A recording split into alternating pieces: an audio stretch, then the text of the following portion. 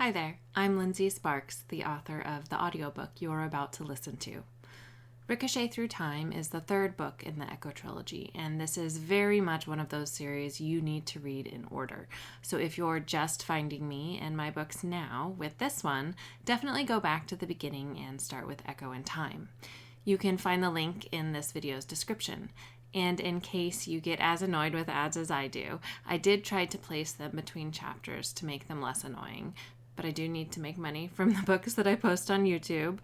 But if they're still bugging you, I do offer my audiobooks in a steeply discounted bundle or bundles for all the different series in my bookshop, linked in the description and on the video's visual, or just head on over to lindseySparksbookshop.com/collections/bundles to see all of the audiobooks and ebooks and paperbacks that I have bundled together, all at a discounted price. And that's Lindsey with an E. Now, let's get to the audiobook. Happy listening. Ricochet Through Time, Echo Trilogy, Book 3. Written by Lindsey Sparks, writing as Lindsey Fairley. Narrated by Dana Day. Part 1. Timeless. Lex. Chapter 1. Revive and Revile. It's time. Neffy's words settled over us, a muffling cloak stealing breath and silencing tongues in the sterile room. The group of doctors and nurses surrounding Tarsit's bed of stony, opalescent aught tensed collectively, prepared, waiting.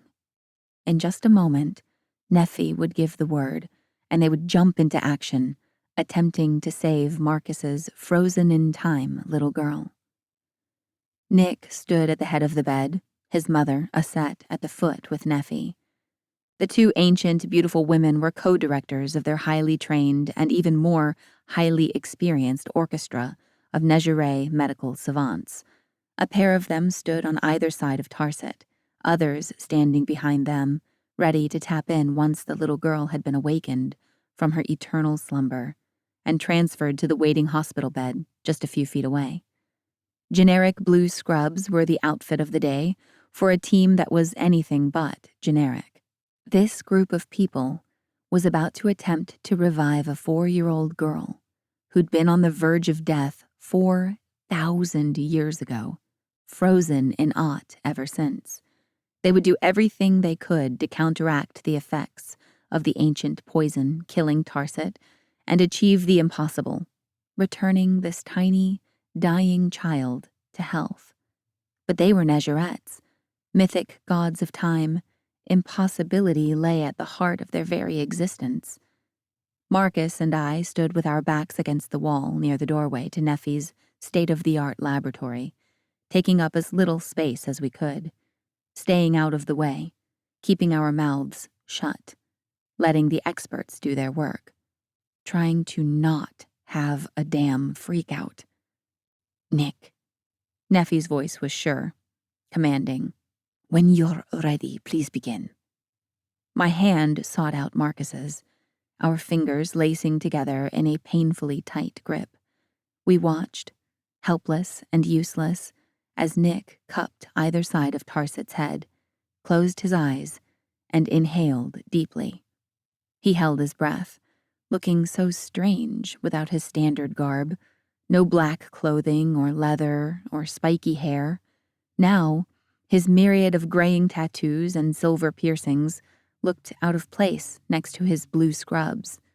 Now, breath held and clothing matching those around him, he appeared the quintessential team player, a regular joiner. I suppressed a highly inappropriate laugh and swallowed, cottonmouth making the action ineffective. As Nick began his exhale, color bled back into Tarsit's opalescent body. First, her hair blossomed to onyx black, then her skin to an ashen hue. The blanket covering the rest of her body, a relic woven millennia ago, faded from shimmering moonstone to vibrant crimson, yellow, and teal. Wait, Nick's voice was strained, quiet. Though Tarset appeared to be made of living flesh now rather than solidified aught, her body showed no signs of life. Almost. A tiny, pained noise came from Marcus as he stared at his unresponsive little girl. I gave his hand a squeeze. This was it, the moment of truth. In just a few seconds, we would know whether Tarset had even the slightest chance of recovering from the ancient poison Apep had tainted the oasis's water source with thousands of years ago, or if her damaged organs would give out and she would be truly gone. I'd made a promise to her mother, Sechasset, to save Tarset, to look after her, to raise her as my own daughter, to give her a chance at a normal life in a world that would seem foreign and alien, but at least it would be a life, a chance to grow up. At least it would be a promise kept. A few weeks back, we'd revived the kitten I'd frozen in aught with Tarset so long ago. Russ had been a gift from Heru, Marcus's ancient counterpart, given to me during my first homesick night in ancient Egypt. The fuzzball was, once again, the rambunctious creature he'd been millennia ago, though his first few days had been a little rough, and that was poison-free. Tarset's transition into modern times would be far bumpier, which was precisely why the room was packed with a small army of highly skilled Negerettes waiting for Nick to finish the transformation process. Sweat beaded on Nick's brow, and I was fairly certain he'd yet to take another breath. "And," he said on the final stretch of his exhale, "done." The room exploded with activity. The 4 Negerettes standing on either side of Tarset's ancient bed gathered her up in a choreographed movement and swiftly shifted her to the hospital bed. Before their hands were even free, other Negerettes moved in, intubating, inserting needles, injecting antidotes, setting up IV bags, and placing electrodes. When one moved away from the bed, another would swoop in, weaving between the others, and a vast array of bulky machines in a fluid, expertly executed dance. As the machines came to life with beeps and whirs, Tarset seemed to revive as well. Her cheeks filled with color, and she coughed on the breathing tube, her small, fragile body writhing on the mattress. "Administer 2 milligrams of pentobarbital," Neffy ordered. Seconds later, Tarset's body grew still and quiet, her limbs askew. Her chest rose and fell in time with the whoosh and beep of the ventilator set up near her head. "BP is 60/40, low but stable," one member of the team said mechanically, while another delivered a pinky-sized vial of blood to Neffy. "Take another sample after the transfusion," Neffy told the Negere, then looked at Aset. "You're up." She gave her aunt's arm a squeeze, and the 2 small but brilliant Negerettes exchanged a nod. Neffy turned and headed toward the doorway. She paused at the threshold to place her hand on Marcus's shoulder, flashing him the tiniest of smiles. "So far, so good, Father." Her caramel eyes were bright with excitement, her cheeks flushed. "Thank you," Marcus said, his voice husky. Neffy pulled her hand back and hurried through the doorway into the lab. "Sir," Carlyle, Marcus's man, stepped into the doorway in Neffy's place, his features tense. "I know this isn't the best time, but—" Marcus tore his gaze from the activity surrounding Tarset to look at Carlyle, who leaned back a few inches. "What is it, Carlyle?" I asked softly. With a quick nod to himself, Carlyle regained his bearings and shifted his focus to me. "Apologies, Meswet." He bowed his head just a little, but a couple of people were detected attempting to breach the wall at the north end of the compound. Dominic is detaining them as we speak. British aristocracy dripped off of him with every word and movement. Marcus looked from Carlyle to Tarset and back, his expression torn. I could only imagine what he was going through. I was barely a month pregnant, and I already felt like I'd slaughter anyone who even mentioned harming our twins. "I'll handle it," I told my husband. my bond mate. Stay here with Tarsi. I'll check in soon. I leaned in to brush my lips against his cheek, then caught Nick's eye across the room and nodded toward the doorway. He was on his way before I'd even taken my first step. Carlisle led Nick and me through the lab toward the stairwell, leading up to the main floor. We were in the basement of the Heru compound's mansion of a main house on Bainbridge Island. Dozens of other buildings populated the complex, including homes for other Negerettes in Marcus's line, garages and outbuildings, a training facility, and, I had no doubt, some sort of detention or holding cells. "Where's Dom holding them?" I asked. Carlisle paused with his hand on the handle of the stairwell door and looked at me. "The dungeon, Meswet." I grabbed his arm. "I'm sorry, did you just say dungeon?" This was the Pacific Northwest, after all. Our oldest buildings were a century and a half, maybe. Hardly built during the age of dungeons. "Yes, Meswet." Carlisle glanced down at my hand. "Might we continue?" "Sure." He pulled the door open and waved me through the doorway. I hurried up the stairs, Nick and Carlisle close behind me. "This way," Carlisle said once we'd emerged in the hallway on the main floor. We crossed the entryway and passed through the tall front door. A posh electric golf cart waited in the driveway. What the inhabitants of the Heru compound used to get around within the walls when they didn't feel like using their own 2 feet. "So who are these intruders?" I asked as we jogged down the stone steps at the front of the house. I figured it had to be someone notable, or Carlisle would have waited until Marcus was free. The look Carlisle shot me confirmed my suspicion, but it was the names he uttered that turned my blood into lava. "The young Negere, Carson," he said, holding out his hand to help me onto the cart. I waved him away, but he remained there for a moment longer, his eyes meeting mine. "And Genevieve."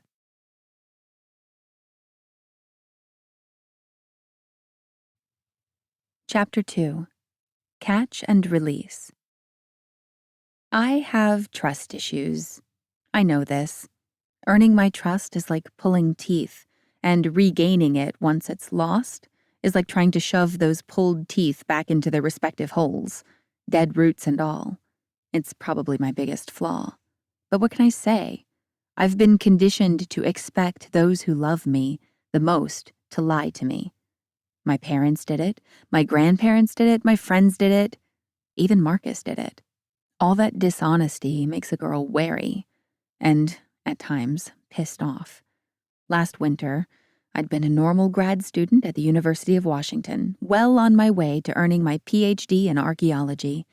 I'd been a bit of a loner, my only true friend in the program being a fellow archaeologist, a classicist named Carson. Or, I'd thought he was my friend. It turned out Carson was an agent of Marcus's planted at the U to keep an eye on me on the off chance that I manifested into a full-blown Negerette. But what Marcus hadn't known was that Carson was a double agent, so to speak.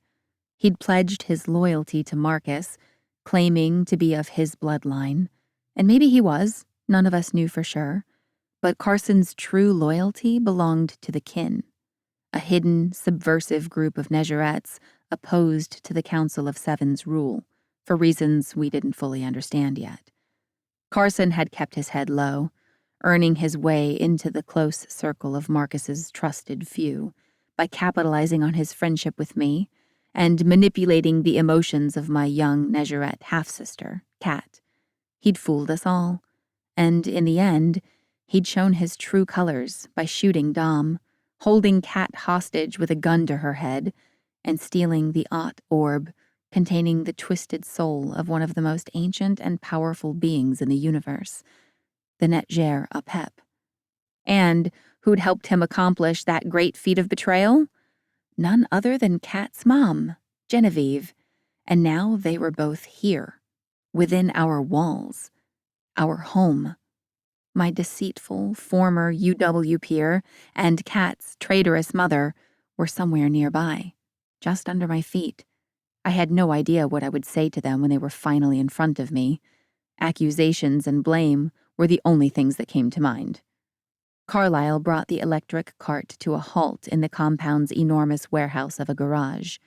It wasn't far from the main house as the crow flies, but the route to get there was circuitous, and the cart wasn't the speediest four-wheeled creation. I'd been clenching my teeth so hard that my jaw groaned when I finally spoke again. There's a dungeon below the garage? Can you think of a better location? Was any location a good location for a dungeon? Well, no, I admitted. Carlyle scooted out of the driver's seat and rounded the front of the cart, stopping on my side. Please, Meswet. He held his arm out toward the back wall. It's just this way. Have they explained their intentions? Nick asked as we wove between vehicles of all sizes, parked in orderly rows, and closed in on a metal fire door, painted an ashen gray. I blew out a breath. This whole thing felt surreal. So far as I know, Carlyle said, they have not explained their reason for being here. He fit a silver key into the lock and turned the handle, pushing the door inward to reveal a short hallway with another door at the end. This new door was also metal, but the similarity ended there. It was shiny and paint-free, had no visible hinges, locks, knobs, or handles, and was paired with a small screen in the wall, immediately to the right. Some sort of high-tech biometric scanner, I assumed. Carlyle stepped up to the screen in the wall by the second door. He stared at it for a few seconds, saying nothing. Identity confirmed. Carlyle Walker III. The voice was vaguely artificial, but still pleasant. Passcode, please. 538 UCL, he said clearly. Voice recognized. Passcode confirmed. The door slid open, revealing a compact elevator car with stainless steel everything. We loaded in and, as soon as the door slid shut, started descending. So, I said, drawing out the word. I felt like I was shouting in the deafening quiet. Who knew I'd ever wish for elevator music? Are there any other secret elevators hidden around the compound? Not at present, Meswet, Carlyle said, clasping his hands behind his back, though there is one on the outside, in case an emergency evacuation is necessitated. It links to a system of tunnels under the compound. The entry security for that elevator is much stronger, of course. Of course, I said dryly. Our descent was quick, and ended not with a ding, but with a gentle shush as the door opened. Carlyle led us into a hallway that was nothing like what I'd expected. Plaster coated the walls and the arched ceiling, friezes faintly engraved and painted into the surfaces to display hieroglyphs and figures in a notably Egyptian style. The color palette, limited to grays and silver, gave the wall decoration a distinctly modern bent. It was the perfect marriage of ancient Egypt and Marcus's personal, stylistic taste, and it was so unexpected that it knocked me temporarily speechless. Not Nick, though. He whistled. Well, this is interesting. Heru has always taken comfort in surrounding himself with reminders of his home. As we made our way down the hallway, I studied the scenes depicted on the walls.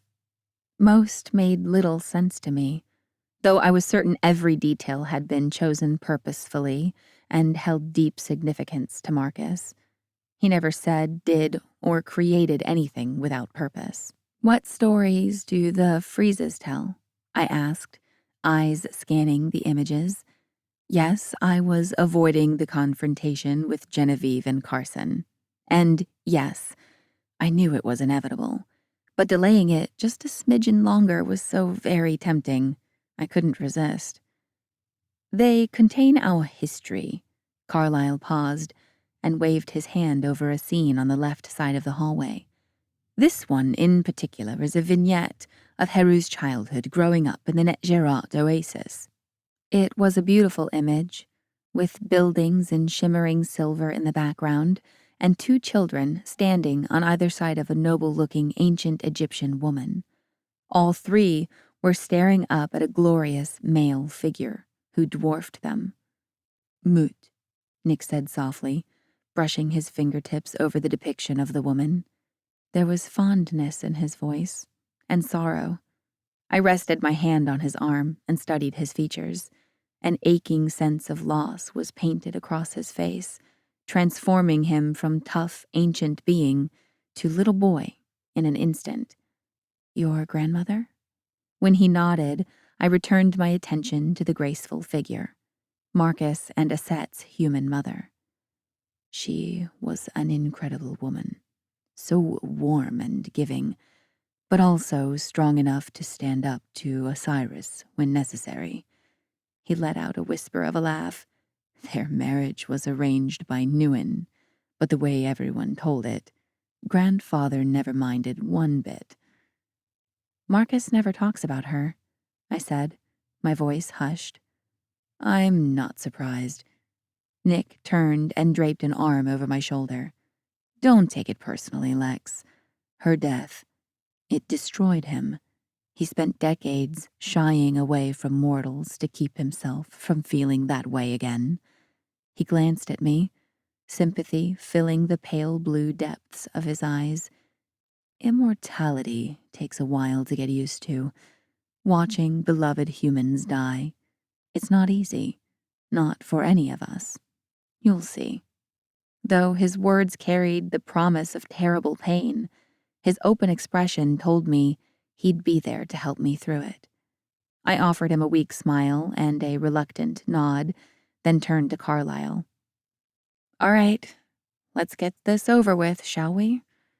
Facing traitorous Carson and Genevieve would be way better than thinking about the inevitable day when my human parents would die. And my sister. Anything would be better than thinking about that." A few minutes and several turns down different hallways later, we reached what appeared to be a dead end. Like the other walls, the one at the end of the corridor was covered in gleaming silver hieroglyphs.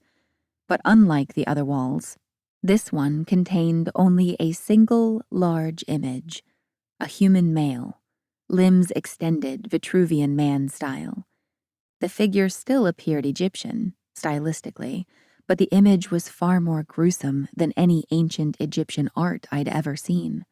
The man appeared to have knives stabbed into his feet and wrists, holding his limbs in place, and where his eyes should have been were nothing but gaping black holes. I tilted my head to the side, watching as Carlyle pushed on the figure. It depressed, sinking into the wall, and a moment later, the entire wall slid to the side, revealing a wrought iron gate. "That last image was rather unique," I said to Nick while we waited for Carlyle to unlock the gate. Nick nodded slowly. "It's Marcus. Or Heru." I gaped at him. Nick glanced at me sidelong. "That's how we found him, Mother and I, when Apep Set jumped him back during the whole council secession thing. You know, the contendings of Horus and Seth." My eyes bulged.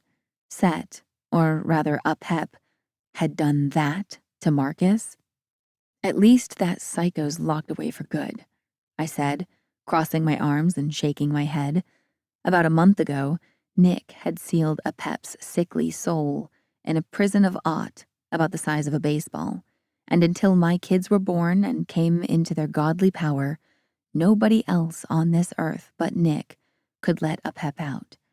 Maybe I'd have felt a little more comfortable if we still had possession of the Apep orb, but we didn't, because Carson stole it. The bastard. "Maybe Carson's here to return the orb." Nick laughed under his breath. "I bet he grovels real nice."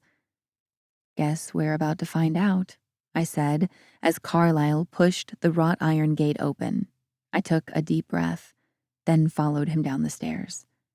He led us into a fairly authentic dungeon setting. The dingy, rough-hewn stone walls, iron-barred cells, and pervasive chill in the air seemed both ridiculously out of place and laughably expected. But then, dungeons like this had been the way of things for millennia for Marcus.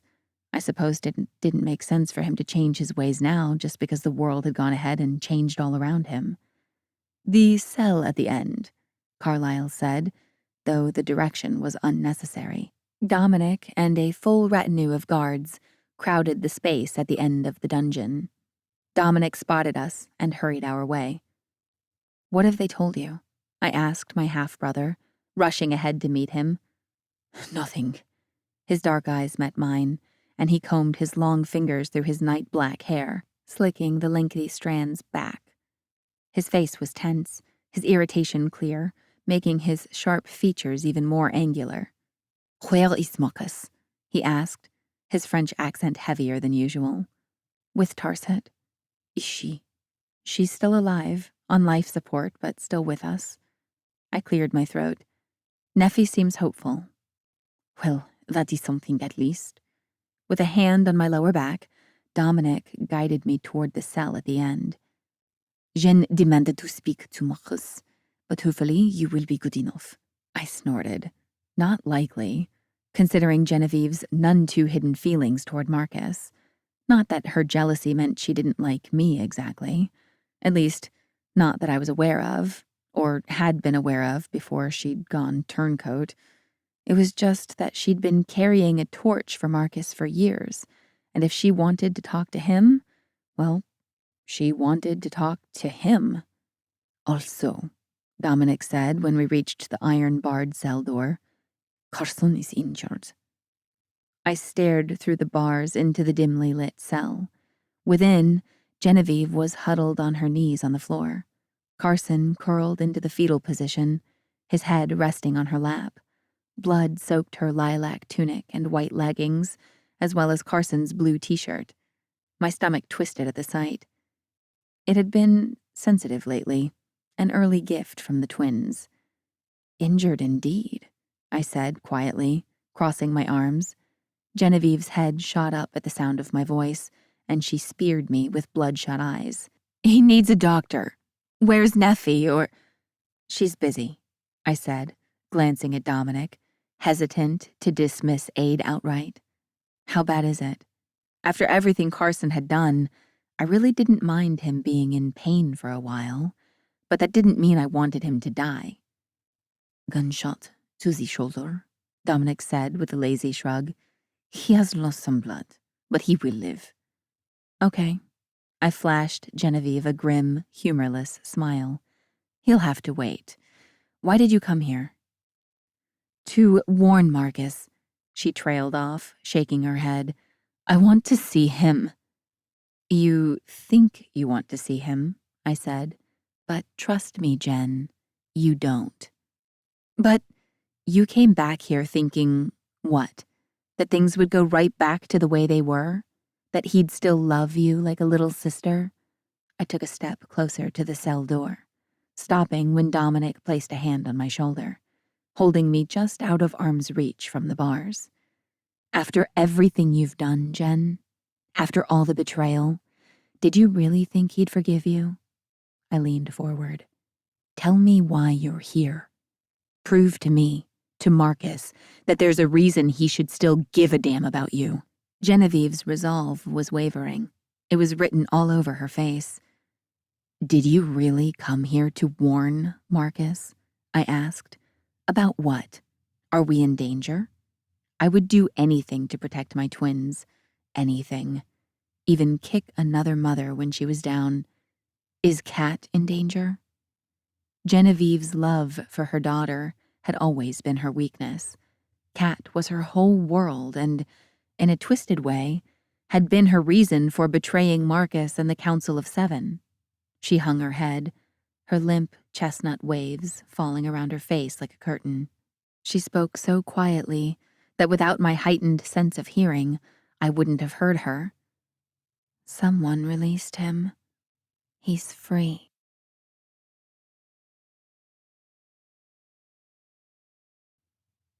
Chapter 3. Safe and Sound. The last time I saw Apep, The last time I actually spoke to him was in the Negeray oasis a little over a month ago. He'd been possessing Marcus, dead set on killing me to release Ra's borrowed shoot, a source of unimaginable, godlike power. The time before that had also been at the oasis, just about 4,000 years earlier. He'd been possessing Nuin's daughter, Ankhesenpepi, and was laughing as I lost control of Ra's shoot, destroying the oasis and nearly killing everyone living there in the process. And the time before that, he tried to tear out my heart to send a message to Nuin, but settled for shattering nearly every bone in my foot instead. The time before that, he shot me. And the time before that, he tortured me for months in the yacht. On and on. He never let up. He never relented. And he never would, not so long as he was free, which, according to Genevieve, he was. After Genevieve dropped the bomb, there was a collective gasp. A full second of, what did she just say? And did I hear that right? Then the dungeon exploded with sound. Voices and footsteps surrounded me as the guards circled up. It was organized chaos at best, with me at the eye of the storm.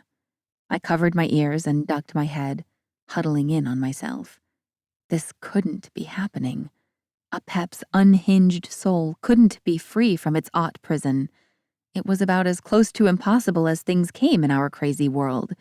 Nick was the only person currently alive with a shoot, a mere shadow of the one I'd borrowed from Ra, allowing him to manipulate solidified Aught, the very fabric of space and time. He was the only person capable of releasing Apep, but he would never, ever do such a thing. And even if I'd misjudged Nick's character and convictions horribly, he shared his body with the soul of Apep's opposite, Ra, the Netjer who'd sacrificed his own life and power for the mere chance that Apep might be stopped. There was no way Ra would have let Nick release Apep. There was no way Apep could be free, because if he was, I'd never be safe again. Apep was a Netjer, a true god of which we were diluted imitations in comparison. He was one of the two original powers in this universe, alongside Ra, and together the two had created everything. Even Apep's disembodied soul was frighteningly powerful, possessing the ability to take over another being's body. It was what he'd done to my biological father, Set, and what Ra had done to Nick. Only unlike Ra, Apep didn't share. He'd wrested control of Set's body from its rightful owner and had worn his skin for thousands of years, like a favorite suit. The things Apep had done to me, masquerading as my father, the ways he'd broken me. All the noise in the dungeon, the moving bodies, the possibility that the impossible had happened, it was too much. I gasped for breath, my lungs desperate to suck in all of the oxygen in the dank room. My head spun, and I squeezed my eyes shut to steady the tilt-a-whirl the world had become. Apep. He can't be free. I can't go through this again. I can't fight him again. As quickly as the cacophony all around me began, it cut off. Lex. Dominic's voice cut through my rising panic, his arm curling around my shoulders. You are all right, sister, I whimpered. He squeezed my shoulders. You are safe. Nick's voice joined his, close and right in front of me. You are, Lex. You're safe. Eyes squeezed shut, I shook my head vehemently. I hugged my middle as if that measly effort might protect my children. You're safe, Nick repeated, his tone even, soothing. I promise, Lex. Open your eyes and see. Apep can't get to you now. Nobody can. I cracked an eyelid open. Nick's face was the first thing I saw, his pale blue eyes locked on mine. Slowly, cautiously, I opened my eyes the rest of the way and straightened to peer around. The Negerette's guards had settled into their defensive postures in a ring around me, but I viewed them through a shimmering cloak of solidified, crystalline Aut. I followed it upwards with my eyes, where it arched overhead into our own private little dome. On my next inhale, I found I was able to breathe a little easier. Apep wouldn't get to me today. More importantly, he wouldn't get to either of my children, either. Thanks, I said. Nick nodded once, straightening to his full height. So, what do we do now? I glanced around, gesturing to the otherworldly dome with one hand. It's not like I can stay in here until the twins are born, because clearly even a solid wall of Aut won't keep us safe. While I spoke, the color faded from Nick's eyes until his irises resembled moonstones, a perfect match to the Aut surrounding us. What you say is true, my Alexandra, Nick said, or rather, Ra said, using Nick's lips and teeth and tongue to form the words. Ra Nick raised his hand and brushed the backs of his knuckles over my cheek. We had wondered how it would come to pass, but it seems so obvious now that the kin finding a way to free Apep would be the cause. I stared at him, my eyebrows drawn together. What are you talking about? You wondered how what would come to pass?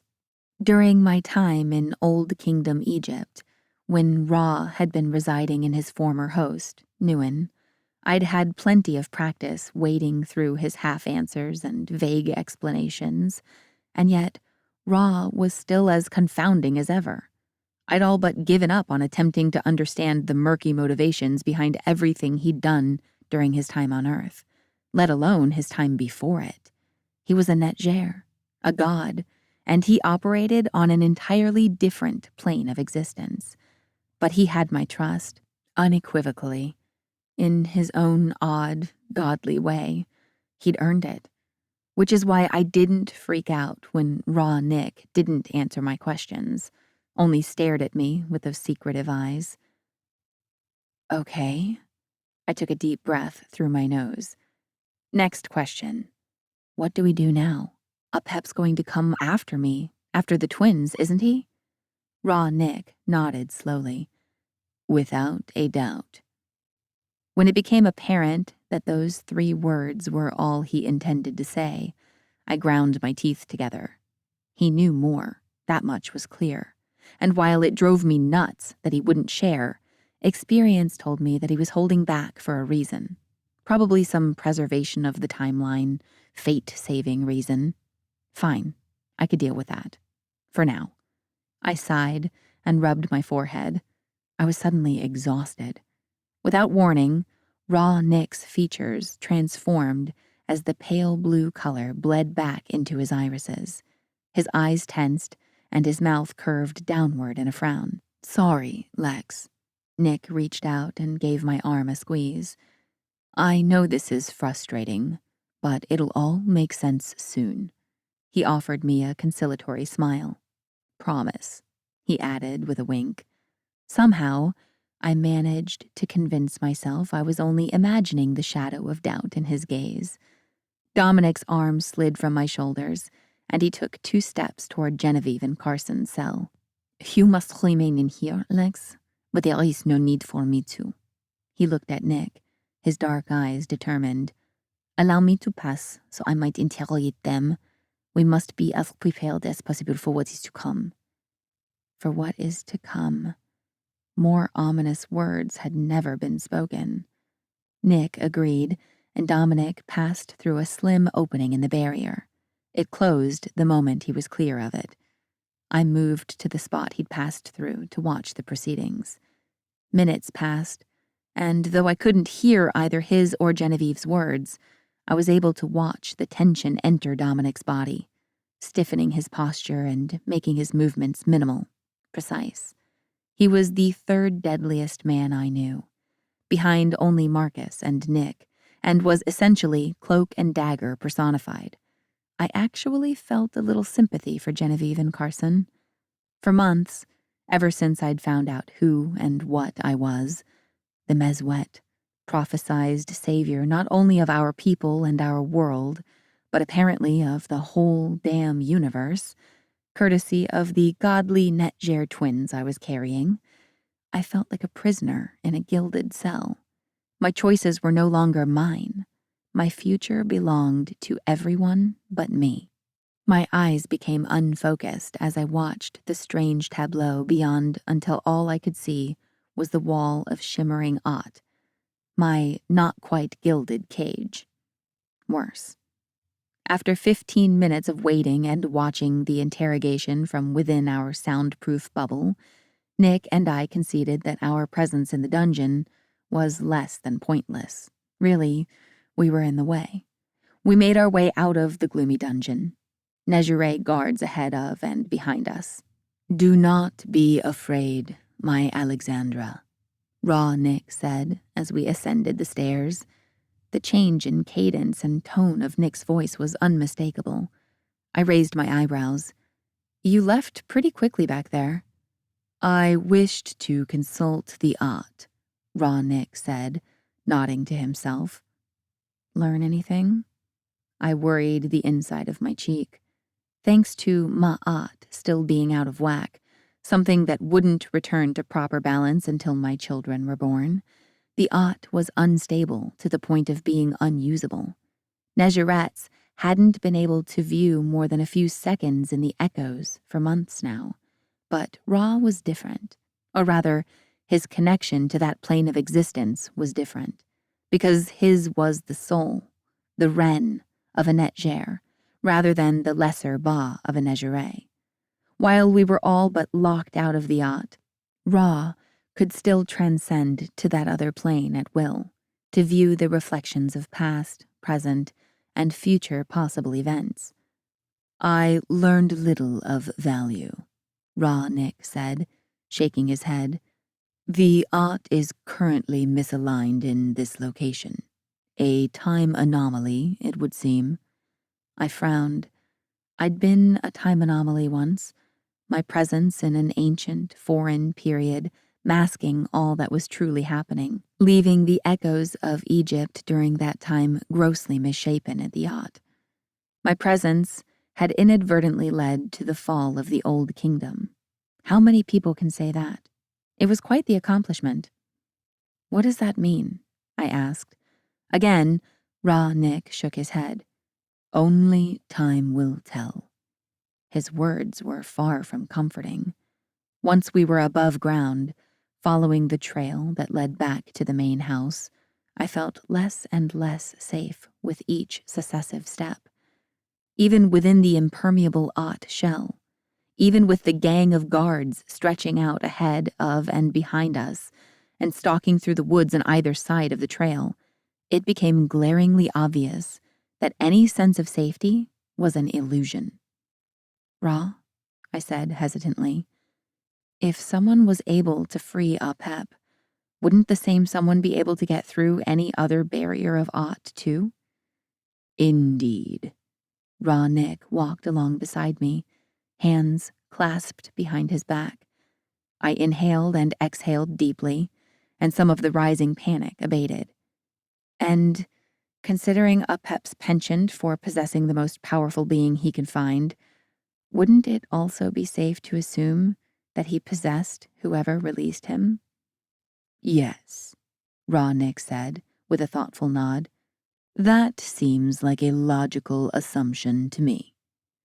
I clenched my jaw so hard, my teeth ground together. His blasé attitude was becoming irksome. And since I think we'd all agree that Apep's headed straight for me, for them, I amended, pointing to my belly, there's not really anywhere or way for us to hide. I rapped a knuckle against the thin sheet of solidified Ott. This won't even be able to protect us. Finally, Raw Nick stopped and faced me. He placed his hands on my shoulders and leaned in just a little, opalescent eyes searching mine. "I know you are afraid, my Alexandra, just as Nick and Dominic and all of those bound to you by oath are afraid." Compassion filled his alien eyes, and his lips curved into a gentle smile. "I, too, am afraid. But we must not let it get the better of us. We will acknowledge our fear, then set it aside and do what must be done, regardless." Ever so slowly, I shook my head, eyes stinging with the strength of my frustration. "But what's the point? There's nothing we can do." "Rubbish," Raw Nick said in response to my hysterics. "This shield of Ot might not keep Apep out, assuming Apep has indeed possessed the mystery Nejere with a minor shoot, enabling him or her to manipulate Ot. But it will warn us of Apep's arrival, and—" "You mean when Apep breaks through the shield, kills the Nejere he's possessing, and comes after me and my children?" I clarified, eyebrows raised. "Fat lot of good that 2-second warning will do." "Ah, but you didn't let me finish." Raw Nick moved his right hand from my shoulder to my belly. "The children you carry, and the Netjer shoots interwoven in every fiber of their beings, they will sense the danger, and this warning will give them the time they need to defend themselves and you." But, I stuttered. "I'm barely a month along. They're just fetuses. How could they possibly do anything to defend themselves, let alone me?" Raw Nick sighed heavily, his hands falling away from me. "Your children may still be forming, but their shoots are as old as time and more than capable of acting on instinct." My slow headshake continued. "That doesn't make any sense." "It most certainly does. And more importantly, it is what is. When they sense that your life is in immediate danger, and there is no doubt in my mind that once Apep shows up here, you will feel that very thing, their shoot's innate survival instinct will kick in, and you will be carried away to safety." I stared at him, mouth agape, and hugged my belly. My kids weren't just going to be gods, whose very existence would restore balance to our failing universe. They already were gods, and they hadn't even been born yet.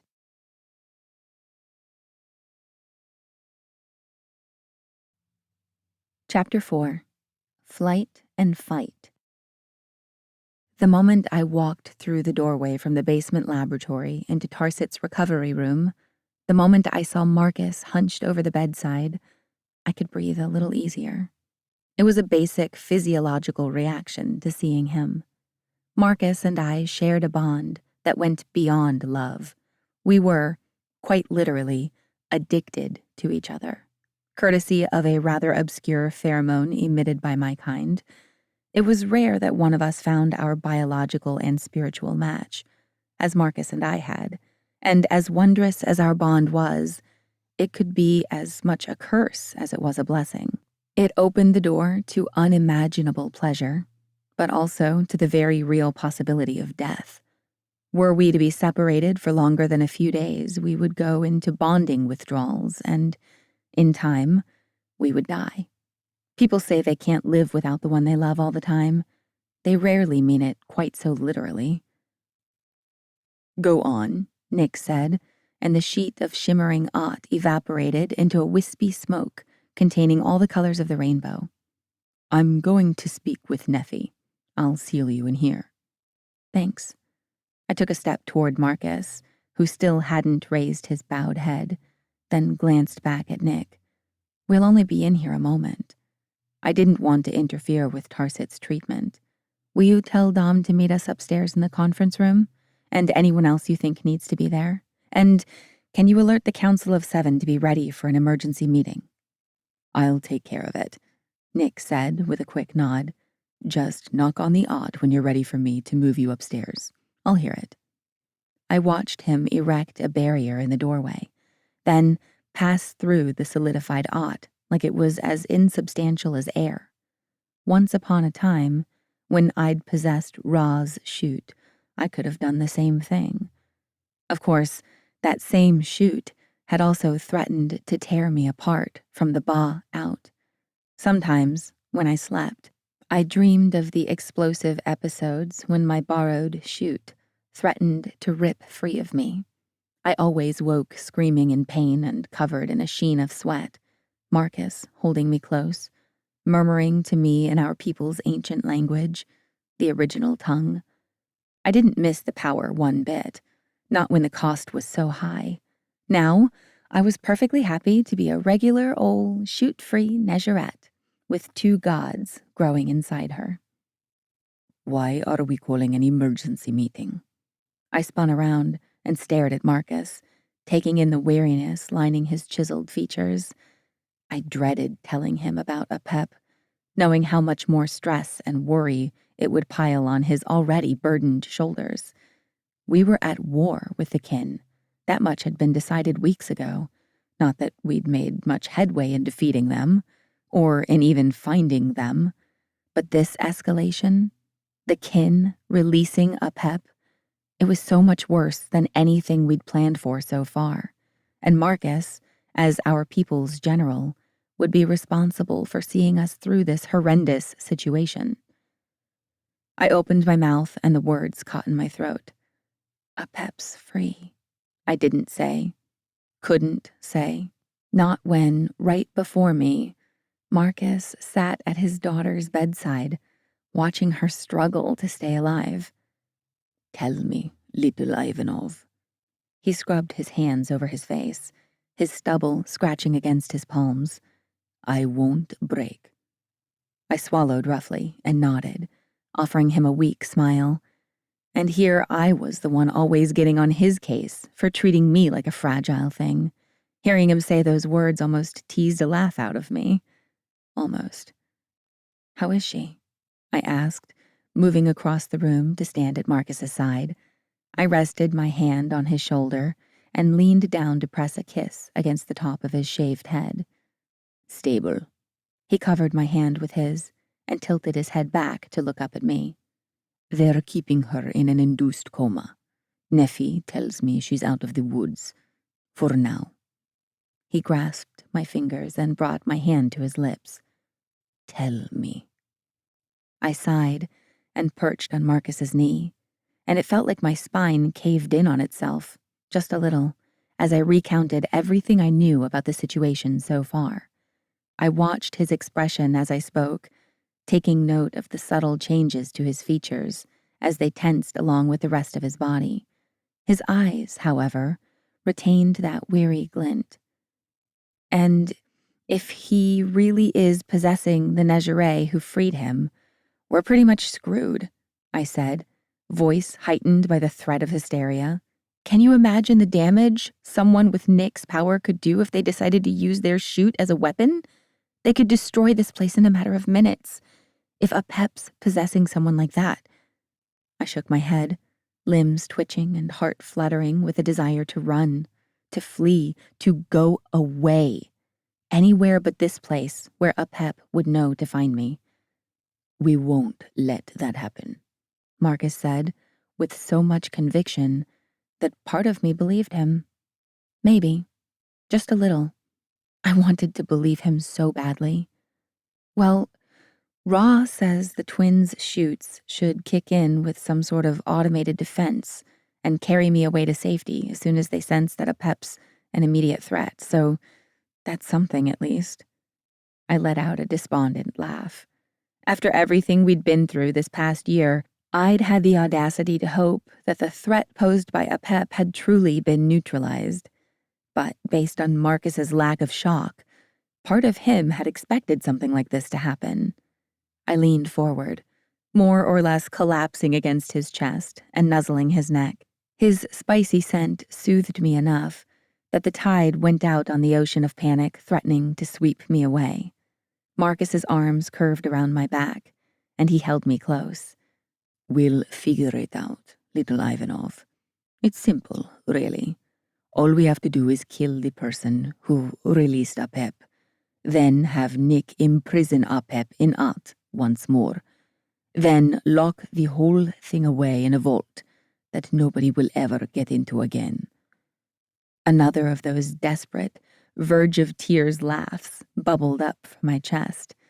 So simple. My sarcasm wasn't lost on Marcus. Hands gripping my upper arms, he pushed me away enough that he could see my face. His eyes burned with conviction. "Apep will not harm you or our children. I swear to you." He clenched his jaw. "I won't allow it. You're too important." I squeezed my eyes shut, and a tear broke free. It snaked down my cheek, only stopping when its path was barred by Marcus's lips. "You know," I said, my voice unsteady, "I wish the universe would be done with me already. I don't want to be important anymore." It wasn't something I'd ever wanted. I just wasn't the fate of the universe kind of girl. "Not important to the universe, little Ivanov." Marcus pulled away, the corner of his mouth twitching. "Though you are that," he conceded with a nod. He slid his hands up over my shoulders and along the curve of my neck until he grasped either side of my head. He drew me closer, his burning golden eyes engulfing my world. When he spoke next, his lips were a hair's breadth from mine, so close I could feel the ghost of their touch. "I meant, you're too important to me." "Oh," I said. It was all I could get out before his lips were on mine, his tongue gently wrestling mine to silence. At the sound of a throat clearing, we froze. My eyes opened wide. "Sorry," Nick said. I thought you heard me." Marcus and I broke apart, and I sprang off his lap, smoothing down my jeans and t-shirt and looking anywhere but at Nick. My cheeks were ablaze. Marcus, however, remained seated, crossing his leg in that uber-masculine, relaxed way. His gaze was palpable as it trailed over my face, and when his eyes met mine, I caught the hint of a smile. He stood smoothly and started across the room. When he reached me, he stretched his arm across my abdomen, curling his fingers around the side of my waist, and leaned in close to brush his lips along the length of my cheekbone. "You're blushing, little Ivanov. Whyever might that be?" I choked on my response. He was tracing the waistband of my jeans with his fingertips, causing a tingling warmth to cascade throughout my body. "Hold on to that thought," he said, pulling past me and continuing toward the doorway. His footsteps stopped. I assumed because he'd reached Nick. I assumed because I wasn't ready to turn around and face them all wobbly-kneed and googly-eyed. But as embarrassed as I was that Nick had caught us making out, right next to Tarsit's bed, no less, I was immensely grateful to Marcus for being able to distract me from our dire situation. "So, this is how it starts," Marcus said, his voice low and quiet. "Did you know?" My ears perked up. This is how what starts? War? The end of the world? "I think Ra suspected," Nick said, "but he doesn't share everything with me." "I see. Is everyone gathered?" Marcus asked. "For the most part. We're waiting on a couple council members to link up, and Dom is on his way now." "Good," Marcus said. "Let's head up. Lex?" I inhaled deeply, then blew out the breath, turning. I forced a tight smile. "Ready when you are." Nick faced me, flashing his pearlescent eyes. Ra was back in control. He gestured to my abdomen. "Your children's defensive reaction should be proportionately relative to the severity of the perceived threat. If the twins sense a more minor danger, such as Apep lying in wait in his host, but not overtly attacking you, they'll likely not react so drastically and merely become upset, thus alerting you of the danger by making you feel off, possibly even nauseated. Frowning, I nodded slowly. I was fairly certain I knew what that would feel like.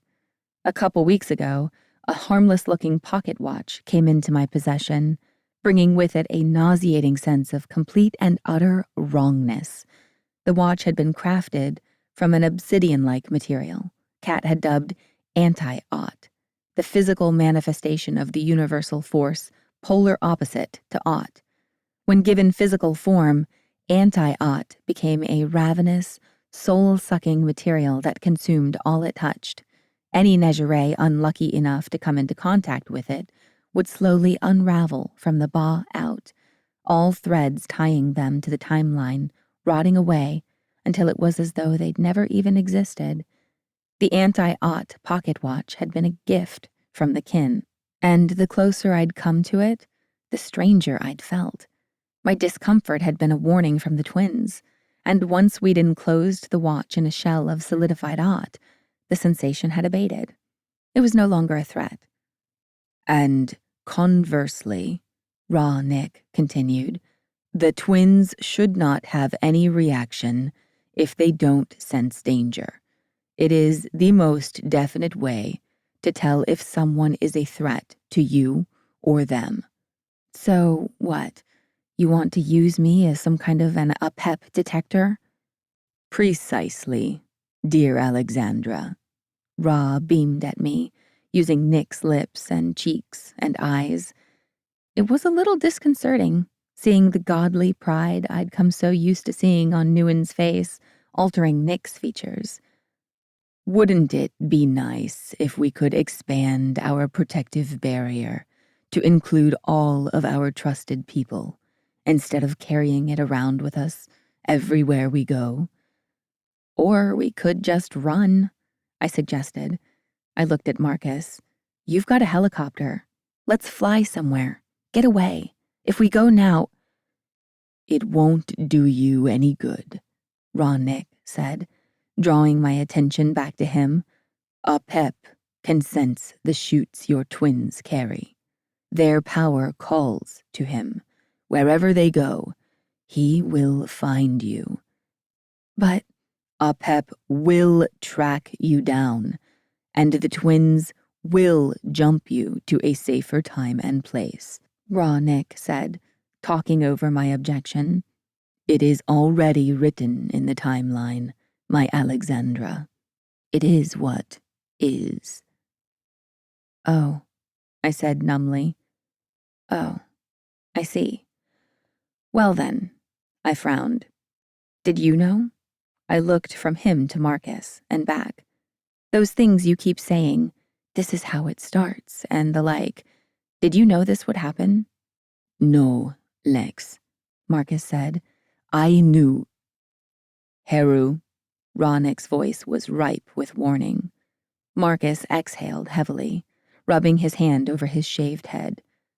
I knew nothing of this, of Apep or Carson or Genevieve. He stared at Raw Nick, his gaze hard, challenging. I only knew you would travel through time once more. My mouth fell open.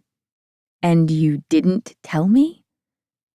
Aset warned me the stress would be unsafe for you and the children so early on in the pregnancy. What about the stress of traveling through freaking time? We only did what had to be done to keep you and the little ones safe, Ra Nick said. Your health and comfort have always been our top priority. I made an ugly scoffing noise, but couldn't bring myself to actually speak. I was too pissed. Marcus cleared his throat. Should we get on with this then? I nodded once, unable to even look at him. The liar. Raw Nick encased us in a bubble of solidified Aught, and the three of us made our way up to the conference room on the second floor of the house. By the time I'd finished clearing Nephi, Aset, Carlisle, and my heads of guards, Sandra and Valley, who'd been waiting for us in the conference room, Dominic, had arrived. Nick shrouded the room in a film of impenetrable aught, and the 9 of us took our seats around a circular mahogany table. The 6 virtually present members of the Council of 7, visible on the monitors, hanging at even intervals on the walls around the room. Among them were my great-grandfather, Ivan, and my biological father, Set, the latter of which who shared a screen with my grandfather, Alexander. Set and Alexander were currently in eastern Washington, watching over my family, my parents, sister, and grandma, as they packed up enough of their lives to move here for the duration of my sister's and my pregnancies. I glanced over my shoulder at burly Ivan, with his sculpted goatee and diamond-hard eyes. He gave me a somber nod in greeting. Alexander and Set shared the screen on the wall directly opposite Ivan, sitting shoulder to shoulder and looking cozy as could be. I no longer thought of Set as the man he'd been while possessed by Apep, though others still had issues separating Set's actions from Apep's. He was, to me, once again, the kindly man he'd been millennia ago, when his body had been his and his alone. I shifted in my chair, my focus flitting to the open doorway. A thin sheet of aught provided us more than enough privacy, though it felt like a flimsy wisp of a barrier to me. It was nothing but a false sense of security, a glorified alarm system. Despite Ra's assurances that the twins' latent power would kick in the moment they sensed danger, I couldn't help but feel that once we were alerted to the danger, it would be too late. "We'll get through this, little Ivanov," Marcus said, his voice barely a whisper. He was seated on my right, Ra Nick on my left. Marcus claimed my hand under the table and gripped it tight. When I tried to jerk my hand free, he held on. "We will get through this." I gritted my teeth and managed a tight, closed-lipped smile. I still couldn't bring myself to look into his lying eyes. "Of course we will," I murmured. "We all know why this emergency meeting has been called," Ivan said. "Dominic, if you will begin." All eyes shifted to my half-brother, seated on Marcus's other side, and a breathless hush fell over the room. "Yes, of course," Dominic said. "The prisoners told me much, most willingly." His dark eyes turned to Marcus, then settled on me. "They claim they did not know it would come to this. Both believed the king's false goals of taking down the council, of establishing a new world order with a democratic system of Néjaret ruling over humans from the shadows to usher in a modern golden age. Neither was aware of an extremist faction within the ranks." He paused to meet the eyes of every Néjaret seated around the table, virtual and otherwise. "I believe them." His chest rose as he inhaled deeply. "It would seem that Carson witnessed a member of the kin called Brie, apparently a Néjaret with a chute, like Nick, free Apep from his prison and welcome him into her body. Carson fled and alerted Jen of what he'd seen, and together the two came straight here to warn us." Dominic's eyes honed in on Ra Nick. "You allowed others with chutes to be born. You did not do a good enough job of policing the timeline." "Watch yourself, Dominic," Ivan cut in. "Do not forget to whom you are speaking." "I could never forget," Dominic said, his voice low and cold. He blinked, then seemed to shake himself out of a trance and once again scanned the faces surrounding the table. "There are more Néjarets with chutes than just Nick and this Brie, not to mention whoever created the anti-art pocket watch. Jen claims that dozens, if not hundreds, of the kin's members have chutes. Their power sounds slight in comparison to what the Meswet could do with a full Netger chute, but their minor chutes do afford them a variety of special abilities nonetheless. Somehow, He shot a quick glare at Raw Nick. They seem to have found a way to hide themselves from our ever-watchful and diligent great father. Dominic, Ivan warned. A thought struck me, and I sat up straighter. Can one of them travel through time? Dominic's eyes narrowed infinitesimally. How did you know? A time anomaly. That's how they could be hiding from us. One of the kin's members being from another time would conceal them from us for, I don't know, however long they've been building up their army of Uber Negeres. And it would be effortless. No need for cloaking in the echoes or anything like that. The time traveler just needs to be slightly out of time, and they and everything they influence around them won't show up in the echoes. I am in agreement with Alexandra, Raw Nick said. It is the only way they could have remained hidden from me for any amount of time.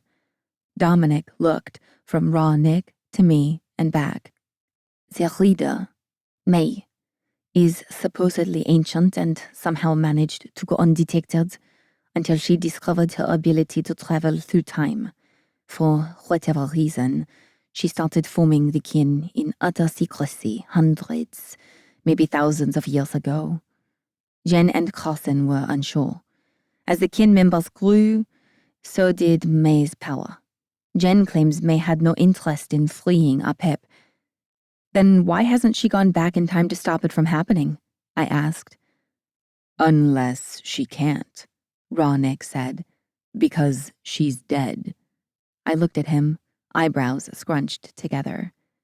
May's body was found only moments after Apep was freed, Dominic said, confirming Raw's supposition. I felt sick and slightly breathless, just when I'd grown used to my current perception of the world. Immortal beings with powers over time and all, godly children and all. The universe had to go and throw a viper into the mix. I was done. I didn't want to know anymore. No more surprises, no more revelations, no more. From all that Jen and Carson have told me, we do not know how many people might be working with this Brie, or how long it will take Apep to settle into her body. Dominic looked at me, his dark, deep-set eyes filled with compassion. Assuming Apep's goal is unchanged, and he will, once again, attempt to possess the being currently holding what was once his chute, we must expect him to come for you, Lex. And as such, we must prepare for the worst. That Apep is only minutes from our gates now, and that his and Brie's companions are numerous and possess every possible shoot ability imaginable. My tongue turned into a cottony thing, so dry it stuck to the roof of my mouth. I wanted to throw up.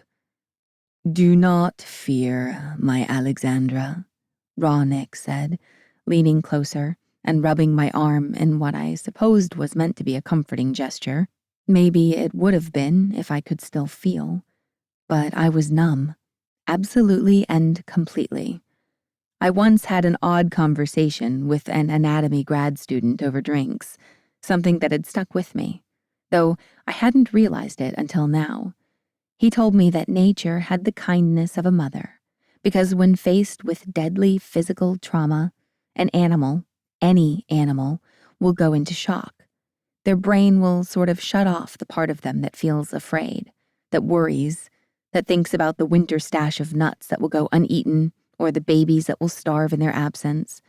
When faced with certain death, they go numb, mentally, physically, emotionally. Nature, benevolent mother that she is, provides them at least this comfort in the end. I couldn't help but wonder if Mother Nature was reaching out to me now, a preemptive attempt to cloak me in peace before the inevitable. Lex. Marcus squeezed my other arm, not enough to hurt, but enough to shake me from my languid acceptance. Damn it. I'd never been a quitter.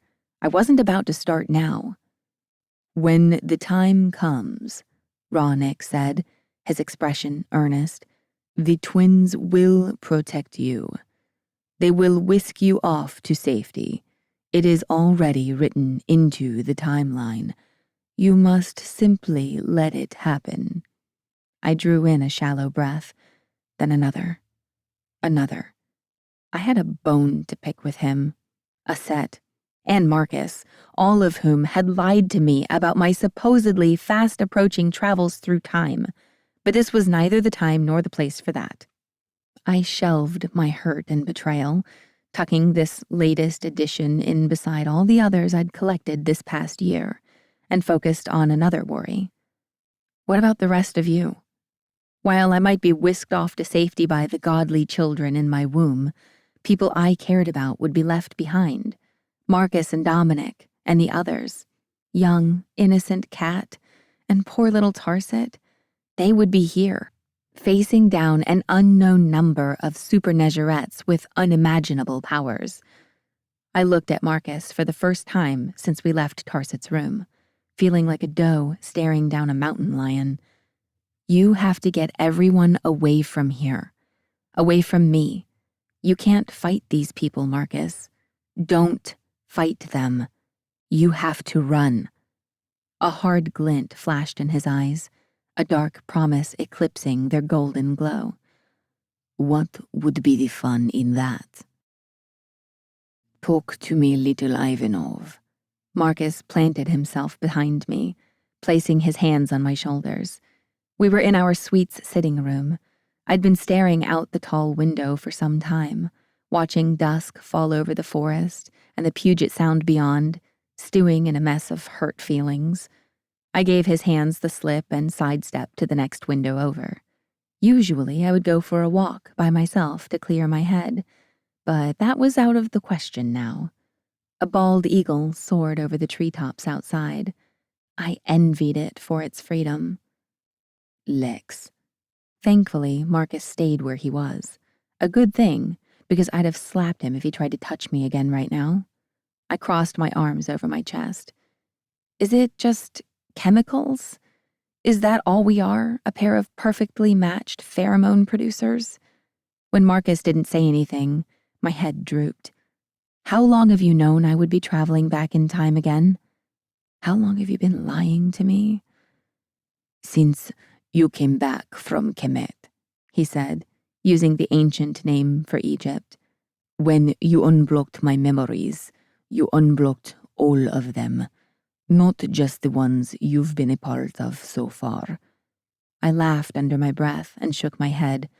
I feel like I've been the butt of some sick joke between you, Aset, Nick, and Ra. Nobody is laughing at you.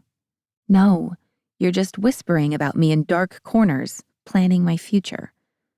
What need do I have to plan your future, Lex, when it is my past? I looked at Marcus, drawn by the heat in his voice. He moved to stand in front of me, his perfect face a thundercloud staring down at me, threatening a storm. I live in fear every second of every day that each moment will be the last I share with you. And at the same time, I worry I'll slip up and reveal something to you that will change things. Your future is my past, little Ivanov. That's all I've known since you returned to me. Your future is my past. And anything I tell you about what's to come, any way I try to prepare you, might change how you act in that future. In my past, the very same past that has led us here to this moment. It is a loop that cannot be broken. This timeline, our timeline, must be protected. I sucked in a halting breath, then gave in and leaned against him. I understand. His arms wrapped around me, encasing me in a false sense of security. I'm still mad at you, I said against his shirt. He chuckled, resting his chin atop my head. I would expect nothing less.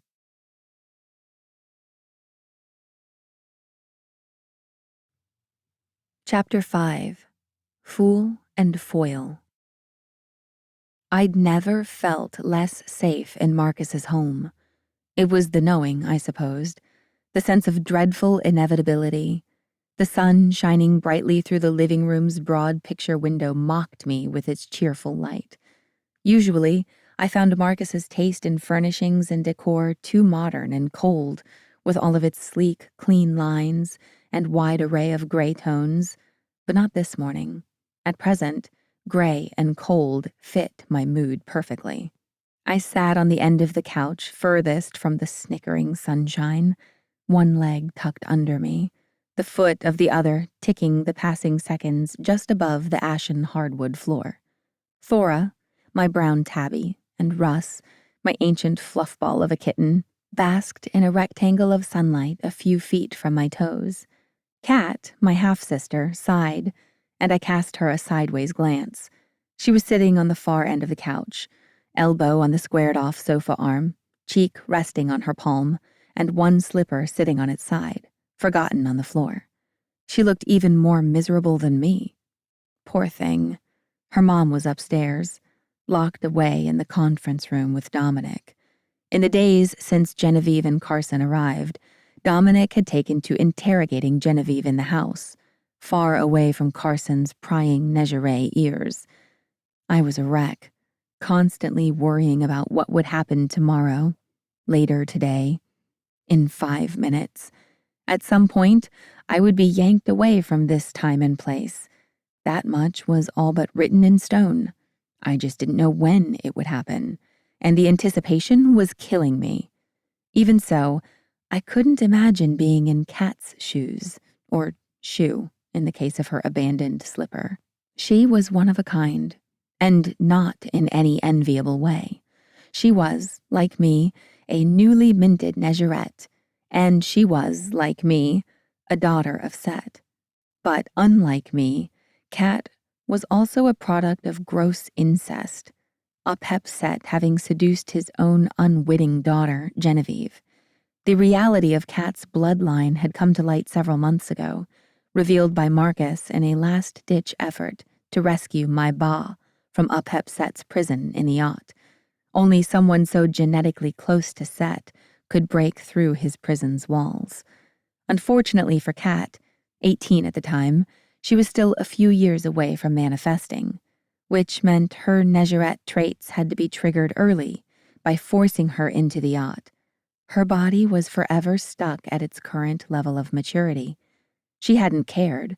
Once she'd heard that she was my only shot, she'd volunteered, against her mom's wishes, of course, knowing full well that she would be the world's first eternal teenager. She'd saved me, dooming herself to be forever 18 in the process. And just a few weeks later, Kat's mom had left to join the kin. Genevieve's reasons were noble enough.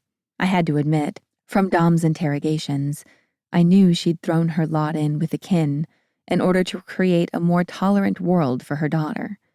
Kat wouldn't talk to anyone about it, but it was clear that Genevieve's return was torture for her. She refused to visit her mother, no matter how many times Dominic relayed Genevieve's requests. It was painful to watch. I couldn't imagine living it.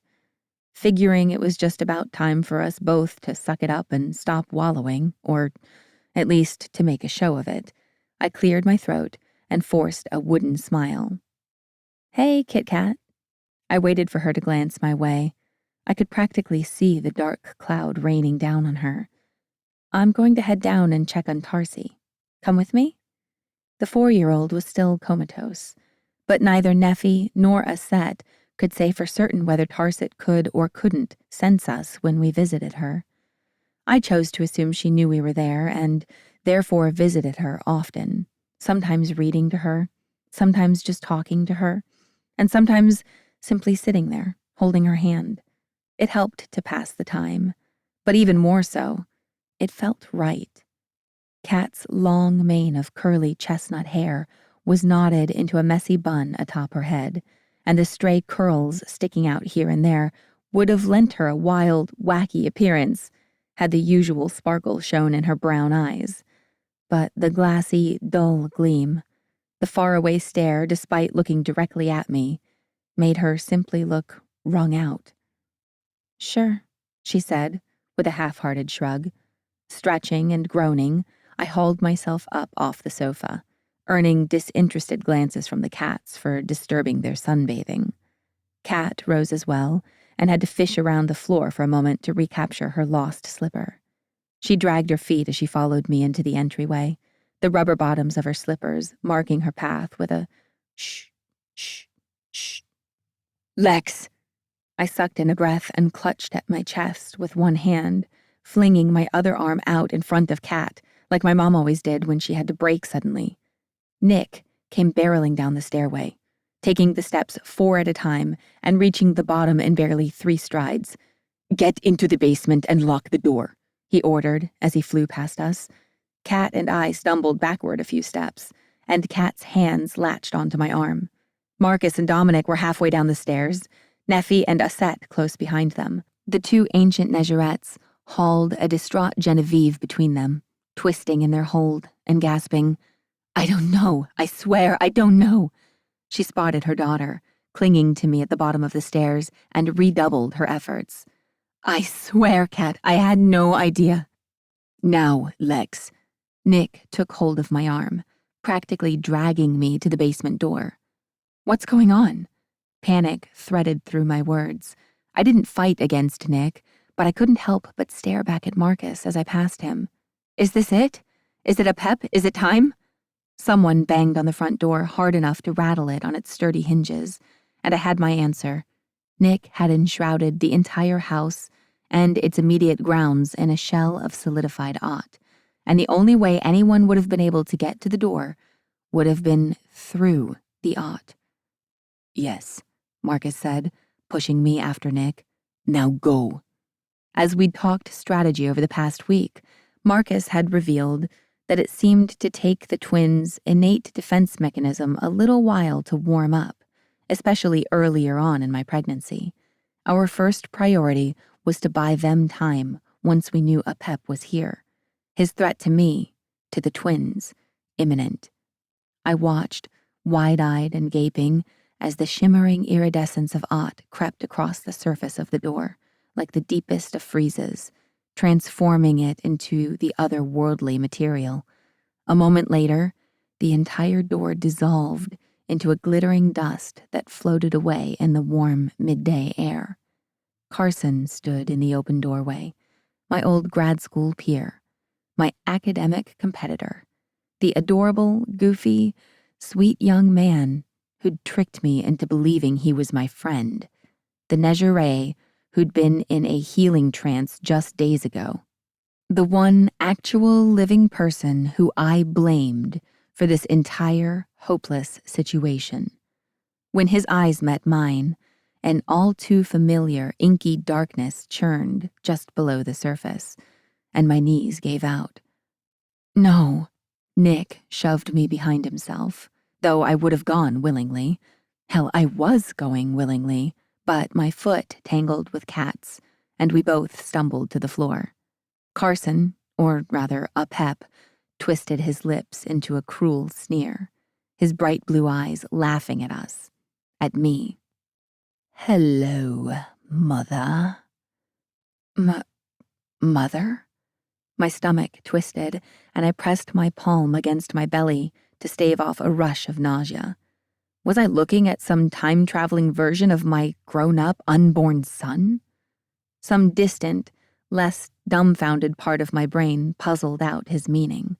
Carson wasn't my son, and he wasn't here to kill me or to kill my children. He wanted to possess them, to ooze into their still-forming bodies, eject their emerging souls, and hoard their shoots, their power for himself. He wanted to become my child, to become the most powerful being in all the universe, and I would be his mother. The prospect was more terrifying than death. I was on my knees and pulling Cat up with me when a strange, butterfly-like sensation tickled me from deep within. It was closely followed by a gut-twisting cramp. I doubled over but didn't give up the retreat. I crawled toward the basement door, Cat pushing my rear to propel me ahead. Behind me, Cat yelped, and a moment later, the grunts of a scuffle gave way to heavy breathing and a whole lot of nothing else. I risked a backward glance. daring to hope it was over and that Apep Carson had somehow been subdued. Damn, hope gets me every time. Wearing what appeared to be a glimmering, almost transparent suit of armor, Apep Carson stood before a trembling Cat. He was holding a pistol, the nozzle pressed against her forehead. Marcus stood just out of arm's reach of Cat, hands upraised in surrender. Nick stood a few feet away from me. And Dominic lay sprawled on the ground near the missing front door, framed by a seeping puddle of blood. I slapped a hand over my mouth. Dominic wasn't moving. I couldn't even be sure he was still breathing. And with all that blood. And Cat. This was the second time Carson had held her at gunpoint. It didn't matter that he was possessed by Apep this time. I could only imagine how terrified she was. "Let me pass, or I'll kill sweet little Cat here," Apep said, using my former friend's lips. The combination of emotions I felt toward him and Carson at that moment knotted in my stomach, and I groaned under a violent wave of nausea. I gritted my teeth when another cramp throbbed in my belly, and some remote part of my mind realized that maybe it wasn't the terror of the situation, or the fear for Cat's and Dominic's lives, or the disgust and betrayal that was causing my gut-wrenching discomfort. Smoky threads surrounded me in reds and blues and yellows, wrapping around me like a ghostly cocoon. It's the twins, I realized. They were reacting to the threat, trying to carry me, and, with me, themselves, away to safety. Apep Carson took a step forward, toward me, forcing Cat to step backward awkwardly. Another step. Another. "Nick." Marcus's voice contained a warning. "I know," Nick snapped. "I'm not fucking blind." The gossamer rainbow surrounding me was growing denser, but it was still somewhat transparent. I was still here. The twins were still vulnerable to Apep. Their built-in defense mechanism was taking too damn long. "Don't you go anywhere yet, mother." Apep Carson was close. Too close. Maybe a couple yards away. Nick made as though to step between us, but Apep Carson tutted him. "I really wouldn't if I were you," the possessed Negeray said, his tone dripping with condescension. Another step. "You won't stop me." "Who said anything about stopping you, shitstain?" Nick growled, lurching to stand before me. A sheet of Ott sprouted from both of his hands, curving around me until I was locked away in an impenetrable shell, surrounded by nothing but silence and that thickening, otherworldly mist. I watched, sealed away, as Genevieve launched herself, not at Apep Carson, but at Cat. She shoved her daughter to the side with the force of her impact. Not a second later, blood and hair and bone and other things sprayed from the back of Genevieve's head. It was the last thing I saw before the misty rainbow smoke thickened to opacity and the world fell away. "No!"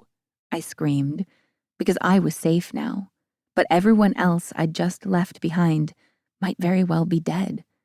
I slapped the inside of my crystallized pod with both hands and howled in outrage, in pain, in desperation.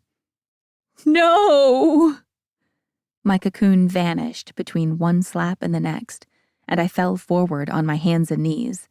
The swirling colors of the Ott burst to life around me, and I floated there, breathless and terrified for the others. A moment later, an unrelenting black abyss consumed me.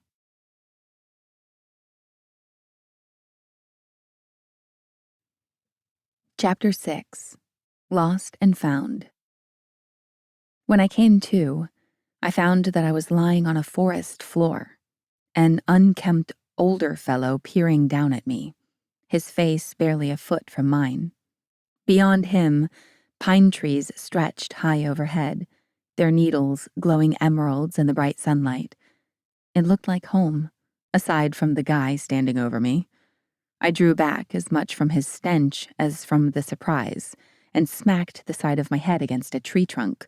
I sat up and scurried backward a few feet through the overgrown underbrush. My hair caught in the rough bark, and I lost a good chunk out of my ponytail in the process. Ouch! I yelped when I felt a string of sharp stings in my palm. I halted my retreat, yanking my hand from the ground and settling on my butt. I glanced down at the line of tiny, bloody pearls beaded on my palm. Damn blackberry vines. They were everywhere, hidden among the ferns and bushes. I thought you was dead, the stranger said. Forgetting about my stinging palm, I looked at the man crouching a few yards away. He wore buckskin from neck to toe, the outfit boasting more fringe than a neo-hippie would know what to do with, and had a long, bushy salt and pepper beard. A leather satchel crossed his body, and I could have sworn he was wearing an entire raccoon on his head. The thing went far beyond an iconic coonskin cap. The fur of the entire critter was on his head, from the fluffy ringed tail, pulled over his shoulder, to the pointy little black nose, sticking down his forehead and almost reaching his bushy eyebrows. Little forelegs dangled on either side of his face, clawed feet and all. There was no doubt in my mind that I was in the past. Still in the Pacific Northwest, though, from the looks of the forest. And if the stranger's garb was anything to go by, he was a fur trapper. That placed me in the late 18th or 19th century, well before the small battle that was taking place in my time, in Marcus's foyer. If it was even still going on, if any of them were even still alive. I stared at the trapper's hat, focusing on the raccoon's little claws. Genevieve was dead. That was a sad certainty. Possibly Dominic, too. There'd been so much blood. And the others? Marcus and Kat, Nick, Aset and Neffy? There was no way to know. The horrifying possibilities surrounded me, blocking out where I was, when I was, blocking out the stranger standing nearby, blocking out everything except for the terrible prospect that they were all dead. The trapper touched his hat, his eyes sliding down to the underbrush. My summer cap. His eyes met mine, almost defiantly. I got me a coyote I wear when the weather turns. Shot and skinned the beast myself. Barely a crack of sound came out. I cleared my throat. I have no doubt, I said cautiously. You look like a very formidable man. Something to keep in mind when I let my thoughts stray into the land of ifs and could-bes. When I felt the numbness of shock threatening to creep over me. They might very well all be dead. But they might not be. I simply didn't know. I wouldn't know until I made it back to them, however the hell I was supposed to manage that. But their fate wasn't the most urgent matter right now. My kids were. My kids, and the very real threat this fur trapper could be. The trapper narrowed his eyes. You got a strange way of talking. His eyes slid down the length of my body, with only a hint of lechery. And a strange way of looking. I shot a quick glance down at myself. Jeans and a t-shirt. How to explain jeans and a t-shirt to a fur trapper from the western frontier? You escape from the Indians? Or are you some kind of wandering whore? His eyes narrowed, drawing the raccoon's nose down along with his eyebrows. He snapped his fingers, his face lighting up. I got it. You're one of them Mercer girls, ain't you? I heard tell some of them have got a wild way about 'em. Mercer girls? The term was familiar, but I couldn't quite put my finger on it. My mind kept circling back to that foyer, to the blood. Yes, I said when it finally clicked.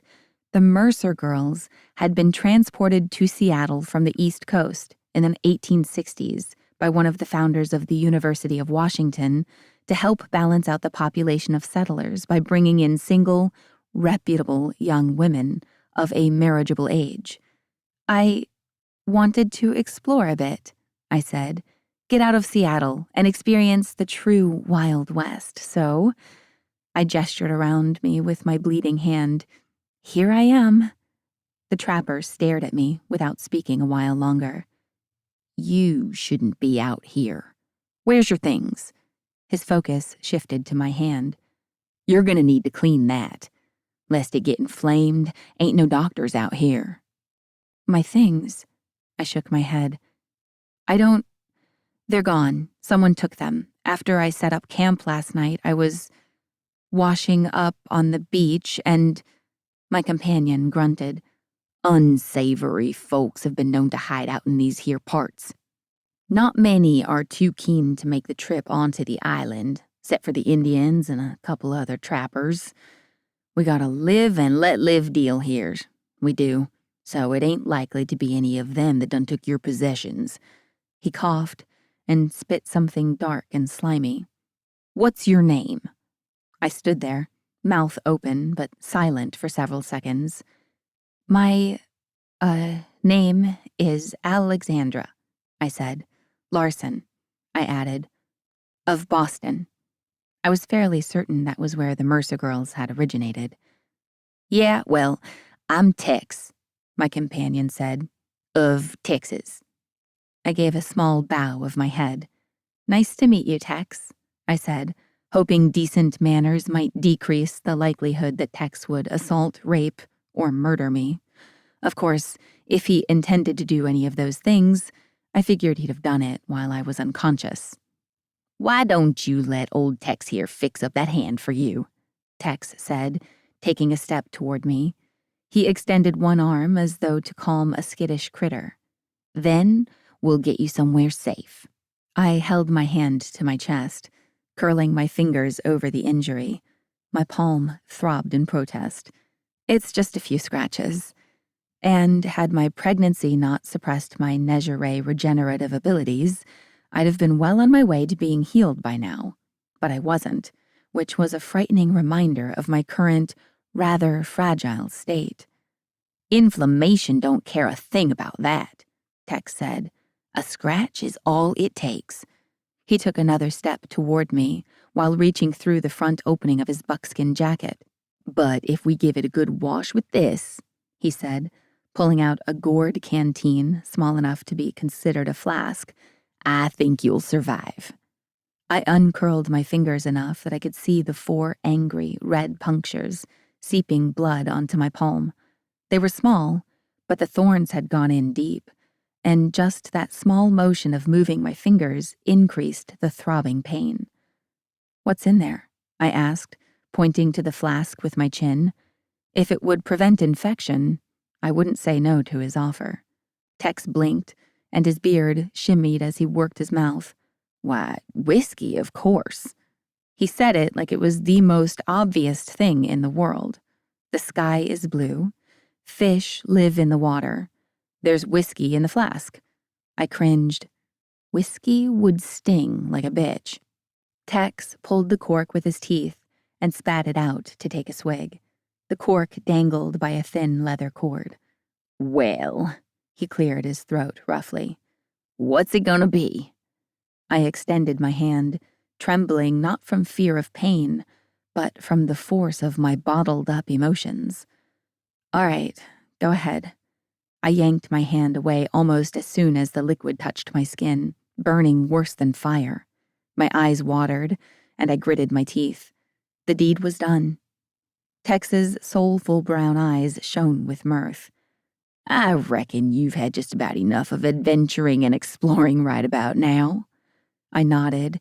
He had no idea just how tired I was of all my adventuring. I just wanted to settle down with Marcus, in my own time, and raise our kids together, to be the Ma'at balancing gods they were destined to be. Maybe spend a few months each year in Egypt or Italy, uncovering the past the old-fashioned way, with a trowel, brushes, and dental tools, rather than viewing it in the echoes.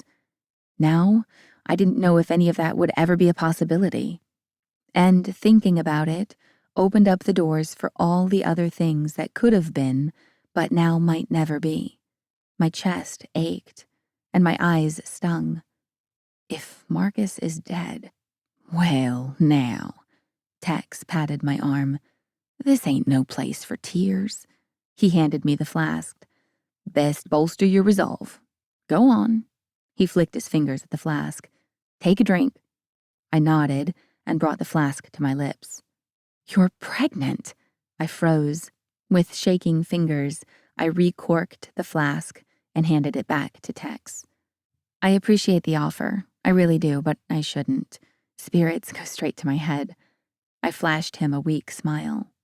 Well, be that as it may, Tex said, tucking the flask away in his jacket and giving the panel a soft pat. You know where to find this if you decide your resolve is in need of some bolstering. Thanks. My eyes met his. Really, Tex. Thank you. I don't know what I would have done if you hadn't found me. Aw, well. Tex hunched his shoulders and made a rough noise in his throat. I may not be a gentleman, but I know a lady when I see one. I do. And you've got a kindly way about you, Miss Larson, and with a sweet face like that, well, you don't belong out here. Trust me, Tex, I said, brushing off the back of my jeans with my good hand. I couldn't agree with you more. I just wanted to go home. I needed to know. Well, then, let's get you up to Port Madison. Traders come in and out of there every couple of days. One of them is sure to be willing to escort you back to civilization. Port Madison. That was the reservation, just across the Agate Passage from the northern tip of Bainbridge Island. You could see the shore from the beach, just outside the compound's walls. If we were near Port Madison, then I was closer to home than I'd thought. The realization spurred a surge of excitement, followed by a deluge of grief. Being home wouldn't do me any good. It was just about the worst case of right place, wrong time imaginable. Regardless, I had to start looking for Marcus. This time's Marcus. Somewhere. I only had a matter of days before the bonding withdrawals would set in, and based on the almost nothing Marcus had told me about my pending travels through time, I would find him, each and every time. I figured I might as well start looking in Port Madison. I bowed my head to Tex. I'd appreciate that. He turned and started picking his way through the underbrush. You don't by any chance know of any prominent men in the area with the name Bahur? I ventured as I followed, making about 3 times as much noise as him. Or Horace? I can't rightly say I do, he said over his shoulder. You hunting for someone? That what brought you all the way out here, Miss Larson? No, well, yes, I suppose I am. Crouching down, I picked up a several-foot-long stick, intending to use it to push bushes out of my way as we trailblazed. I don't recommend tromping through the woods in sandals. How about Heru? Tex's head tilted to the side, and he looked at me sidelong. What sort of a name is Heru? I pressed down a blackberry vine, as thick as my thumb. Egyptian. The plump berries bunched together along the vine were a deep purple, practically falling off with their ripeness. They filled the forest with their sweet aroma, mixing with the scent of decaying pine needles in the most intoxicating way. Tex whistled. Can't say as I've ever met an Egyptian, but seeing as they're supposed to have darker skin like the Indians, I reckon they must be related in some way. He nodded to himself. I suppose, I said, not wanting to start a debate about evolution, human migration, and the origin of the human species. I really wasn't in the mood. So, what are you tracking this feller down for? Matter of the heart? For a rustic old trapper, Tex sure was a chatty guy. It's more of a matter of life and death, I said, with appropriate gravitas. Once the bonding withdrawals started, it would only be a matter of days until they actually killed me. I placed my hand on my abdomen. Not just me. I have to find him. Is that so? Well then, we best hurry. Tex sort of leapt over a waist-high fallen log, then turned and held his hand out to help me over. We'd reached a beach, the sparkling Puget Sound stretching out beyond the rocky shore, the tide line strewn with driftwood, seafoam, and kelp. 2 seagulls swooped low overhead, calling out to one another. Across the water some ways, a mass of vibrant evergreens grew out of the sea, several thick plumes of smoke steadily climbing among the dense trees. Before them, a massive wooden longhouse stretched along the top of the beach.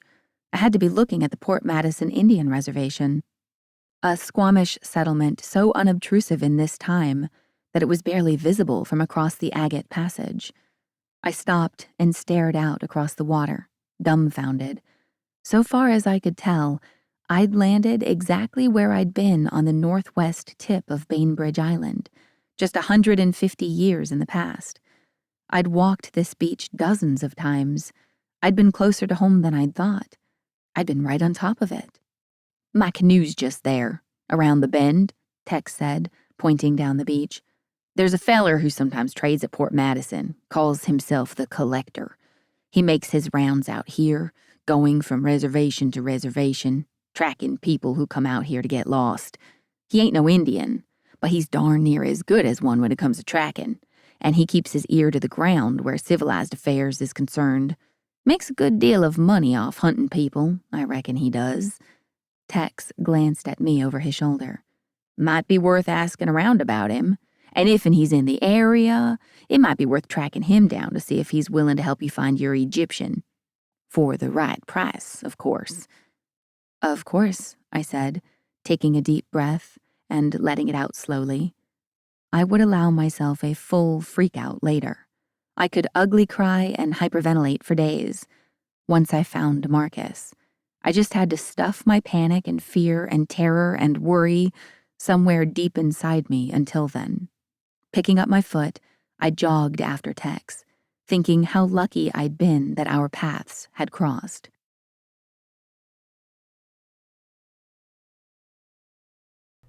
Hi again. This is Lindsey Sparks, the author of the audiobook you're currently listening to. Sorry to interrupt your listening experience, but I just had to pop in with a quick message.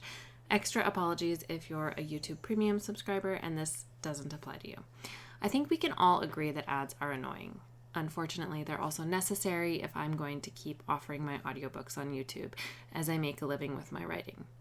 If you would like to listen ad-free, you can snag each of my series in audio bundles at steeply discounted prices in my bookshop, linked to in the description and on the video's visual, or just head on over to lindseysparksbookshop.com/collections/bundles to see all the audiobook and ebook and paperback bundles that I offer. And that's Lindsey with an E. Now, let's get back to the audiobook. Chapter 7. Honey and Vinegar. "You just wait here, Miss Larson." Tex climbed out of the canoe and dragged it up onto the rocky shore, me still in it. "I'll ask around about the Collector. He don't linger much when he passes through, so if he's in the area, you ain't got time to waste dilly-dallying around here." I nodded absently as I stared around at historic Port Madison. Technically, I specialized in Old World archaeology, mostly studying those ancient civilizations bordering the Mediterranean Sea. But that didn't decrease my interest in this slice of New World history. I'd known almost as much as there was to know about ancient Egypt when I'd traveled back to that time. Comparatively, I knew next to nothing about the history of the peoples native to my beloved Pacific Northwest, beyond what I had learned in my single Pacific Northwest archaeology course. I was both humbled and mortified by my ignorance. "Just wait here," Tex repeated. "I'll return momentarily." I watched him walk away, heading straight for the enormous longhouse upshore, then sort of fell out of the canoe. This Collector guy might have been my best bet for finding Marcus in the here and now, but he sure as hell wasn't my only option. I watched Tex disappear through the longhouse's leftmost door as I climbed the beach, heading toward the myriad of tents and wooden structures erected all around it. most covered with woven mats made from some plant fiber that reminded me of the reed mats that were everywhere in ancient men-nefer. I wondered what they used. Some sort of bark? Or dried cattail, maybe? This village felt just as ancient as men-nefer. The absence of modern technology was just as glaring, the noises just as pure, devoid of the hum of motors and the buzz of electricity. And the people were just as busy, bustling around, carrying out daily tasks. They wore an unexpected combination of Western and native clothing, long cotton dresses or skirts with high-collared white blouses for the women, and woolen trousers with white button-down shirts and suspenders or vests for the men, all accessorized on varying levels with woven belts, pouch purses, or shawls. Most of the men wore Western-style hats, while many of the women tied their hair back with brightly patterned headscarves. I passed by wooden racks of drying fish, cook fires, and roasting spits, lean-tos containing looms or bushels of harvested cattails beside baskets and mats in various states of doneness, stopping to speak to each person I saw along the way. I asked them if they spoke English, and if they did, then if they knew of a man named Heru, or Marcus, or Horace. I struck out, big time. As I neared the longhouse, I couldn't resist the chance to take a peek inside. One of the few things I knew about the history of the Squamish people and the Port Madison Reservation was that this longhouse, called Old Man House, had been burned to the ground, supposedly as a preventative measure to stop the spread of infectious diseases. It was iconic, the largest longhouse in what was, in this time, the Oregon Territory, and stood on land that archaeological records showed had been occupied continuously for thousands of years. I couldn't skip the chance to see this historic, sacred communal space firsthand. It was against my nature. I was maybe a dozen steps away from the central doorway when Tex rushed out through it. I stopped in my tracks and blinked in surprise. I'd expected him to come back out the same way he'd gone in. He planted himself directly in front of me, hands on his hips and face stern. "Didn't I tell you to wait in the canoe?" "I thought I'd ask around while I waited for you." I tried to step around him, but he sidestepped to block me. "The collector was just here yesterday. We can't afford to waste any time lollygagging around here if and we're to have any chance of catching up to him." I raised my eyebrows. "We?" Tex shrugged, then pushed past me and headed back down the beach toward his canoe. "I got business with him anyway, so it ain't no skin off my back." I jogged after Tex. "Assuming you're still interested in utilizing his services," Tex said as he trudged along. "Otherwise, I'll just leave you here to wait for the trader to ferry you back to the city." "No," I said, catching up to him. I fell in step beside him. "I want his help." I needed his help. Tracking down Marcus truly was a matter of life and death. "Best be on our way then," Tex said with a nod. We neared a group of 3 women sitting on more of those cattail mats, about halfway down the beach. Several woven baskets were spread out between them, all filled with salmon or their discarded heads and guts, and a wooden rack with 3 horizontal bars was set up beside them, cleaned fish hanging up to dry. They hadn't been there when I'd passed this section of the beach on my way up. They glanced our way as we approached, though their knives continued to work, cleaning and gutting with remarkable efficiency. The oldest of the trio, a middle-aged woman wearing a long red and black patterned skirt and a white blouse, stood as we passed, pointing her knife in our direction. Well, more in Tex's direction than mine.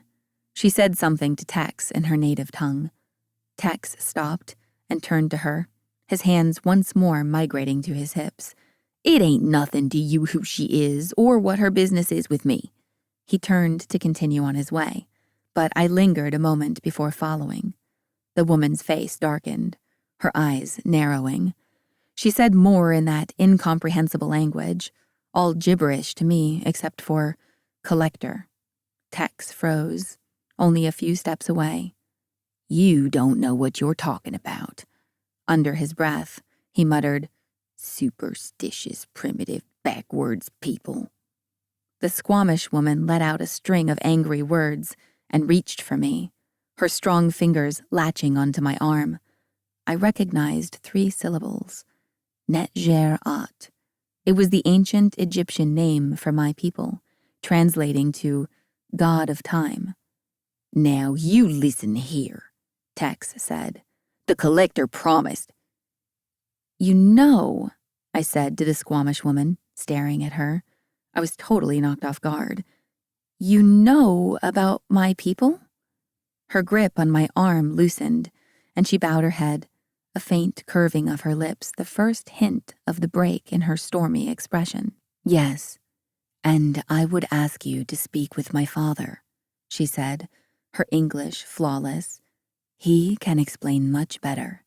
She leaned in close, her gaze flicking to Tex. "You are in danger." I concealed my words because I did not wish to frighten you, but whatever he promised you, it is a lie. She met my eyes, hers holding even more warning than her words. "The collector is looking for a female Net-ger-at. It is said he has been waiting for her for many lifetimes, searching this place, where the flow of time is disturbed." Her eyes never left mine. "Her name is Alexandra. Are you she?" I stared at her, stunned. How do you know my name?" "Others are looking for you as well." She pulled back and glared at Tex. "Others who know you, who would help you, not deliver you to the collector, however handsome the payment may be." I looked at Tex, blindsided. "You were going to what? Sell me? But you were kind to me." I looked from him to the Squamish woman and back. "Why? Why didn't you just bash me over the head and drag me to this...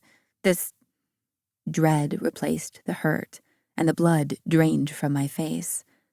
I knew who the collector was. It had to be him. Set, my father, possessed by Apep's twisted, power-starved soul. Tex mumbled something about honey and vinegar, then kicked a rock the size of a golf ball with the toe of his boot. I barely heard him. "It's Set. That's the collector's name, isn't it?" "Please." The Squamish woman tugged on my arm. "Come into Disukwup, where you will be safe." "But I won't be." The sun was already dipping back down toward the horizon. I'd spent valuable hours to get here, to Port Madison with Tex and his deceptive promises, and I only had so much time until the withdrawals kicked in. If Apep Set found me before I found Marcus, the twins' shoots would kick in again, and I'd be dragged further back in time. I'd have to start my hunt for Marcus all over again. "He can sense me," I told the Squamish woman. "He already knows I'm here." I placed my hand over my stomach, hoping the sudden spike of terror didn't alert the twins that it was already time for another jump. "He's coming for me. I have to go." I tried to pull my arm free. "Let me go. I have to—" "Not yet." The Squamish woman's expression remained compassionate, but her voice was laced with a hard vein of determination. "You must speak with my father, the chief of our people. He knows more of this than I do. He will help you. You will see." "No, but—" Hope blossomed in my chest. What if she was right? What if her father, the chief, was Marcus? Or even Nick? Nick had never mentioned having fathered any children, but the guy had been alive for thousands and thousands of years. Plus, he'd all but vanished for millennia, only re-emerging with his mother a few months ago, my time. I didn't know why he and Aset had vanished, only that they had, and I felt a surge of hope. If this chief was Marcus or Nick. "All right," I said, nodding once. "Take me to him." A grin spread across the Squamish woman's face. It faded when her hawkish gaze slid to Tex. "You, come. My father would have words with you as well." Tex's eyes widened, and he spun on his heel, making a run for it. He made it all of 5 steps before the other 2 women in the salmon-clearing circle caught him in a fishing net with a single, well-timed toss. Tex struggled against the hand-tied netting until he felt the pointy end of a fishing spear jabbing into his lower back. I stared at the woman holding the spear, blown away by how fast it had all happened. "You will come with me and speak with my father," the first woman reiterated, then looked at me. "Let us hurry." I nodded. When she released my arm, I followed without hesitation, and we made our way back up the beach toward the longhouse. "I am called Kikisoblu," she said. "I'm Lex, Alexandra, but then you already knew that." Kikisoblu let out a dry laugh. "I was told to expect you. I grew up hearing from my father and grandmother about a woman with your name who would come here from another time, seeking sanctuary. But they were just stories. I have seen your likeness drawn on a cave wall, but that was just a picture. I must admit, I did not truly believe you were real until this moment." Both her father and grandmother had told her about me, told her to expect me. I felt almost certain that her father had to be Nick, her grandmother a Set. After all, nobody knew what they'd been doing all those years they'd been hiding, let alone why they'd hid. Maybe I was about to find out. Hope fanned to anticipation, to expectation. If Nick was there, in the longhouse, then I would be able to find out what happened in the foyer after I jumped back in time. Ra could look into the future Ott. His soul was special, a Wren, and he could see through the instability of the Ott in my native time. He could view the echo of the moment I'd left. He could tell if Marcus was still alive, if Dom had survived his wounds, if Kat and the others had made it through whatever happened after. "Kikisoblu, what's your father's name?" She looked at me as we neared the narrow doorway of the longhouse's expansive face. Her eyes widened in surprise.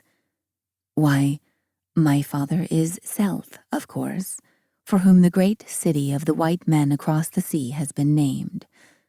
My hope deflated. Cheap Self, namesake of Seattle, had been a central figure at this time. Someone, kids like me who grew up in Washington State, learned about in elementary school alongside George Washington and the like. Cameras, however rudimentary, had existed during this era. I'd glued photographs of Chief Self into a trifold poster board for a middle school project, and had memorized and recited his most famous speech. Most of those photos had been of him as an extremely elderly man, which meant Self couldn't be Nick, let alone Marcus. He couldn't even be Negeray, because Negeray don't age. So how did he know about me?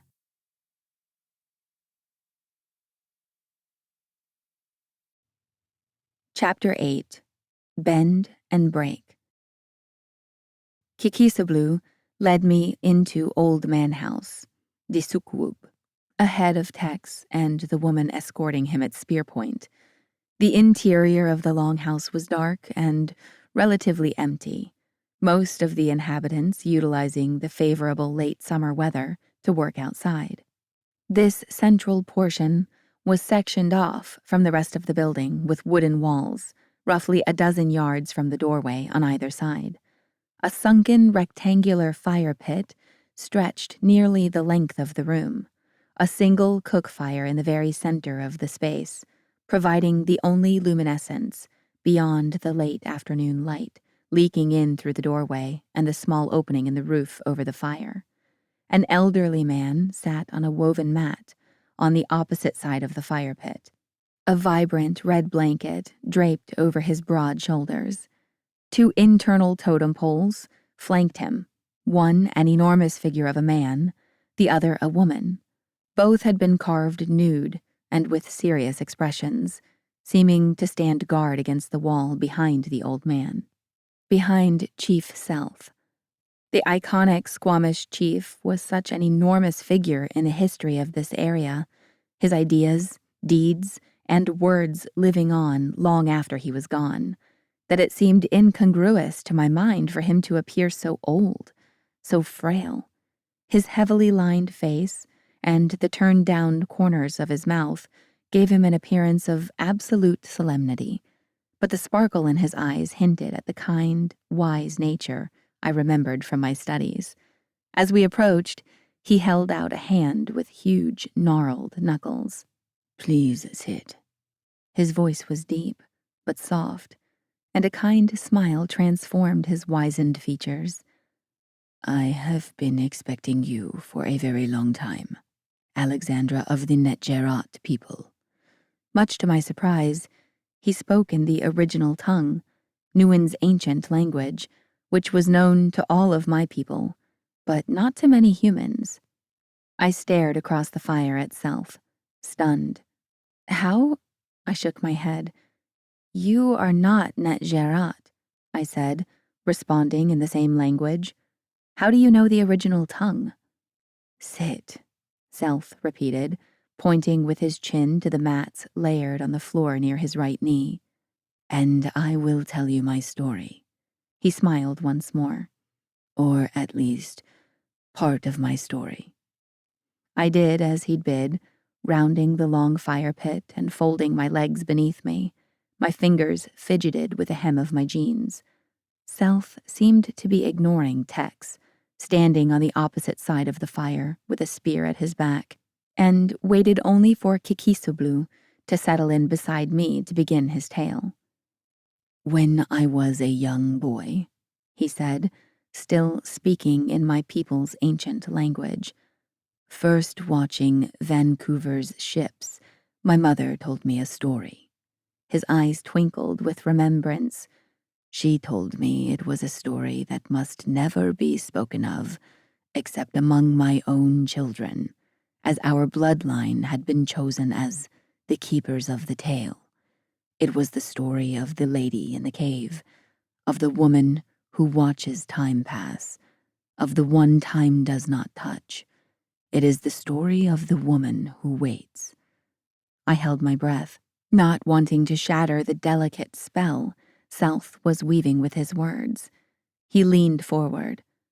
"Of the woman who waits for you, Alexandra, and of the man who searches, hoping to steal you away before she can find you."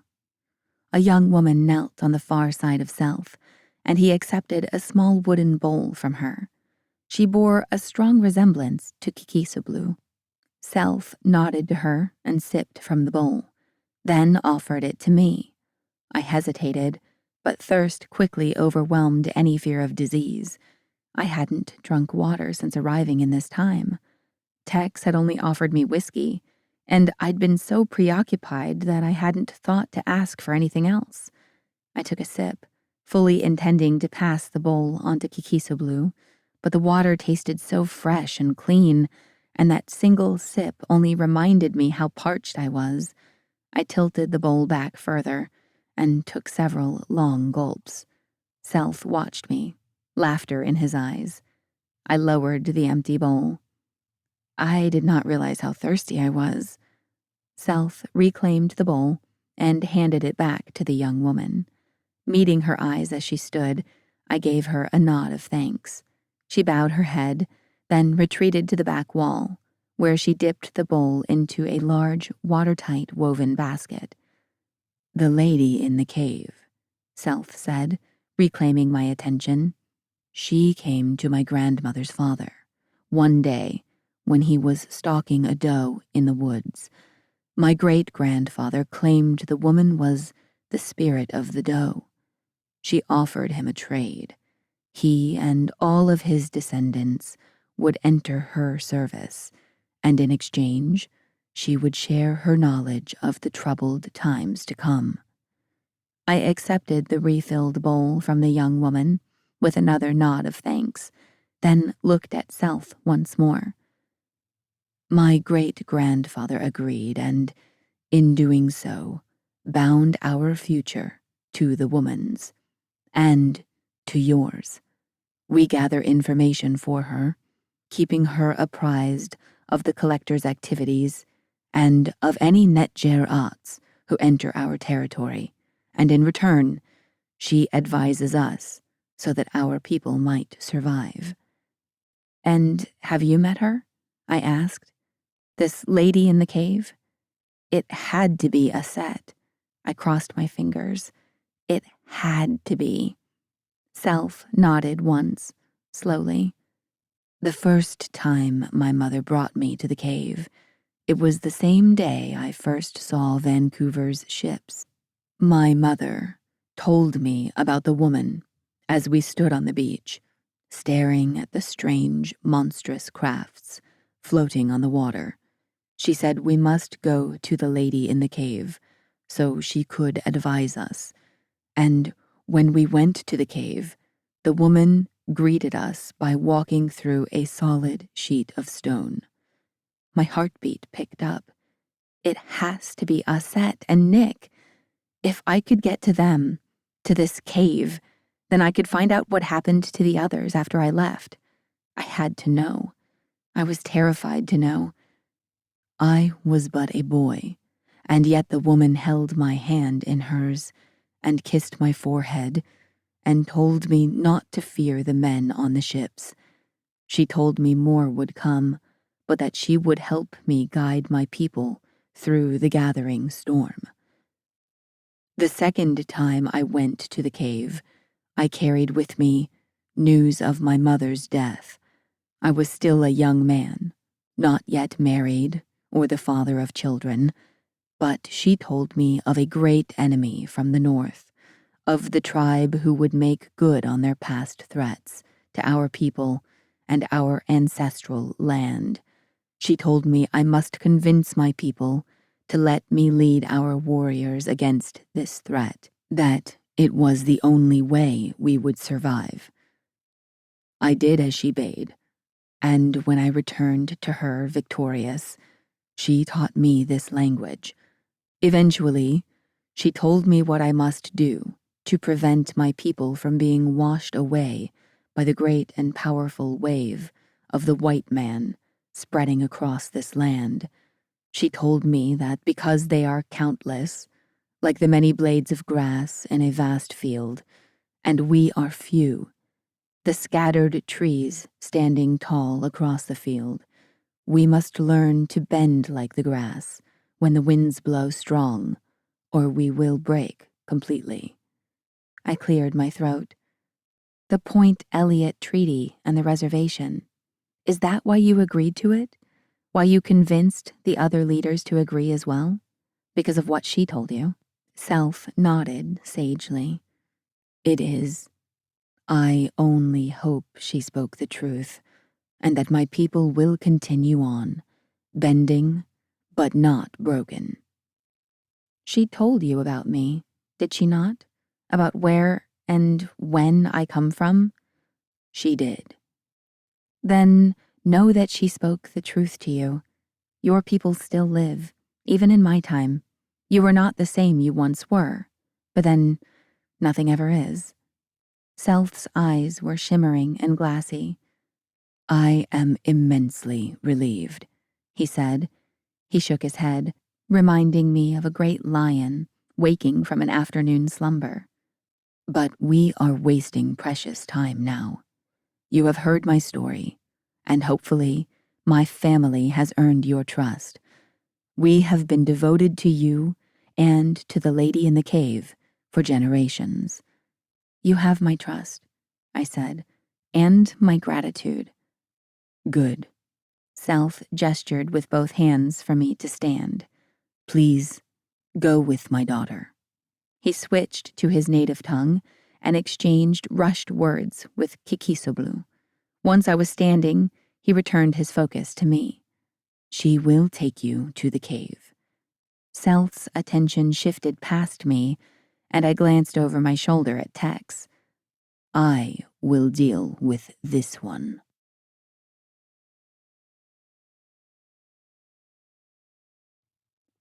Chapter 9. Up and Down.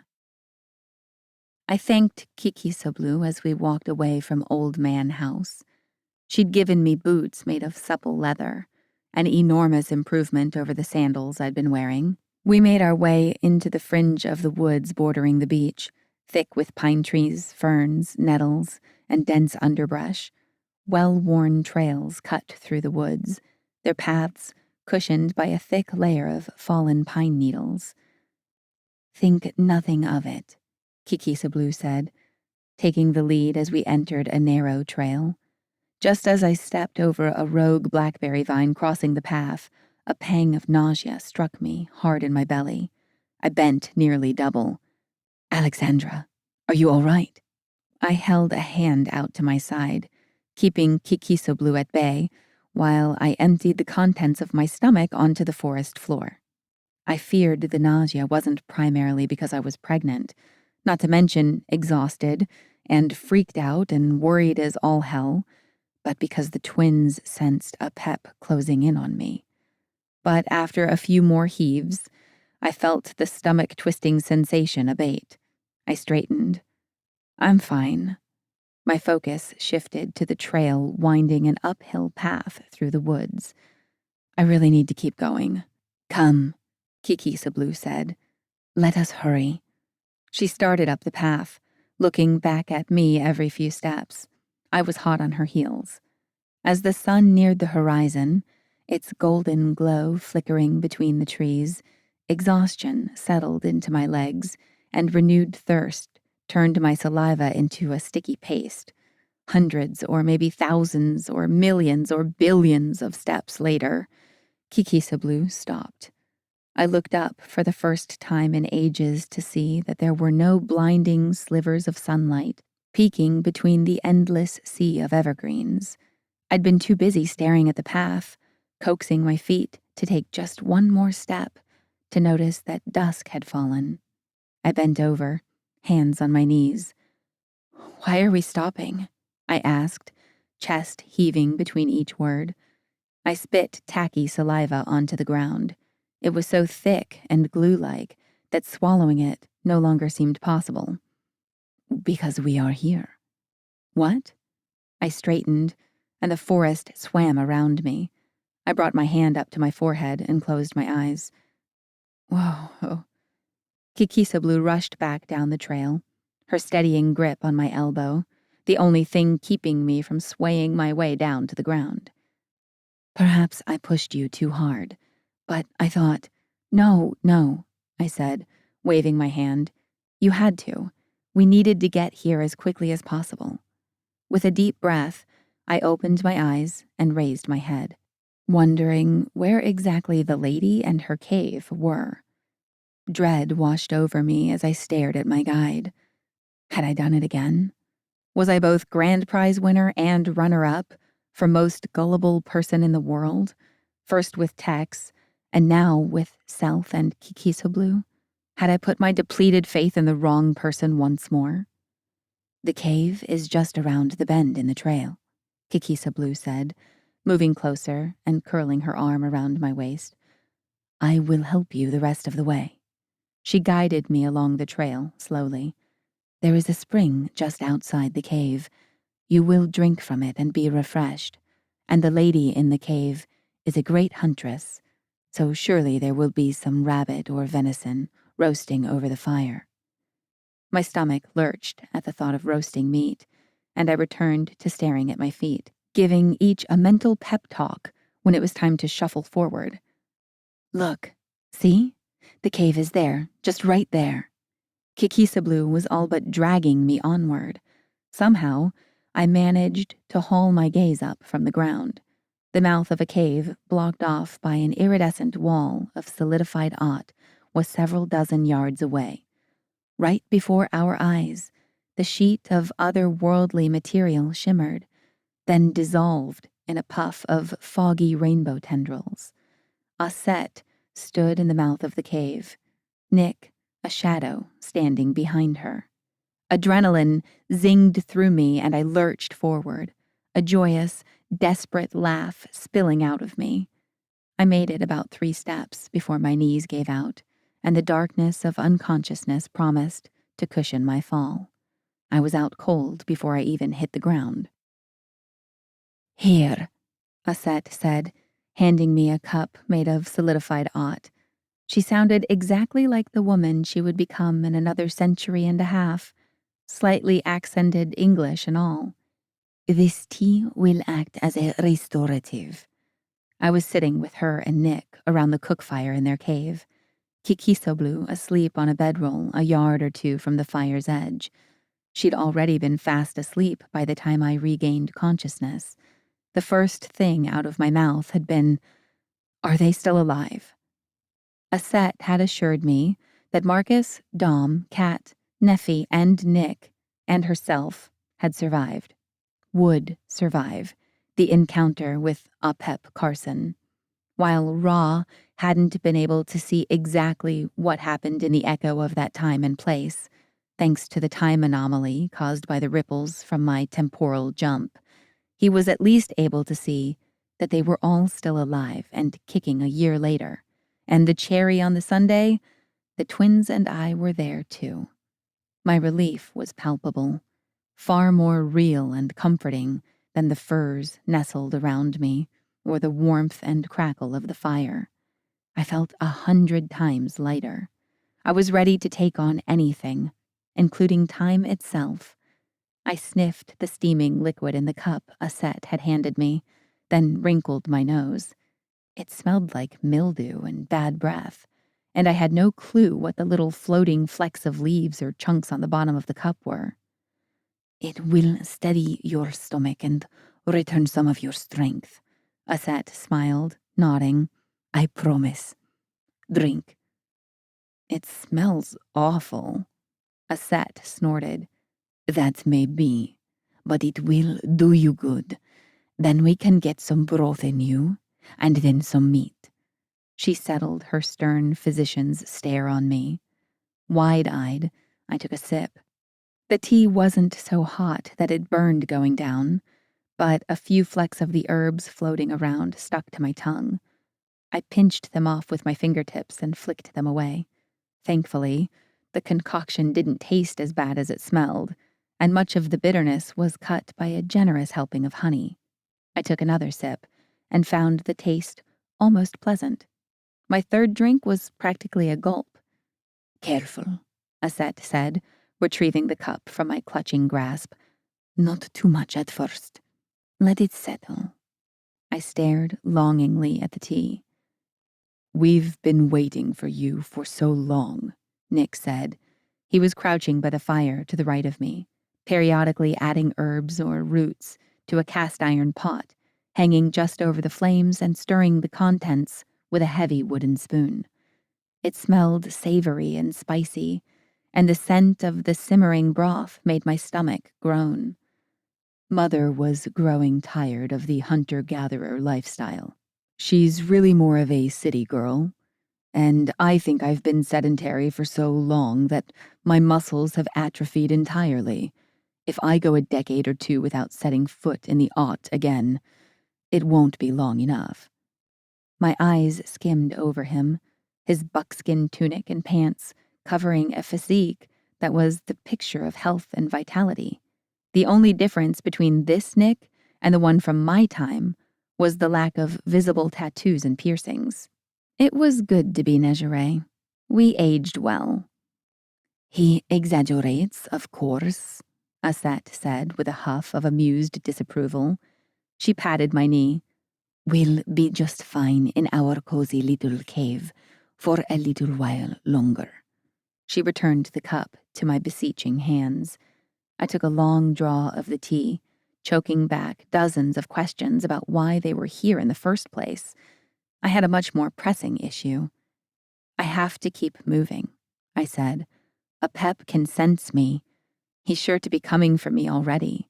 We can't stay here, and I need to find Heru." Aset scooted closer to sit beside me on my nest of furs. It had been a cozy way to return to consciousness, nestled in all that soft warmth. "You have a long journey ahead of you, Lex, with many jumps backwards in time. This was the first jump for you, but for us, it was the last time we'll be tasked with finding you. We've done this many times before." She held her wrist out in front of me, displaying a quartz-like bracelet engraved with row after row of hieroglyphs. "This is our map to finding you. Every time and place we've found you is etched into its surface. Trust us, Lex. We know what we're doing." I stared at the impossible bracelet, seeing it for what it truly was, a fragment of my future and their past. "This is why you vanished so long ago," I said, finally understanding. "Why everyone thought you were dead. Because of me." I felt sick with guilt and other things. "It has been a grand adventure, dear Lex. Fret not." Asset lowered the bracelet and gave my hand a squeeze. "And as for Apep, he won't be able to sense you through all the art I've laced through the cave's walls," Nick said. "It's why we chose this place to begin with, and Ra and I have been very careful to cover our tracks, both here and in the art. Apep doesn't know we're here." "But Marcus," I squeezed my eyes shut and shook my head. "Heru, I need to find him." "You need to take care of yourself first," Asset said. "Then we'll bring you to my brother." My eyes sought hers, and I clutched onto her arm. "So you know where he is?" She nodded. "Nick and Ra keep a close eye on him in the art." "Where is he?" Asset offered me a mollifying smile. "He's currently at Fort Nisqually."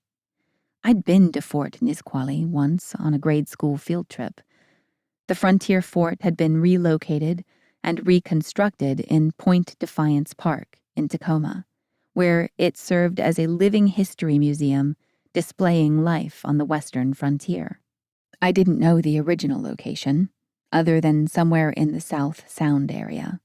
It would take days to walk there. Panic fluttered in my chest, and I stared at Asset, eyes bulging. "I have to go, now. If I wait too long." When I traveled back to Old Kingdom Egypt, it had only taken a day or so for bonding withdrawals to begin, and the symptoms had increased in intensity shockingly fast. Only being close to Heru had alleviated the pain.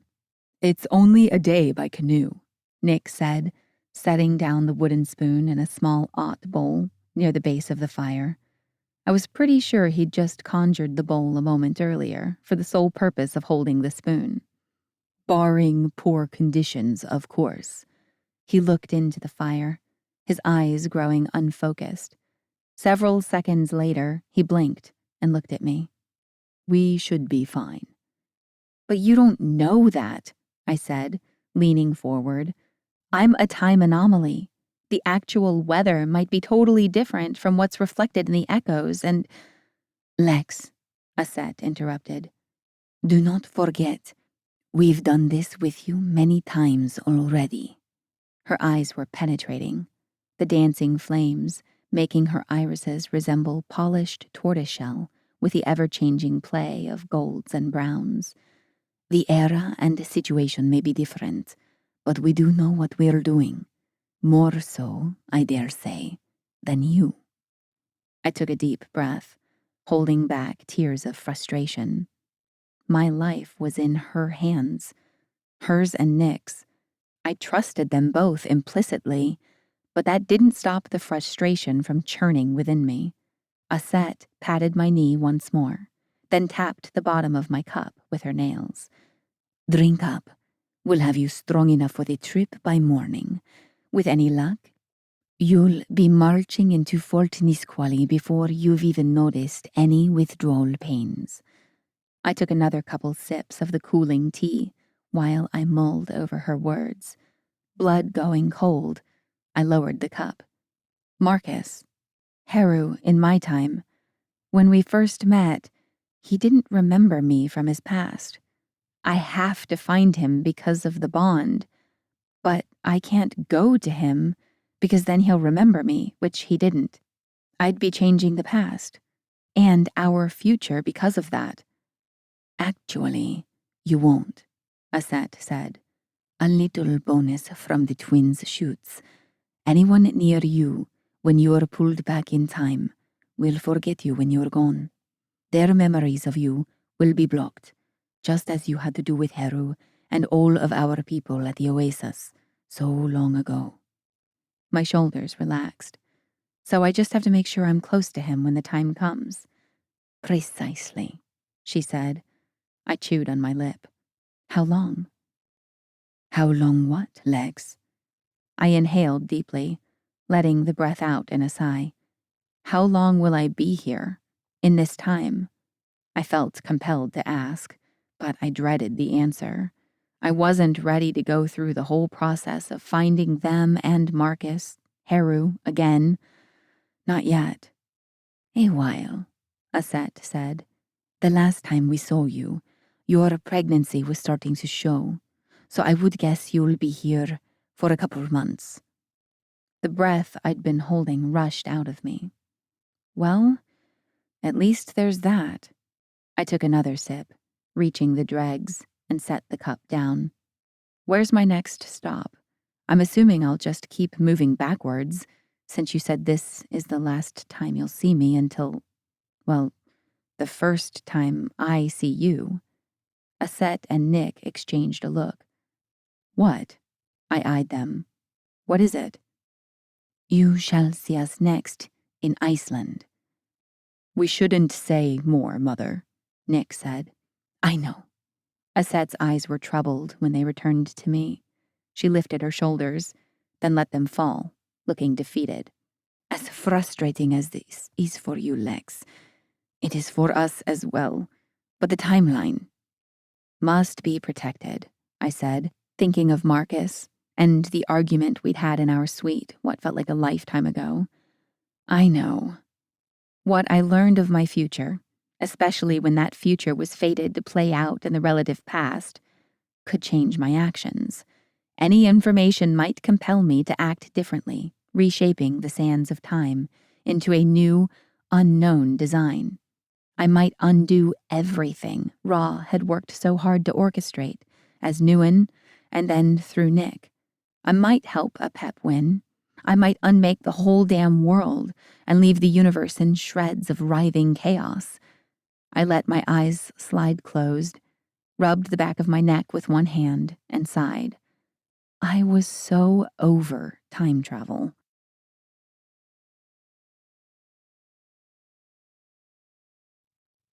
Chapter 10. Land and Sea. Dark clouds had moved in, signaling a rare summer storm, but the weather held, not breaking until we were rowing toward the beach. My withdrawals, however, were another matter entirely. A dull throbbing had begun in the base of my skull just after we cast off that morning, emanating up to my temples and down my neck to my shoulders. I huddled on the middle bench of Aset and Nick's canoe, a coyote fur draped over my shoulders, countering the cool sea breeze. I ducked my head to avoid the increasing rainfall and dug my fingertips into my shoulder muscles in an attempt to alleviate the ache. My stomach cramped and churned, and a low groan emanated from my chest.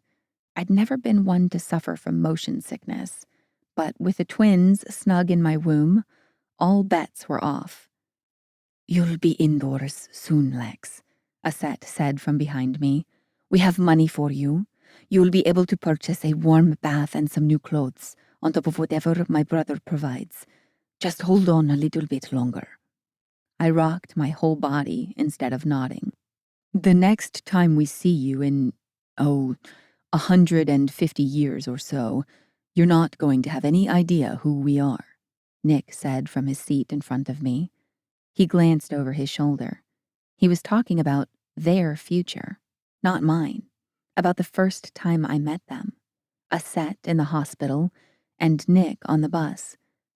That should be interesting, Aset tisked. Mother's going to have to suffer through university in order to get a job at your hospital, but she has a while to wait, Nick continued. I appreciated the distraction of his words, though my pained brain had a hard time making sense of what he was saying. I can't believe women still aren't allowed. Please, Aset said. They wouldn't be able to teach me anything I don't already know. Anyway, she grunted with the effort of her next row. Maybe you'll end up teaching them.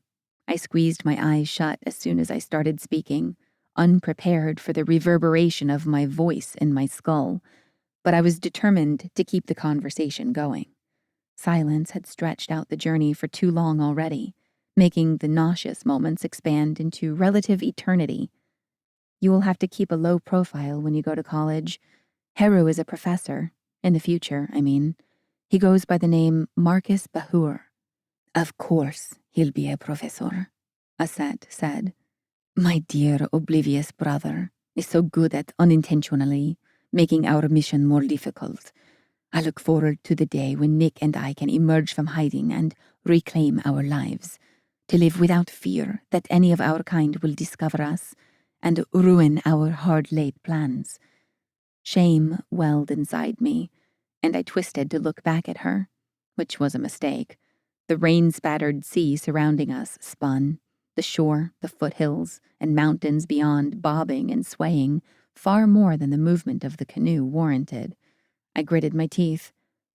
Aset, I'm so sorry. She froze, her paddle dripping over the water's choppy surface. For what? For you having to hide for so long. I'm sorry. Aset was quiet for a long time, the splash of her and Nick's paddles dipping into the water, mixing with the pat, pat, pat of rain hitting the water's surface. You have nothing to be sorry for, Lex. You rescued me not once, but twice.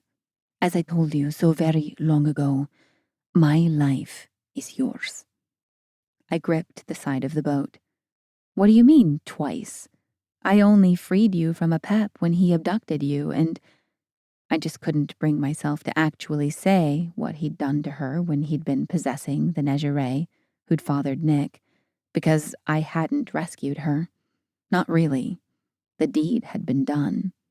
Aset had been abused and tormented for days on end, and Nick had been conceived. Aset met my eyes, only to look away hastily when she resumed rowing. I spoke without thinking. Please, Lex, you must disregard my words. But let it go, Lex, Nick said. You'll understand in time. Oh. I pressed my lips together, sealing in the questions fluttering around in search of freedom, and shivered. I wrapped the fur more tightly around myself. Ahead, tiny rocks in a rainbow of grays covered the shore. Scattered driftwood formed a haphazard line higher up on the beach, just before the mass of rocks gave way to low sandstone cliffs. A lush forest cascaded over the crest of the cliffs. Ferns, moss, and bunches of blackberries dangled over the precipice. Even a few slender pines bowed outward over the rocky beach before straightening and reaching for the sky. When the bottom of the canoe scraped against the rocks under the water, Aset's delicate hand settled on my wrist. This is where we will leave you, dear Lex. What? I spun on my bench, ignoring the dip and twirl of the shoreline. But we're not there yet. I don't know how to get to Fort Nisqually, and... Do you see that path over there? She extended her arm, pointing off to the right of the canoe, where a trail led up along a deep grove worn into the sandstone. It leads directly to the fort, joining with a wagon road near the entrance. It is well traveled, so you have no fear of losing your way. I turned back to her, imploring her with my eyes to stay with me just a little bit longer. She smiled, her expression filled with confidence and encouragement. You'll be fine, Lex. I promise. I'd never navigated my way through a past time period on my own. When I first landed in Old Kingdom Egypt, Aset had been there to guide me to Nuin, and when I jumped back even further to rescue her from her abusive captor, A young Heru had been there, helping me make sense of things. Even when I first arrived in this time, Tex had been there to guide me, however devious his intentions had been, to a place where I'd found more reliable help. Now, I would truly be on my own. Even in the dog days of summer, forests in the Pacific Northwest retain quite a bit of moisture. Maybe it's the near unbroken canopy of piney branches that help the woods hold that precious water in. Maybe it's the abundance of rain that falls throughout the other 9 months of the year. Maybe it's the fact that the woods covering the Olympic Peninsula are technically a rainforest, a notoriously wet place any time of the year. Maybe it's all three put together. Regardless, on the rare summer days that it rained, that residual dampness expanded to mud, not sloshy mud puddles that pock parched earth, but yard-long patches that are equal parts water and dirt, where the end of one puddle signals the start of another, until it seems like there's no end to the sticky, mucky, mud pie mess. By the time I'd reached the top of the shallow cliff and taken barely a dozen steps into the woods, I'd given up all hope of trying to pick my way around the muddy patches. I touched the drawstring purse hanging from one of my belt loops. It was large enough to hold a softball and was currently half full with heavy gold coins. Eagles, Nick had explained. They'd sent me off with about $500. Accounting for inflation, I calculated I was carrying roughly $10,000 worth of gold in my native times terms. It felt like a blaring beacon calling out to any and all unsavory folks in the area. I curled my fingers around the small purse and scanned the trees and dense underbrush on either side of the path. There was no one in sight, and the splat, drip, drip, splat of merged raindrops falling from the branches overhead drowned out the usual sounds of forest around me. I proceeded along the trail, throwing furtive glances around, one hand clutching the heavy purse, the other partially outstretched to help me balance each time I slipped in the mud. With my low-tread leather boots, my balancing act wasn't always successful. It took at least an hour to reach the wagon road, and by the time a break in the trees was in sight at the end of the trail, the lower half of my jeans was caked in mud, along with my right arm and half of the coyote pelt draped over my shoulders, thanks to one rather glorious spill. "Oh, thank God," I muttered when I first caught sight of the road. It didn't look any less rain-soaked than the trail, but I was betting the hard-packed dirt was at least covered in that waterier, less pesky variation of mud puddle. And, bonus, walking the rest of the way to the fort in the open rain would wash some of the mud off me. I picked up the pace as the pathway widened and gave way to harder packed earth. A flash of bright white lightning lit up the road ahead, and several seconds later, thunder rumbled among the trees. The rain, which had dwindled to a weak drizzle, picked up to a downpour. I jogged the final few steps to the road, relishing the chance to clean up. It was like the universe had heard my desire, my need. It was like, for once, the universe had listened. I rushed into the center of a road that was barely 5 feet across and stood, arms outstretched, eyes closed, and face tilted up toward the dark gray sky, gratefully accepting its offering. "What in tarnation?" The shout was cut short by a shrieking neigh. I spun around, arms instinctively covering my face from the flailing horse hooves not a foot away. I stumbled backward and lost my footing in a deep puddle, landing on my butt with a splash. "Christ almighty, woman!" I could hear the splat, splat of the rider's boots as he approached, but I couldn't see him through the curtain of mud-soaked hair hanging in my face. "I done nearly killed you. What were you thinking flying out of them woods like that?" I held my arms up on either side of me, letting the water drip off of my dangling fingertips. "What are you doing riding like a bat out of hell like that?" I retorted. "So you speak English," he grunted, "and pretty damn good for a squaw." "I'd appreciate you not using that term." I shook off my hands and wiped the gritty hair back from my face. I'm not Algonquin, and some find it offensive, I added, glaring up at the rider. He wore leather chaps over brown wool trousers, a tailored wool coat over a shirt and leather vest, and knee-high leather boots. A wide-brimmed hat finished off the outfit, making him appear very much the gentleman cowboy. My eyes widened when they reached his ageless, bearded face. He wasn't human. He was Néjeret. He whistled. Well, now. His eyes scoured my face, and I had no doubt that he was looking for something familiar, for a hint at my immortal bloodline. I find myself wondering what a Néjeret like yourself is doing running around up in the rain out here, wearing God knows what. He held out a hand to help me up. I pushed myself off the sodden ground with one hand, using the other to straighten my coyote pelt and reassure myself that the purse was still there. And I find myself wondering what a Néjeret like yourself is doing out here trying to run people down. I shot him another glare, more than a little pleased to discover that I had a few inches on him. The unfamiliar Néjeret used his rejected hand to raise his hat. He ran the fingers of his other hand through his short mop of hair, smoothing it back. I do apologize for that, Miss Alexandra. Alexandra. He settled his hat back on his head, his eyebrows raised in question. Just Alexandra is good enough for now, I told him.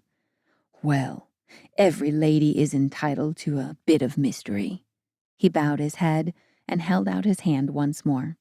I'm Dorman. He glanced up at me and winked. Just Dorman is good enough for now. I placed my hand in his as though to shake it, but he turned my hand over and raised it to his lips. The whiskers of his mustache tickled my knuckles. It's very nice to meet you, Alexandra. He released my hand and straightened, his entire demeanor changing. He seemed very much the gentleman now, not so much the cowboy. Now, is there some way I might assist you? I am expected elsewhere, and I'm running a tad late. He flashed me a crooked smile, which is precisely why I was in such a hurry. But you do seem like you might be in a bit of distress, and I've never been one to abandon a damsel in her time of need. I snorted a laugh, liking this Néjeret in instinct. I'm hardly a damsel. His eyes widened, hopeful. Maiden? I gave him a look. Mr. Dorman. Just Dorman, he said with a cheeky grin. All right, Dorman. The only thing I need from you is for you to point me in the direction of Fort Nisqually. Is it this way or that way? I asked, pointing up the road with one hand and down it with the other. Well, isn't that mightily serendipitous, he said. It just so happens we're headed to the same place. I would gladly escort you to Fort Nisqually and would greatly appreciate the pleasure of your company. He winked, a charming grin splitting his short beard. I found his good nature addictive, and I couldn't help but return his grin. Dorman's eyes crinkled at the corners. Shall we? He asked, offering me his elbow. I gave him a look that said, Don't push it, buddy. He shrugged and pulled back his arm, then reached behind himself for his horse's reins and clicked his tongue. Come on, Isis. Your master will be glad to know I've brought you home safely. I stared at him, my heart thudding in my chest. Isis. It was the anglicized version of Aset's name. It could just be a coincidence. Or not. Isis is an interesting name for a horse. I licked my lips. Who's her master? Dorman eyed me. Why ever do you ask? I hesitated. I'm looking for someone. Dorman cocked his head to the side, still eyeing me curiously. Pray tell, who are you looking for? I held my breath, hesitating. Heru. I'm looking for Heru. With another whistle, Dorman let out a low chuckle. Serendipitous, indeed.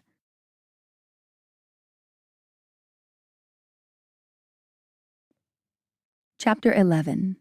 See and Know. Here, Dorman said, stepping and shrugging out of his coat. It's a fair bit drier than your fur there. Thanks. I accepted the coat. It was just a touch ripe, but it mostly smelled of earth and horses and campfire. I handed him the soaked coyote fur before slipping my arms into the sleeves of the wool coat and hugging it closed over my chest. It wasn't quite long enough to entirely conceal the purse hanging from my belt. I figure you'll make less of a stir among the soldiers if you're not quite so wild-looking. I flashed him a wide, grateful smile. Such a gentleman. He handed me back the coyote fur. I wasn't sure, but I thought his ears might have reddened. Continuing on our way, we rounded one sharp bend in the road, and the open gate to Fort Nisqually came into view, 100 yards or so away. Its wall of standing logs stretched out on either side of the entrance, spiked tips pointing skyward. Lookout towers with horizontal slats for rifles or arrows, possibly both, stood tall at either corner, and a uniformed watchman peered over the wall near the gateway, a rifle slung over his shoulder. "What you got there, Dorman?" the rifleman called when we were nearly to the gate. "You finally got yourself a woman to clean your drawers and ride you like a little pony?" I glanced sidelong at Dorman. His expression had darkened. "Best watch yourself, Turlo. You offend the lady's honor any further, and I might find myself in a position where I need to defend it. Now you and I both know you don't want that, don't we?"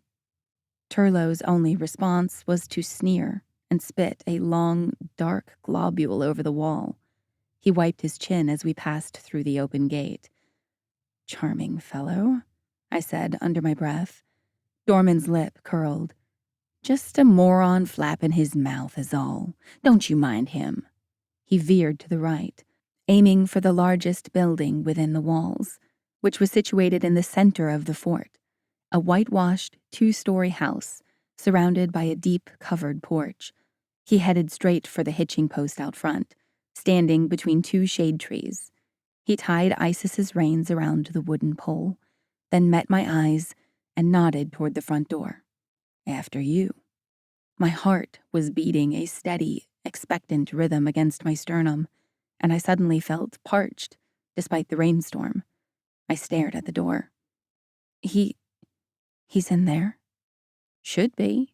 Dorman headed for the 3 steps leading up to the porch and scraped his muddy boots on the edge of the bottom stair. He eyed me over his shoulder. "You look like you're going to be sick." "I'm fine," I said, taking a deep breath. I straightened my spine and followed him to the porch stairs, pausing at the foot of the steps and staring down at the clumps of mud from Dorman's boots. I didn't think any amount of scraping would get my own mud-caked boots clean at this point. "Just take 'em off." "Won't that be weird?" I asked, slowly ascending the 3 wooden stairs. "Me, walking around barefoot while you all have shoes on?" Dorman frowned. "I can see how that might make one feel out of sorts." And much to my surprise, he bent over and tugged off one of his boots. "Oh, no, you don't have to." "Nonsense," he smirked at me. "I donned fresh socks this morning, so hopefully the smell won't knock you dead." I laughed. The shrillness of it struck me. "Come on, little lady," Dorman said, snapping his fingers. "Those boots ain't gonna take themselves off." "Oh, right." I lifted first one foot, then the other, and pried the sodden leather off my feet. I placed the boots on the porch, just to the side of the front door, and tucked the mucky wool socks inside. Straightening, I brushed my hands off on my jeans. Dorman opened the door. "Ladies first," he said, standing to the side. I took a deep breath, then another. My bare feet were cemented to the deck's wooden boards until I heard his voice. "Do not be absurd," Heru said. "He wouldn't seek refuge with Set. Doing so would be risking death. He's danced back and forth over the line for far too long. He must know his father would never forgive such unreliability." My feet started moving of their own accord, carrying me over the threshold and toward Heru. I suppose. It was a woman's voice, and one that I recognized instantly. Nephi. Moving on silent feet, I followed the sound of their voices past a narrow staircase and up a hallway that led to the back of the house. Why would he come here, then? A third voice, accented with French and all too familiar. Dominic was here, too. All three of them were in the room at the end of the hallway. I sucked in a breath, my heart soaring even as my headache gave a renewed, enthusiastic throb. Dizzy, I placed my hand against the wall, steadying myself. Dorman touched my shoulder. Are you unwell? I'm fine, I breathed, resting my forehead against the back of my hand while I waited for the dizzy spell to abate. I'll be fine. I was so close. If you say so. Dorman moved past me to the doorway at the end of the hall. I closed my eyes and took deep breaths. Pardon the interruption, Dorman said, but I've got news and, well, he cleared his throat. There's someone here to see you, Heru. The woman you were speaking with outside, for whom you felt the desperate need to remove your boots. I'm surprised she survived the smell, Nephi said. Perhaps he is love-struck. Dominic kept his voice quieter than the others. Torturing us, just so she would feel more comfortable. Had I been human, I doubted I'd have been able to hear his words. The corner of my mouth lifted into a fond half-smile. He was such a gentleman. Dorman made a choking noise. No, well, it's not what you're all thinking. The others snickered. I'm sure, Nephi said. Alexandra, Dorman called down the hallway. Come along. Inhaling deeply, I pushed off the wall. The worst of the withdrawal spell had passed, leaving only a tinge of dizziness and the hint of a throb at the back of my skull, though I knew from experience that I wouldn't start to shake the withdrawals until I was in the same room as my bondmate, breathing the same air. I made it to the end of the hallway, still hugging Dorman's jacket around myself. My legs were shaking, but steady enough. It was more nerves than anything else. When I reached the doorway, I paused behind Dorman and peered into the room over his shoulder. It was a long, narrow study, with a desk near the far end and bookshelves filling the wall space between windows. Nephi, Dominic, and Heru were seated around a pedestal table about 4 feet in diameter, nearer to the doorway. Several hand-drawn maps sprawled on the tabletop between them. I stepped into the room, looking first at Nephi's face, then Dominic's. Finally, I forced myself to look straight at Heru. Those familiar golden eyes were opened wide, those strong, striking features locked in an impossible expression. Heru stood, the abrupt motion rocking his chair backward. If Nephi hadn't reached out to steady it, the chair would have tipped over completely. You, he said, recognition written all over his face, and I thought my heart might explode. Somehow, against everything I'd been led to believe, Heru knew me. He knew me.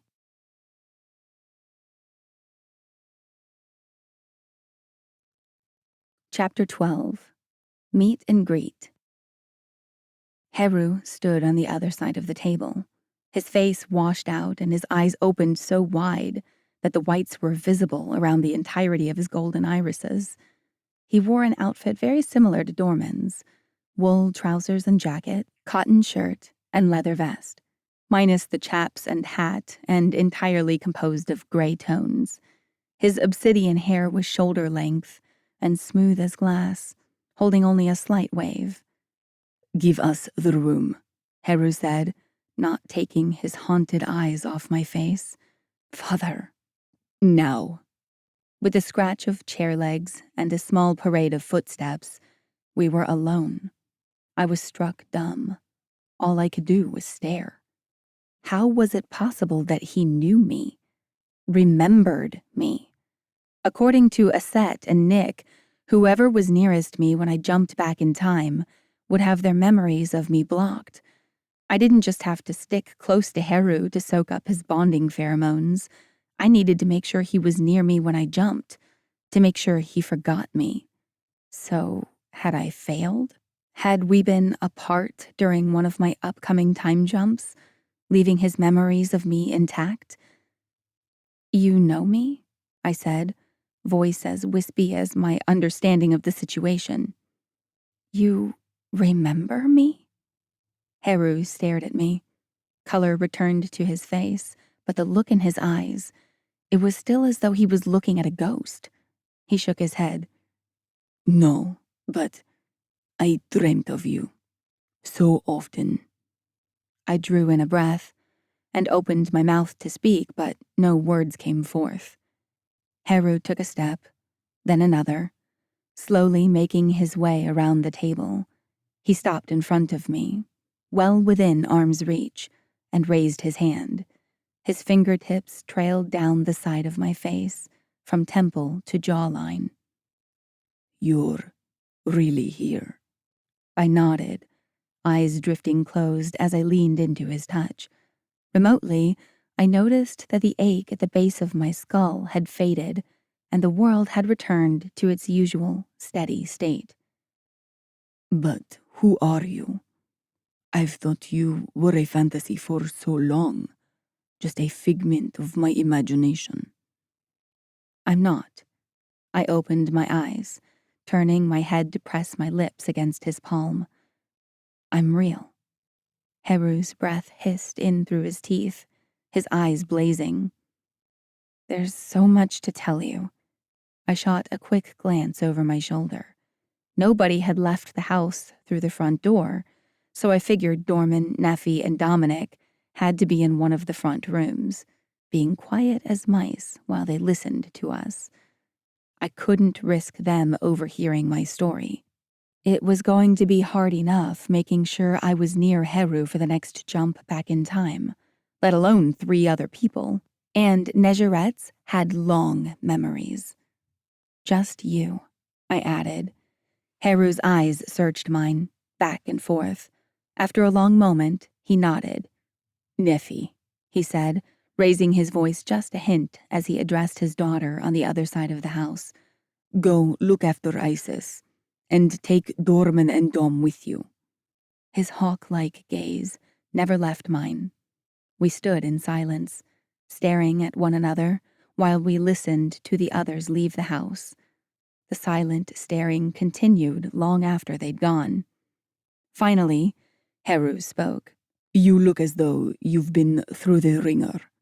He pinched a dripping tendril of hair between his thumb and forefinger, the corner of his mouth twitching. I exhaled a laugh. "If you knew what my last day and a half was like, you'd understand." His expression returned to its usual, commanding state. "Tell me." My eyes wandered to the chair behind him, and the weakness in my legs seemed to multiply, threefold. "Sit, yes, of course." Heru took a step back and held his arm out to the chair. "Would you like to change into dry clothes? Are you hungry, thirsty? Surely some whiskey would dull your discomfort." "No whiskey," I said too quickly. At the slight narrowing of his eyes, I explained, "I'm pregnant. Alcohol would be bad for—" I trailed off, realizing what I'd just told him. "You're with child?" He stared at me, his expression unchanged and his eyes unblinking. "Is it mine?" He frowned and shook his head as soon as the words were out of his mouth. "Apologies. I have no right or reason to ask such a thing. I don't even know your name." His frown deepened. "Tell me, mistress, how is it possible that you are with child when you are clearly a fully manifested Nejeret?" It was a valid question. The females of our kind were notoriously infertile, a byproduct of our superhuman regenerative abilities. Well, I moved forward and, more or less collapsed into the proffered chair. It's a long story. My eyes drifted to the chair he'd abandoned. It was an invitation. I wouldn't force my story, our story, really, on him. But if he wanted to know, I would tell him. Ancient Heru had reacted poorly to learning we were fated to bond. But this Heru was different, older. This Heru remembered me, just a little. Eyes trained on me, he nodded and eased into the chair. You have my ear, Miss Alexandra. I held his gaze, preparing to drop my first bomb. Ivanov, I said, using my Nezhere family name. I took a deep breath. Alexandra Ivanov. Heru leaned back in his chair, his fingertips running over the stubble growing along the line of his jaw. You're of Ivan's line. Via Alexander. I nodded. He's my namesake. I'm his granddaughter. You can call me Lex. If you're Alexander's granddaughter, how is it that I've never heard him speak of you? Another valid question, considering they'd been close friends for many centuries. Well, it just so happened I had one hell of a valid answer. Because I haven't been born yet, I said. Heru leaned forward, elbows on his knees. I beg your pardon? My stomach nodded. It was time for the second bomb. I'm from the future.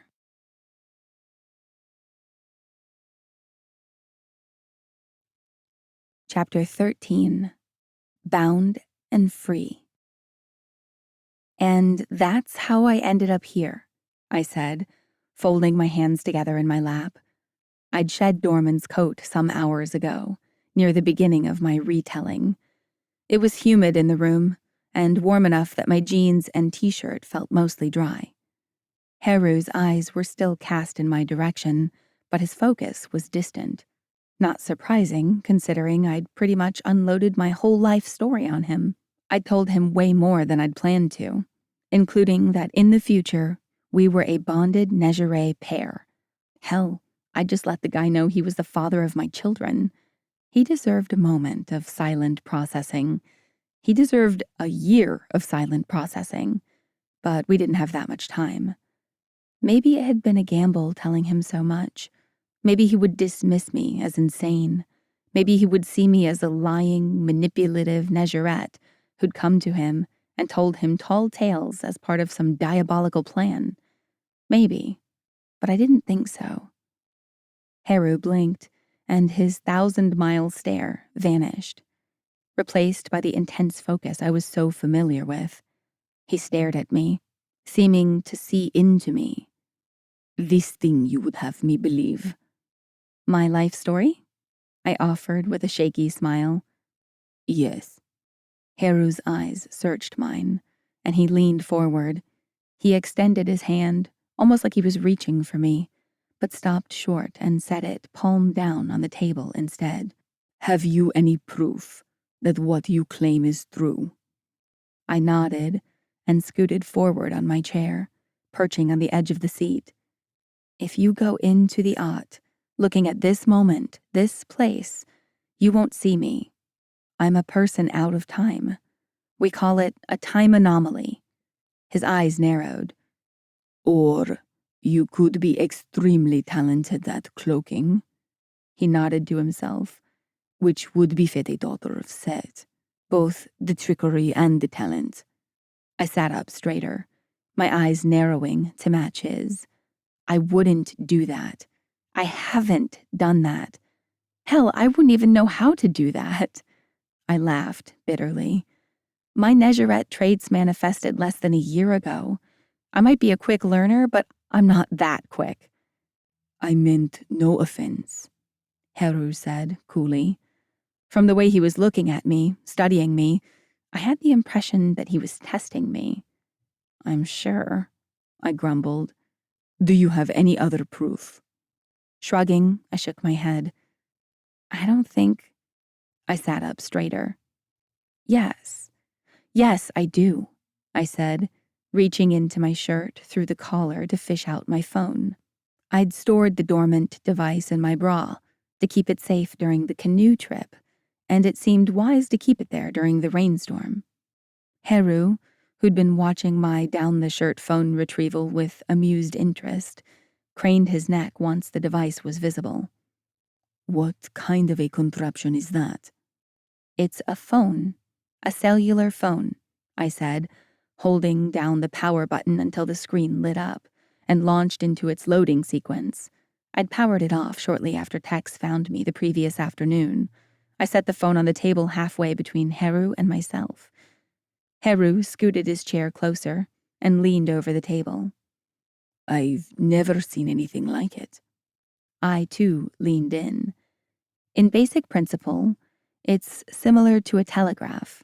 It allows you to send messages instantaneously over long distances. I tapped the glassy face of the phone. My background picture appeared, a photo of a rare, snuggly moment between Thora and Russ, and a moment later, the icons for the apps popped into place. The main difference is that these messages use actual voices. I don't understand. This, I picked up the phone, then set it back down, allows people to actually speak to each other from opposite sides of the world. You could have a conversation with someone in China for hours if you wanted, as though you're sitting in the same room as them. Some phones even allow you to see the person you're talking to. Heru stared at the phone, wonder etched all over his face. He'd lived for thousands of years and, as such, had seen the ebb and flow of technology progressing firsthand. But still, he shook his head in disbelief. How is such a thing possible? I shrugged. Honestly, I don't know. I tapped the camera icon in the bottom right corner of the phone's display. It can also take pictures. Photographs. See? I leaned closer to him and smiled into the camera, then tapped the screen to capture the shot. Heru's dumbfounded expression was priceless. I showed him the image, barely hiding a smile. He touched his fingertips to the likeness of his face on the screen. That's incredible. He slid his finger to my face, and the photo swiped right off the screen, only to be replaced by another, this one taken a century and a half in the future. In the new photo, Marcus and I were lying on a white and green checkered picnic blanket on Bainbridge Island's rocky northern shore. Marcus was scowling while I cheesed it up big time. He had an extreme aversion to photographs, a fairly common trait among our kind. This was taken a little over a week ago. I smiled wistfully, remembering that perfect sunny day. We had a picnic, just you and I. So much was going on all around us, with Tarsit and the war on the kin, and I wanted to surprise you. You'd been working nonstop, more stressed than I'd ever seen you, and my voice became husky. I cleared my throat, staring up at the ceiling while I blinked unexpected tears away. It was a lovely afternoon, a perfect moment. I had to capture it with a photo. And yet, remembering it saddens you. I could feel the trail of his gaze tracing over my face. It was our last moment of pure happiness before things went so wrong. And now I'm here, but you're there, and I don't even know if you're really okay. And there's nothing I can do about it but let our kids toss me further and further back in time, like a damn skipping stone. I wiped away the wetness under my eye, angry at myself for letting the tears escape.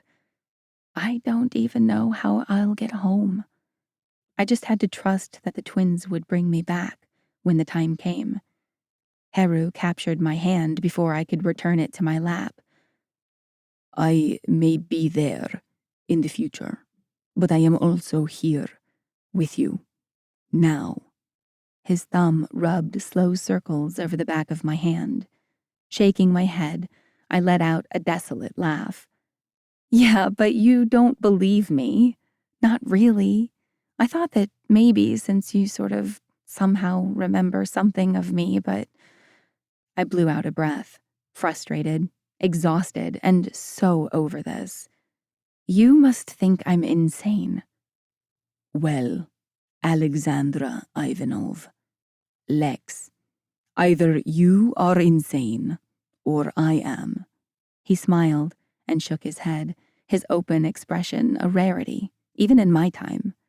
And I'm inclined to believe your tale, so it must be me. My gaze locked with his. You believe me? Tears streaked down my cheeks, and I made no attempt to stop them. You really believe me? I do. He laughed out loud, a wondrous, joyous sound. And I'm to be a father. Well, it's not like it's the first time. Oh, but Alexandra, in so many ways it is. He stood abruptly, releasing my hand to pace around the room. To create a child with my bondmate, to have a bondmate, such a thing I've never wanted. And yet how many times have I found myself lying in bed after waking from a dream of you, my mysterious fantasy woman, wishing you were real. How often have I lain there, thinking that should our paths cross in the real, waking world, I would gladly hand you a piece of my soul. I stared at him, utterly speechless. Marcus was rarely so expressive. Only when he was caught up in an extreme tsunami of emotions did he allow himself to shed his usual aura of restraint and share his true feelings with such aplomb. I could count the number of times such a thing had happened on one hand. He crossed the room to kneel before me and take my hands in his. I have been searching for you for so long. You've been haunting me, day and night.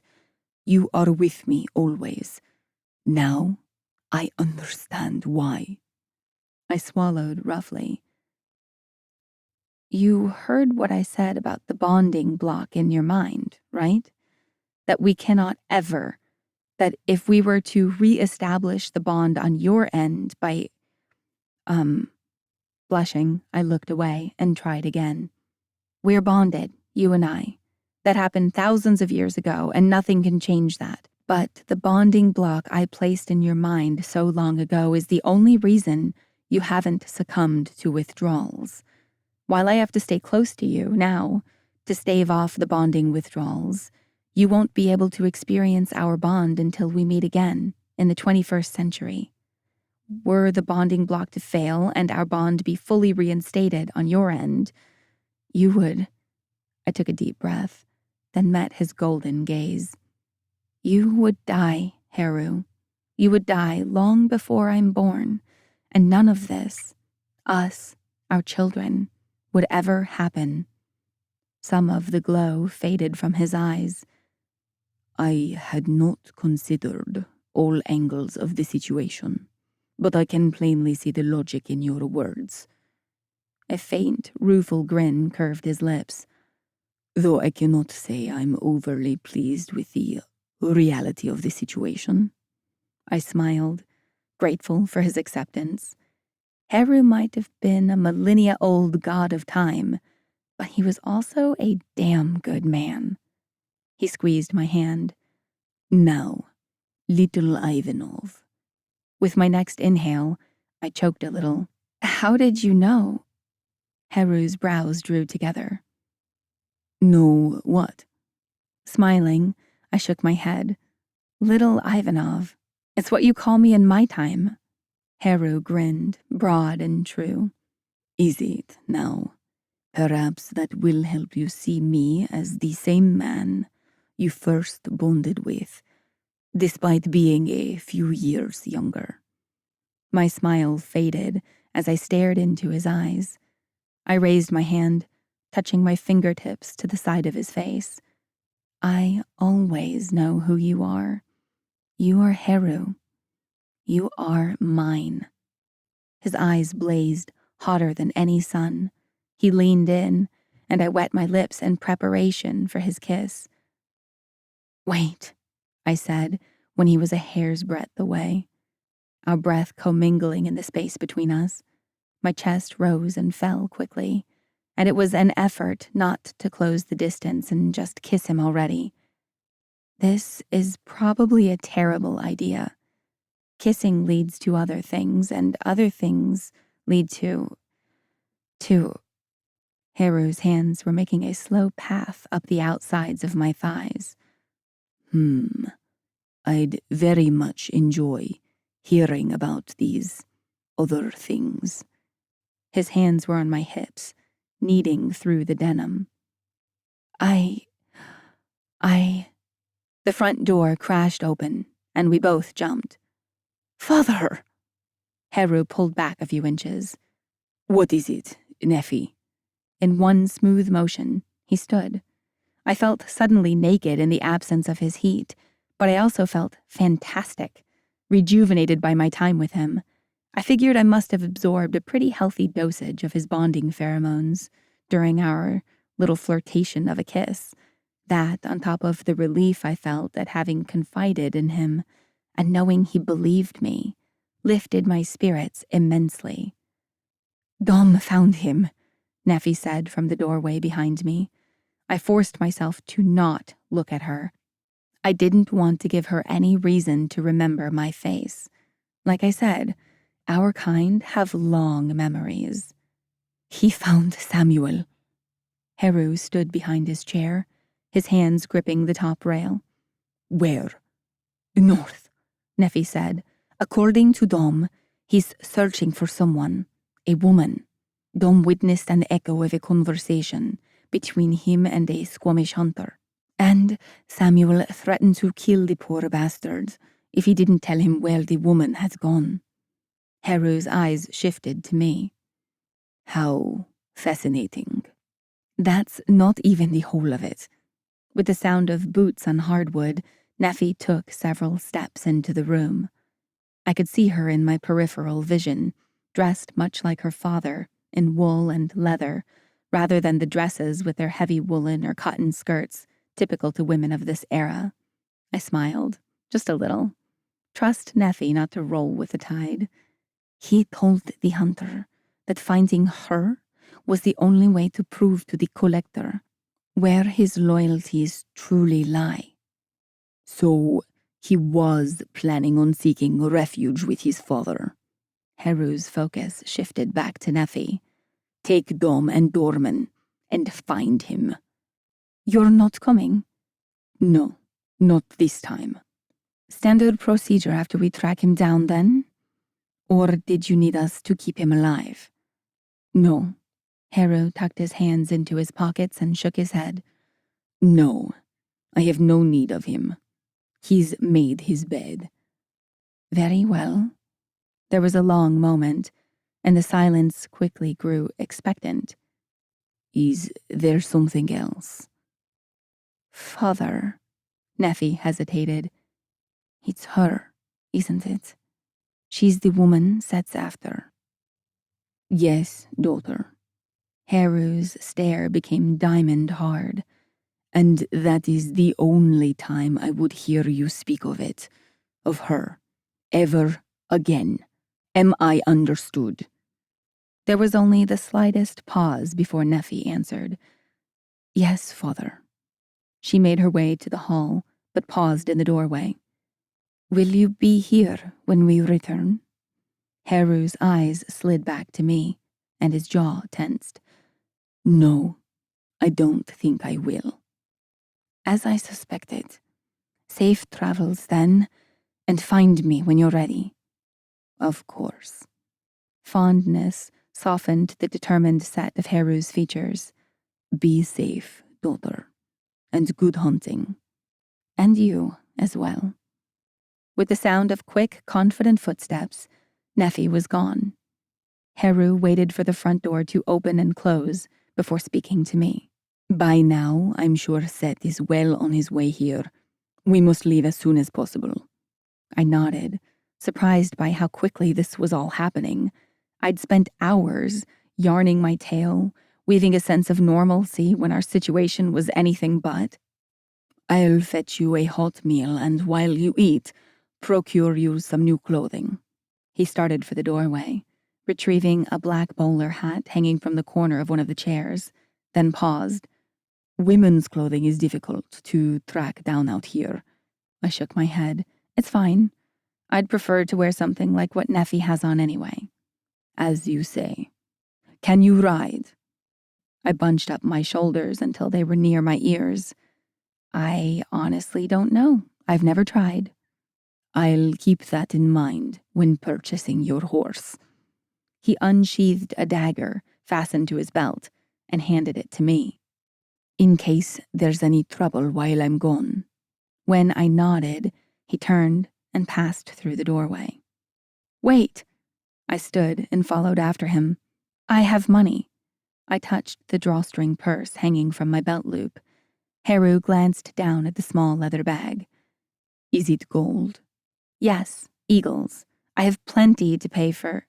He raised a hand, waving away my offer. "Hold on to your coin purse. Gold is valued in almost any time period and very may well save your life down the road. But trust me, Alexandra, I have more than enough to fund our flight. Save your money for a time when it is a necessity, not merely a convenience." "All right." I lowered my hand. "That's settled then. Remain here. I'll return shortly." And then he passed through the front door and was gone.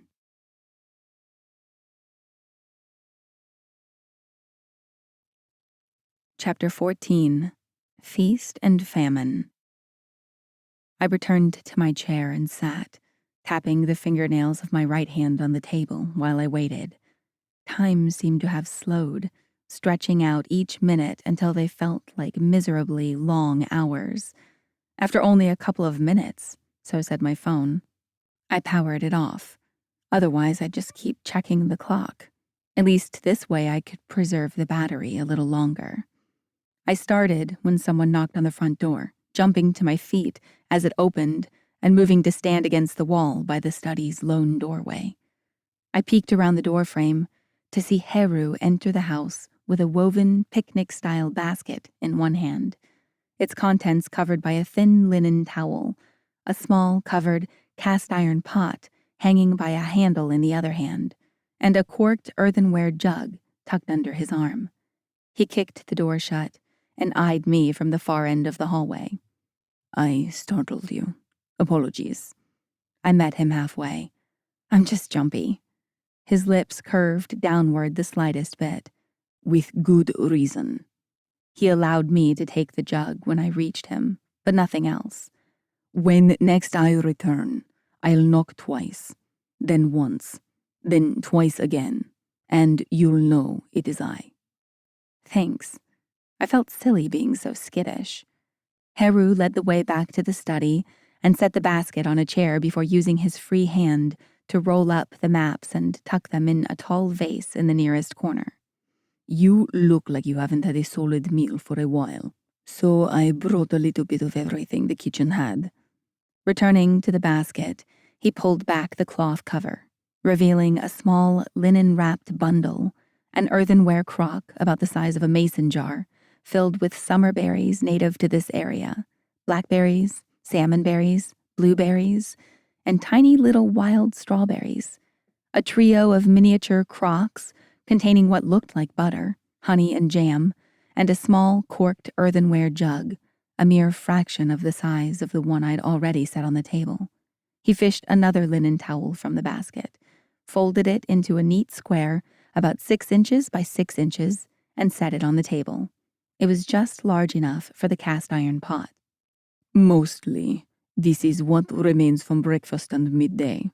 We were lucky they'd yet to feed the pigs." Heru set his hat on the corner of the nearest chair and ran his fingers through his sleek black hair, combing it back from his face. It was so long and shiny and silky looking, the definition of touchable. His eyes narrowed infinitesimally. "What?" I blinked. What? "You are staring at my hair." Heat burned in my neck and cheeks. I'd been imagining what it would feel like to run my fingers through those silky black strands while he kissed my neck, along my collarbones, and made his way lower. I dropped my gaze to the floor and cleared my throat. I've only ever known you with short hair. Truly. He touched the ends of his hair where it brushed one shoulder. It feels as though I haven't worn my hair shorter than this for ages. He laughed through his nose.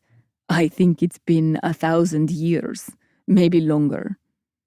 I could see how shaving it every couple days would be a hassle back in, well, now. A hassle indeed. He returned to unloading the basket, setting the linen-wrapped bundle on the table and following up with the tiny jars of condiments. The biscuits are cold, but not yet stale. If they're too hard, just soak them in the stew, and they'll soften right up. There's also berries and cream, he said, unloading the crock and small jug. And, of course, water. He uncorked the larger jug, then folded up the linen towel that had lined the basket and placed it on the lid of the cast-iron pot. Be careful with this. It's hot. I ogled the feast spread out before me. Thank you. This looks wonderful. The land is abundant in these parts, so untouched. Sadness cast a shadow over his eyes. Were that this place could stay this way forever. You really love it here, don't you? Heru met my eyes, then looked away, gazing through the nearest window. I have called many places home, but few have actually felt like it. Here, I feel a sense of belonging I thought lost with Oasis. I turned away from him and busied myself by moving things around the table in a fairly random fashion. I'm sorry about that. What happened? What I did? I bowed my head.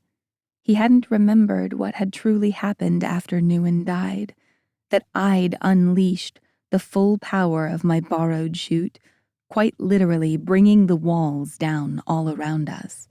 But he knew now, because I'd told him. It was our people's home, and because of me, they've been cast out for thousands of years. My only consolation was that I hadn't killed everyone at the oasis in the process of destroying their home. Perhaps we will return one day. Heru rested his hands on my shoulders, and I leaned back against his body, forgetting, just for a moment, that we were in the past, that he wasn't Marcus, that he wouldn't be Marcus for another 150 years, and yet he would always be the man I loved, the man I'd bound my soul to. Heru's arms wrapped around me, crossing over my chest. I feel as though I've held you this way 1,000 times, and as though this is the first time I've ever held you before. What are you, to be able to make me feel such things? He'd asked me something very similar once, when walking me home through the snow on our first date. I smiled at the memory and whispered, "Yours." My stomach rumbled, and I choked on a laugh. "And also, I'm starving." "Of course." Heru's arms slid off me. "I apologize for keeping you from your meal." He was gone from the room in an instant. I followed him back down the hallway. He didn't leave through the front door, but turned left at the foot of the staircase and entered the dining room beyond. "What are you doing?" I asked. "Gathering what you'll need to sate your rabid appetite."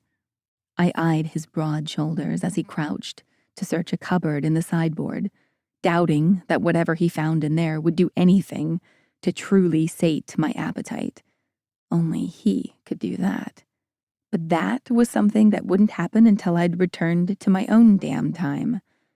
Damn it. I'd played this game before. It was no fun, and guaranteed misery and bad tempers all around.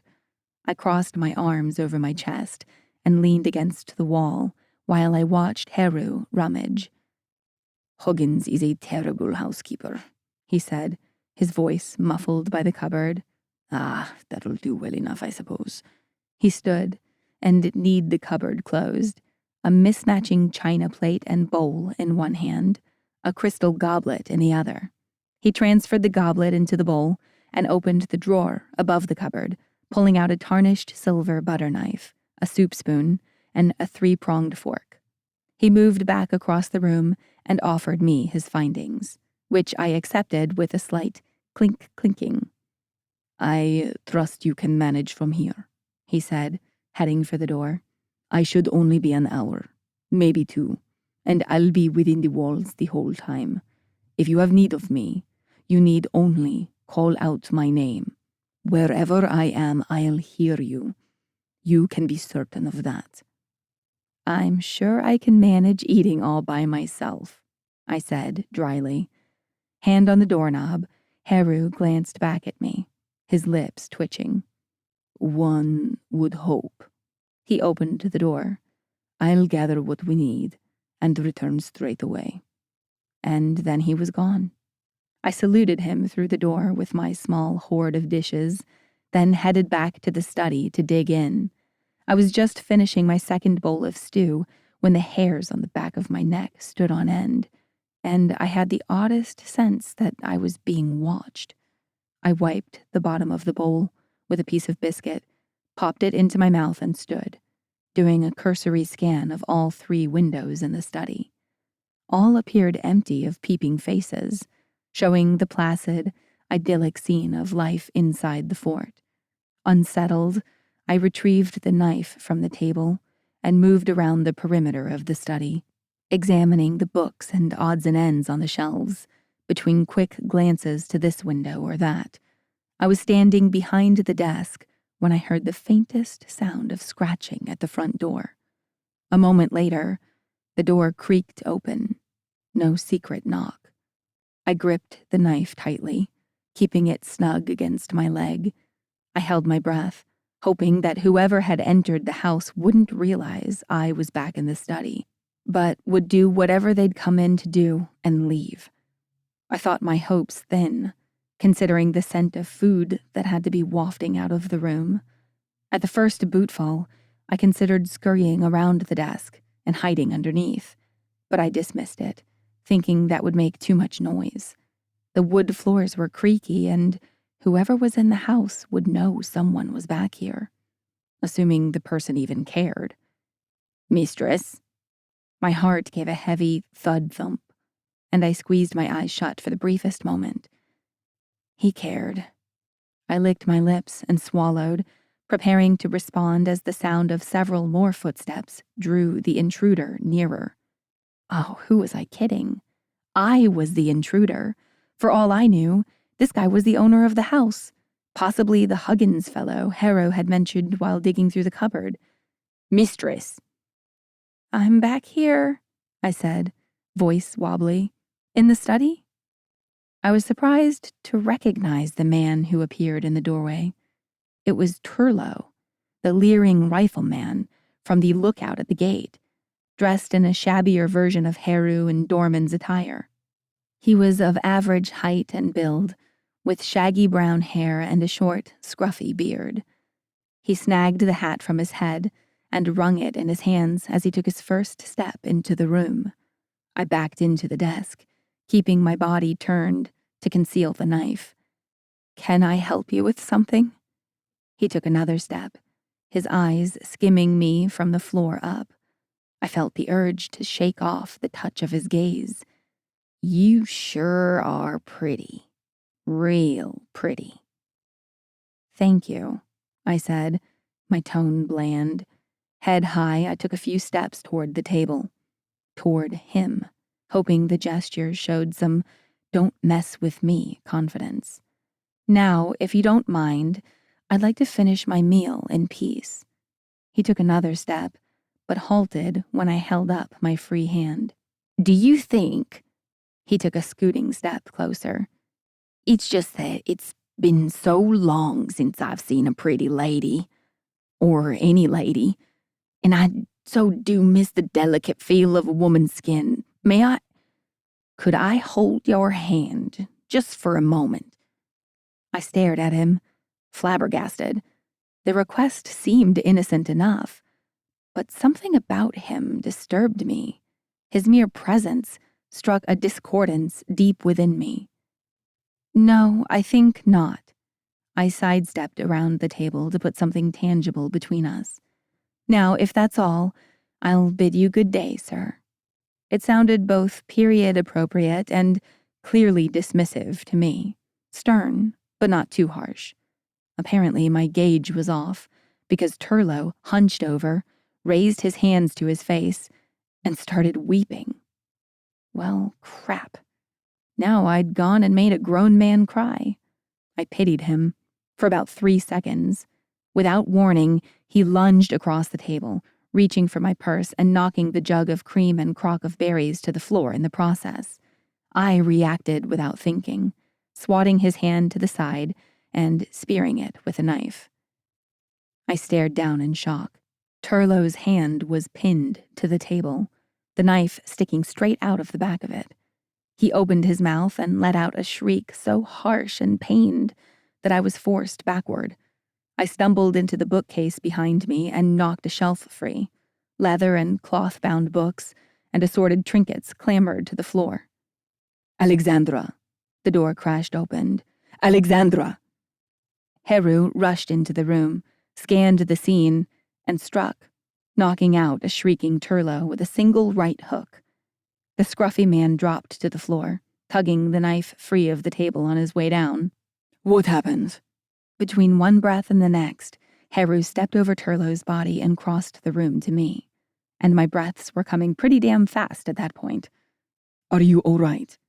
His hands were on my face, my neck, his eyes scanning all of me that he could see, and leaving behind none of that icky, slithery feeling. Did he hurt you? I shook my head, my eyes locked on the unconscious man just a few feet away. He tried to rob me. Perhaps he noticed your purse when you first entered the fort. I nodded dumbly. It will stand out less once you're outfitted in your new attire. Once again, I nodded. Alexandra. Heru gave my shoulders a gentle shake. You are quite pale. Are you truly all right? I tore my eyes away from the bloody knife, protruding from Turlo's hand. Yes, I'm fine. I'll be fine. I pressed my hands against my suddenly churning stomach. The twins hadn't liked that little bit of excitement one bit. I just need a moment away from... I waved one hand at the man on the floor. This. Yes, of course. With one hand gripping my elbow, the other wrapped around my shoulders, Heru guided me down the hallway to the sitting room, opposite the dining room. He led me to an upholstered armchair and, with a hand on my shoulder, enticed me to sit. Give me just a moment to handle Turlo, then we'll be on our way. I have all we need, save for your mount. Can't we just ride Isis together? I asked, nervous about attempting to command such a large creature. We could, but it would slow us down. More so, I think, than will your limited equestrian proficiency. His eyes crinkled at the corners. You strike me as a quick learner. I shrugged, unsure of anything at the moment. Heru crouched before me. Fear not, little Ivanov. I will be by your side. He looked into my eyes, the black-rimmed gold of his irises shining with promise. So long as you are here with me, I will not let you fall. My throat constricted and my eyes stung. All you must do is trust in me. Nausea forgotten, I nodded once. Always.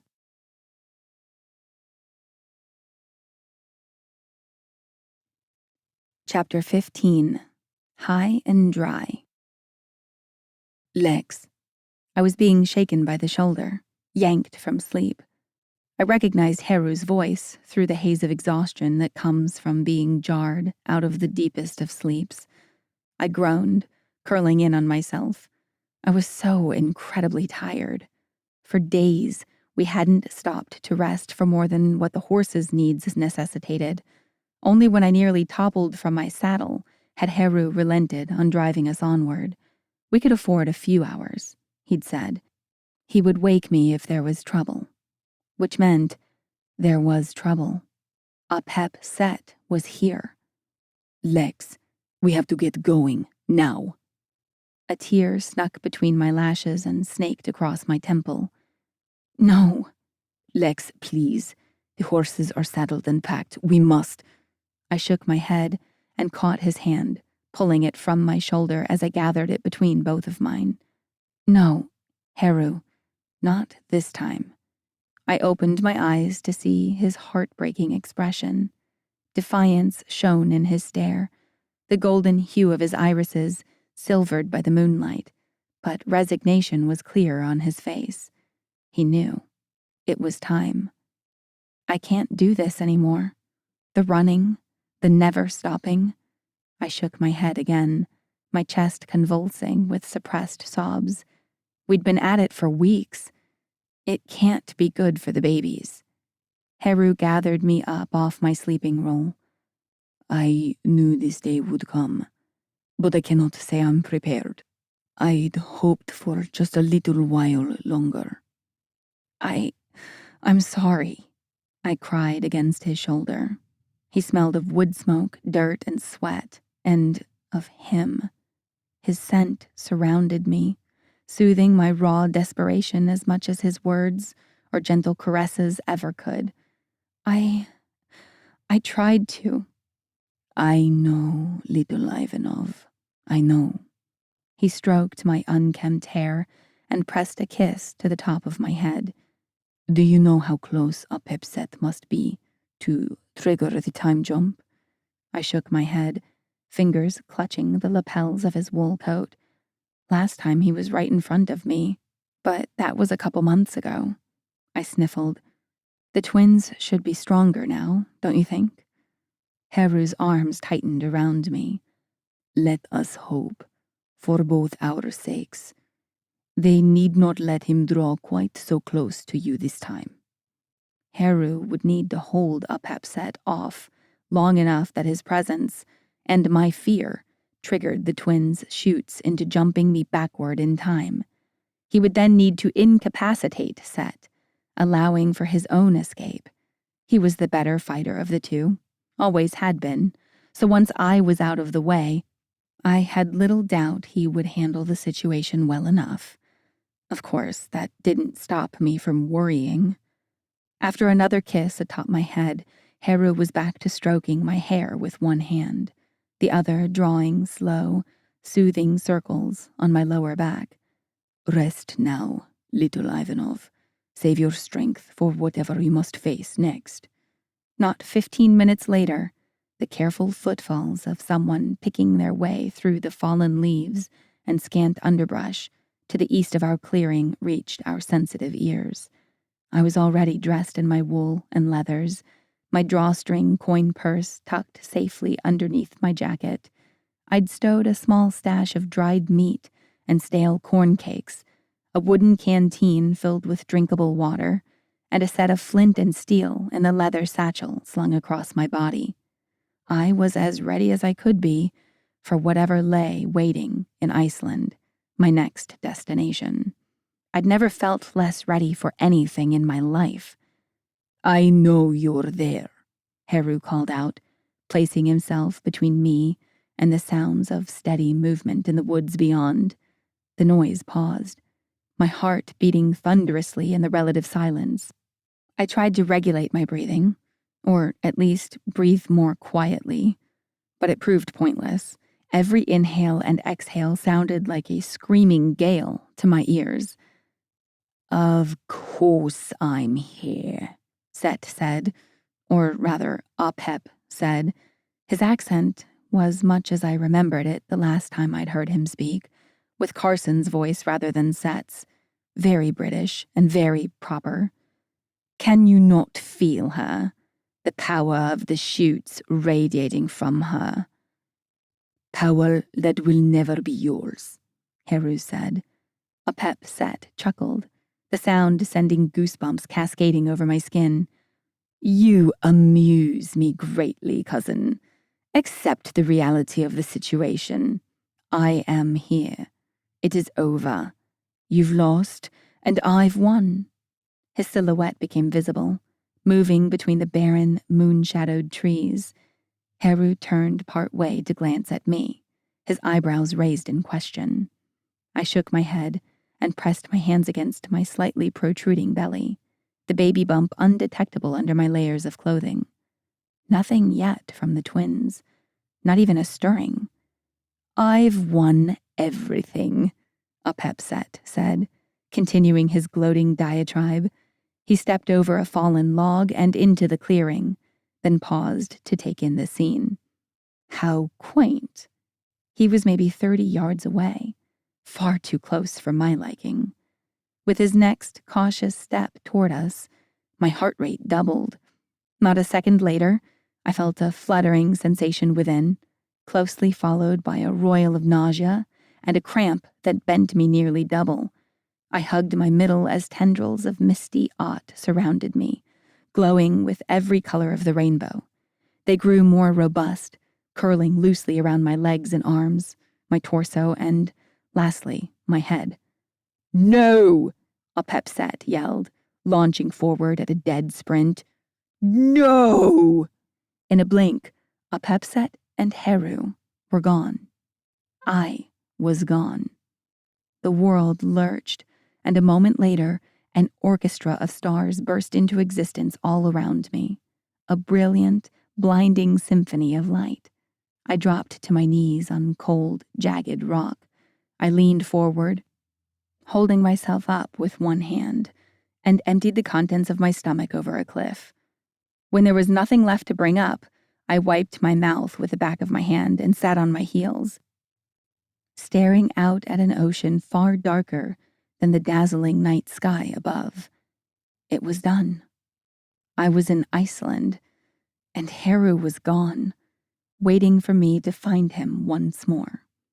Surrounded by the cold solace of the infinite universe spreading out above the sea, I buried my face in my hands, hunched in on myself, and let myself cry. Zero shame. I'd earned this, damn it, because I was exhausted, and now I would get to do it all over again. I see her. There. I barely heard the words, spoken in the original tongue.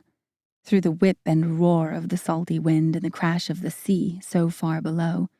Hurry, Nick, we do not have much time. Oh, Lex. Aset's voice was gentle as her son scooped me up like a small child, trembling from bad dreams. My reality had become the stuff of bad dreams. I bounced a little as Nick carried me away from the cliffside, but I didn't mind. His heat seeped in through my leathers, and I soaked up the warmth. Moments later, I was tucked into a cocoon of furs and thick woolen blankets, thawing my icy fingers over a crackling fire while Aset fussed around me, pinching me here, prodding me there. They'd set up a small camp in a barren dell, not far from the seaside cliffs. You have not been receiving adequate sustenance, Aset said, her tone clearly disapproving. She spoke to me in the original tongue, as our respective accents and versions of English were different enough to make communication in that language difficult. Mother, you are wasting time. Ah, too true, my son. Aset extended her arm behind her to where Nick was crouched by the fire, feeding a few small pieces of wood into the flames. Hand me a horn of broth, then start packing. We must leave this place, soon. Where are we going? I asked between chattering teeth. And where exactly are we now? And when? Oh, dear Lex. Aset handed me a large horn cup filled with a steaming broth, the rich herbaceous scent making my mouth water. We are in Iceland, the Lauterberg Cliffs, and it is March of the year 1624. She brushed a grimy chunk of hair out of my eyes. Unfortunately, Nick and I must be leaving you soon, for we dare not test the reach of the twins' memory-blocking power. I shook my head, my eyes opened wide. I must have heard her wrong. They couldn't be leaving me alone here. Not yet. Haru. I have to find Haru. No, dear Lex. Aset's warm amber eyes glowed with sympathy in the firelight. You will not be in this time for much longer anyway. Certainly not long enough to reach my brother. She took a deep breath. Something went, well, not wrong exactly, but your last temporal jump fell a bit short of Haru's location. Perhaps the twins overreached. She shrugged. There is no way to know. Only that this is where we were meant to meet you, according to this. She held up her wrist with the odd bracelet. It is what is, Nick said, his eyes rainbow moonstones in the firelight. Ra had taken over. I stared at them, not blinking and far from understanding. What are you saying? Haru is not here on this distant isle. Aset smiled, like doing so might help me process her meaning. It didn't. So you must see now that you cannot remain in this time for much longer. Heart thudding in my chest and breaths coming faster, I alternated between looking at Aset and looking at Raw Nick, hoping something in their compassionate expressions would explain exactly how I was supposed to get myself out of this tangle, because this was one hell of a whoopsie. I swallowed roughly. The broth that had smelled so appetizing only moments before now turned my stomach. And Apep? They exchanged a veiled glance. He must be on his way here now. I studied their faces, not understanding their hesitancy to respond. That is why you have to get going, right? No, Lex. Aset's features filled with pity, and something that looked an awful lot like wariness. Apep may have sensed the presence of the shoots you carry, and it is likely that he is already heading this way, but he will not reach this place for weeks. The meaning of her words was lost on me. Apep is currently in Paris, Rawnek said, because your brief presence in this time has created a barely perceptible time anomaly in the Aut. He has no way to prepare for your arrival by making a preemptive voyage here. Unfortunately, this time, you are on your own. Then, I looked at Aset, searching her gentle amber eyes.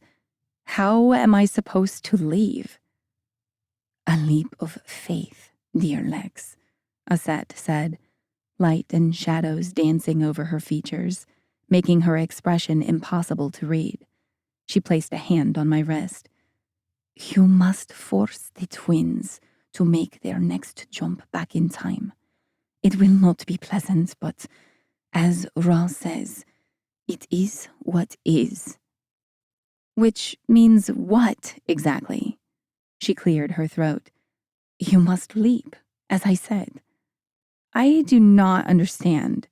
Off the cliff. I stared at her, not blinking, not speaking. I was barely even breathing. You must give us some time to make our departure. We will leave you the broth and the fire and the furs to keep you warm while you pass the time. It should not be so bad. Nick and I have already seen you in your next destination, so rest assured that you will survive this. You want me to jump off the cliff? Yes. I pointed up the hill. That cliff? The one with the jagged rocks and crashing waves at the bottom? Yes. I pressed my lips together. A million things to say, but momentarily struck dumb. But you will want to change into this first, Aset said, handing me a leather-wrapped bundle about the size of a pie box. She placed it on the ground between us. Within, You will find a shift and a gown suitable for your next destination. The gown is simple but well made and will allow you to blend in." She laughed softly, but it sounded forced. "You would certainly stand out in your current attire." And then I jump off the cliff. "Yes, Lex, you change and then you jump off the cliff." "I see." I turned to the side as my stomach heaved, but thankfully nothing came up. I'd already lost it all over the edge of the cliff. The damned cliff. I stood on the edge of the precipice, alone. The stars' bright glow dimming as the edge of the horizon grayed, a harbinger of the approaching morning. My midnight woolen skirt flapped around my legs. The stone beneath my feet felt like ice, numbing me from the ground up. My hair whipped in every direction, dark ribbons with a mind of their own. I couldn't do it. Far below, the ocean waves taunted me, crashing against the cliffs relentlessly. They would withdraw, revealing the poorly concealed rocks jutting up from the ocean floor, only to surge forward once more, a writhing behemoth waiting to consume my broken body. I couldn't jump. My heart was in my throat, and my lungs were filled with panic instead of air. My pulse whooshed in my ears, accompanying the mocking waves so far below. I couldn't do it this way. Looking over the edge, taking a single step, falling. I turned away from the cliff and marched back several yards. Bowing my head, I curled my fingers into fists and took a deep breath. Then another. With a howl, a roar, I spun around and ran straight for the cliff's edge and leapt.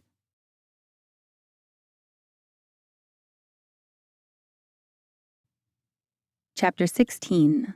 Boredom and Surprise. Well, I jumped off a cliff and didn't die. So that's good. In spite of Aset's assurances that I would arrive safely at my next destination, as I hurtled toward the crashing waves and jagged rocks at the bottom of the cliff, I was convinced I was done for. I may have even had a small heart attack. But I didn't die. I emerged from the miasma of swirling Ott in the middle of a rolling field of tall golden grass. It was such a serene, pastoral scene. Lovely squat trees lining the field in small clumps, and a clear blue sky overhead, the sun shining and cheerful, that I gave in to the weakness in my knees and collapsed to the ground. I rolled onto my back, splaying my arms out to either side, and allowed myself a moment to simply breathe. A few perfect, puffy white clouds hung overhead, floating lazily across the sky. Beneath me, the earth was dry and warm from soaking up the sunshine, and as my heartbeat slowed and the adrenaline left my system, my cozy earthen cradle lulled my overtaxed mind and body into a peaceful daze. I closed my eyes, basking in the sun's gentle caress and listening to the soft shush, shush of the swaying grass and the friendly, chirping songs of the birds perched in the trees nearby. For seconds, minutes, or hours, it all felt the same to me. I drifted in that lazy half-sleep. Non ti mouvois. Though I didn't understand the words, I recognized the voice. Heru. My eyes popped open, and I started to sit up. I halted abruptly when the tip of a sword pierced my skin just below my collarbone. But my eyes continued their journey upward, seeking out Heru's face. He was little more than a dark silhouette, but the sight of him still elicited a gut reaction from me, and the corners of my mouth lifted. His hair wasn't quite as long as it had been in the 19th century, or would be, but it still reached past his chin and swayed gracefully when he moved. He wore clothing that gave little indication to the time period: leather trousers, a loose-fitting white linen shirt, and a structured leather coat that appeared almost armor-like, despite hanging open.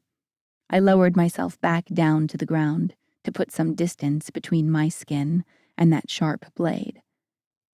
You cannot possibly know how glad I am to see you, I told him in the original tongue, wagering it was our only common language in this time. He tilted his head to the side and stared down at me. The point of his blade didn't move closer to me, but he didn't pull it away either. Have we met before? He asked, also speaking in the original tongue. I studied his shadowed features for a moment, then settled on a more cautious route than full disclosure. Perhaps we have met, and you have forgotten me. His gaze traced the lines and contours of my face, then continued onward down the length of my body until he reached my bare feet. Not likely. His focus returned to my face. Had we met previously, I would most certainly remember a woman such as yourself. A blush crept up my neck and heated my cheeks. I shook my head. Not if I made you forget, I said, testing the waters. How much could I tell this Heru without scaring him off? I couldn't rely on using photos from my phone as proof this time. The battery had died weeks ago, even though I'd rarely turned it on. Heru's eyebrows rose. You claim to have such power over the memories of others. Perhaps. I looked from him to the point of his sword and back. And might this power be connected to your ability to appear out of thin air? My eyes widened. I hadn't realized he'd seen my arrival. Yes, the two are connected. Curious. Finally, Heru withdrew his sword and sheathed it in the scabbard hanging at his hip, though his attention never left my face. I will take you to my home, and you will explain how such things are possible. He offered me his hand, and I reached out, letting him pull me up to my feet. His skin burned against my frozen fingers, and I found myself reluctant to release his hand. Heru released mine and touched the back of his fingers to my arm, then to the side of my neck. You are nearly frozen. How can that be? Before I appeared here, I was somewhere quite cold. He glanced up at the clear, sunny sky, then looked at me, slowly shaking his head. I find myself quite eager to hear your tale, Mistress Nejoret. You are quite the intriguing one. So, you believe me? I cannot explain how you came to be here, and I am not willing to discard that which I have witnessed with my own two eyes, simply because your sudden appearance defies all logical explanation. Heru turned and started across the field. Come. I stared after him for a moment, then followed, jogging to catch up. The earth was soft beneath my bare feet, a stray twig or stone poking me only a few times.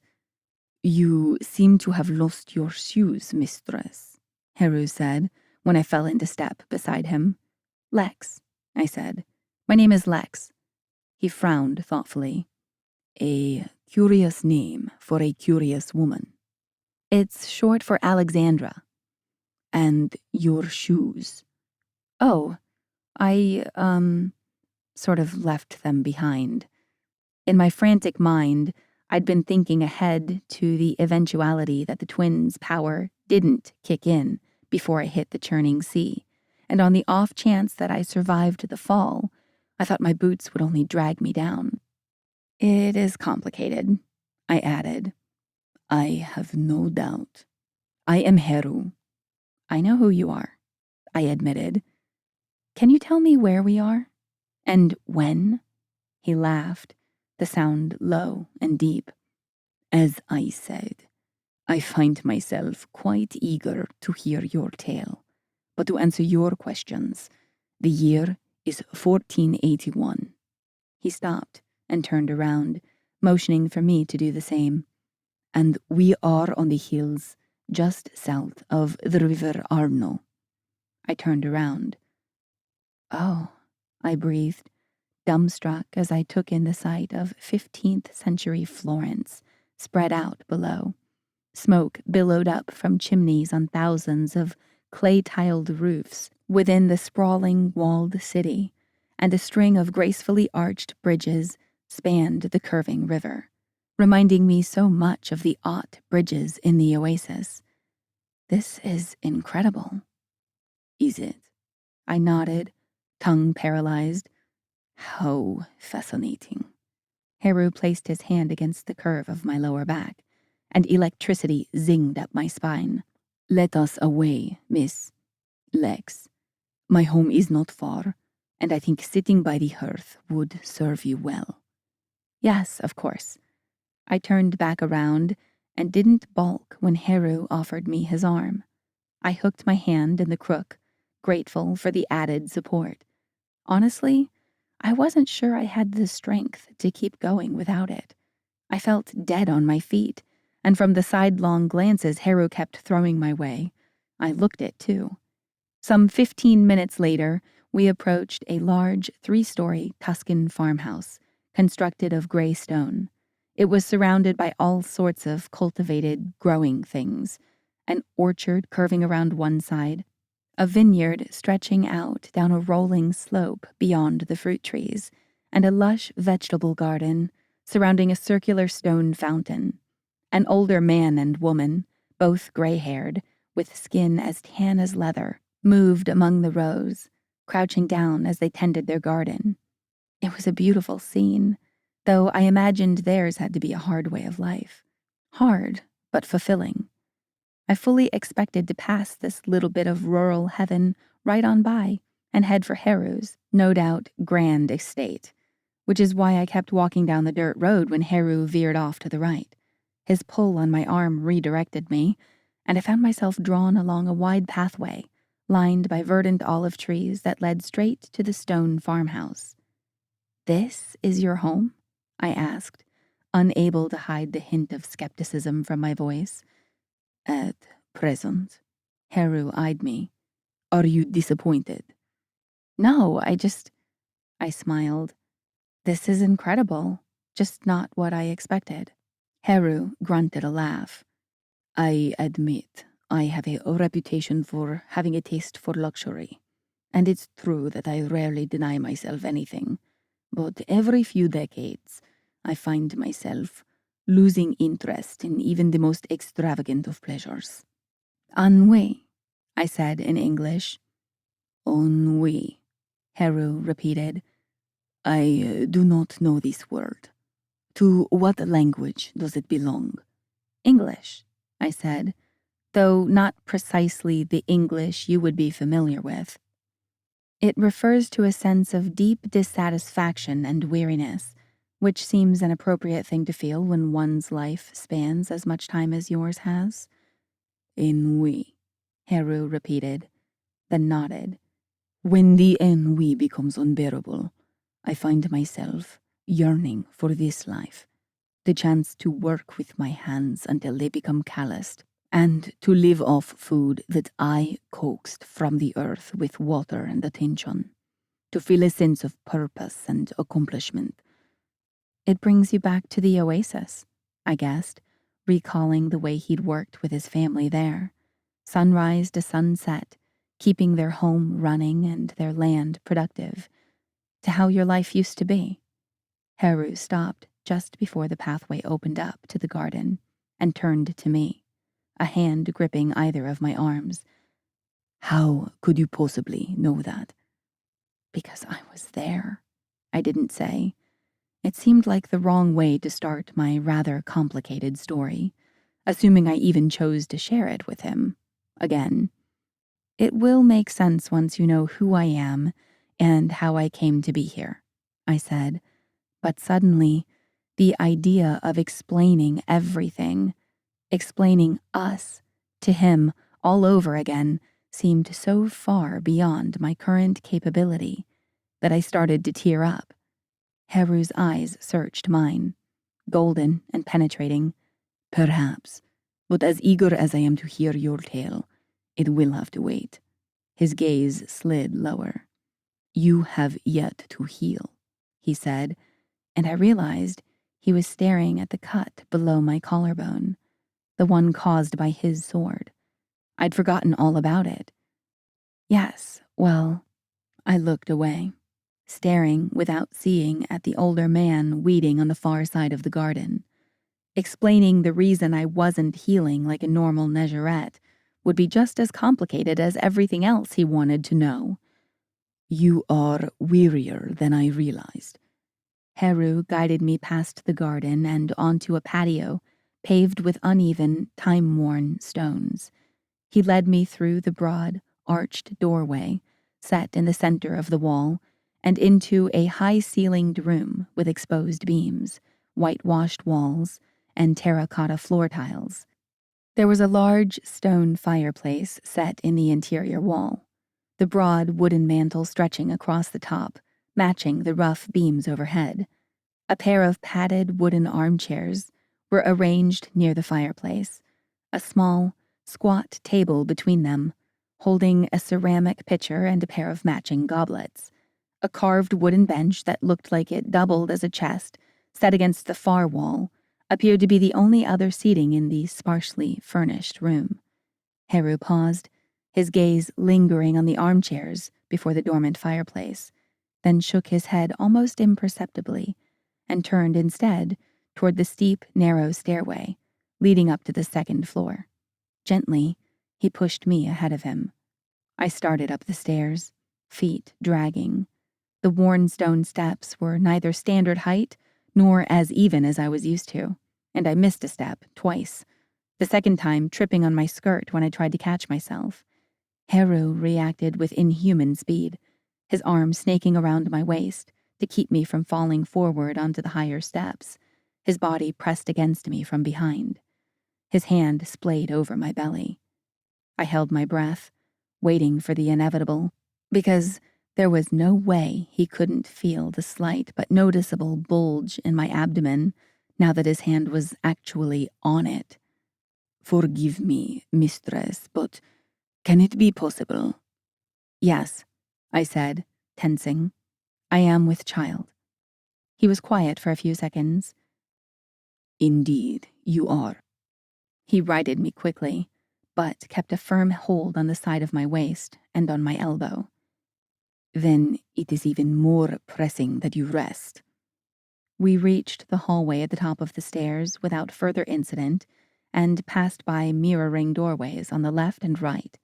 A second doorway on the right revealed another, narrower staircase. Heru stopped before the opening. Apologies, but the other rooms are occupied by my daughter and her family, and I feel most comfortable housing you in my own personal quarters. I could carry you up if you prefer it. No, I can make it. It was slow going, but I made it up those damn stairs, and when I crested the top, my knee gave out. Heru caught me before I hit the floor and picked me up easily with an arm under my knees and one behind my shoulders. Almost there, he whispered. He laid me in a bed, his bed. I realized in the sluggish recesses of my mind, and while I fought that final, losing battle with exhaustion, I thought I felt his fingertips trailing over my forehead and across my cheekbone, brushing hair from my face. Whether or not it was a trick of my tired mind, his gentle touch was one hell of a nice send-off into the land of dreams. And that is when you found me, I said, rubbing the tender skin around the cut under my collarbone absent-mindedly.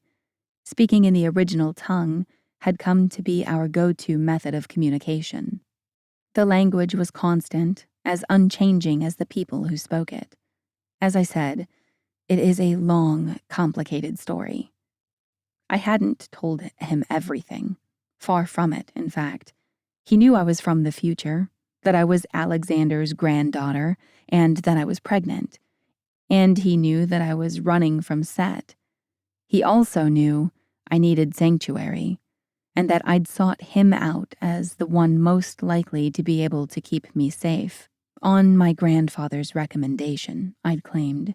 He didn't know about us, or that the twins were his, let alone that they were fated to restore balance to the universe, thus saving us all from the unrelenting chaos Apep yearned for so desperately.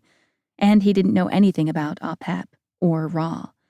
I supposed he saw me as something new, possibly something precious, hope for our kind, that we might one day be a viable species able to reproduce without relying on interbreeding with humans. Perhaps I would tell him about us in time, once I knew it wouldn't lead him to throwing me out or running away from fear of bonding with me.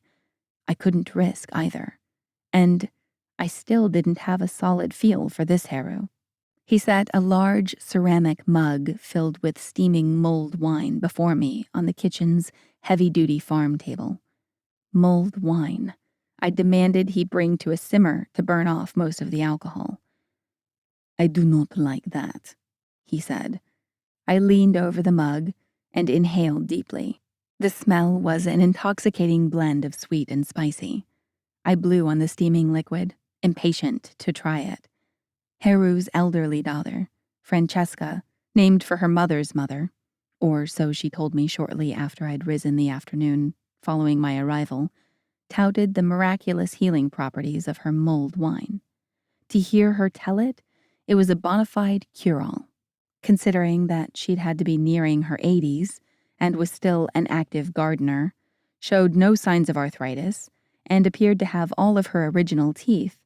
I was forced to give her thinking some merit. "You do not like what, Heru?" I leaned back in my wooden chair, resigned to wait for the wine to cool. "That you nearly ran me through?"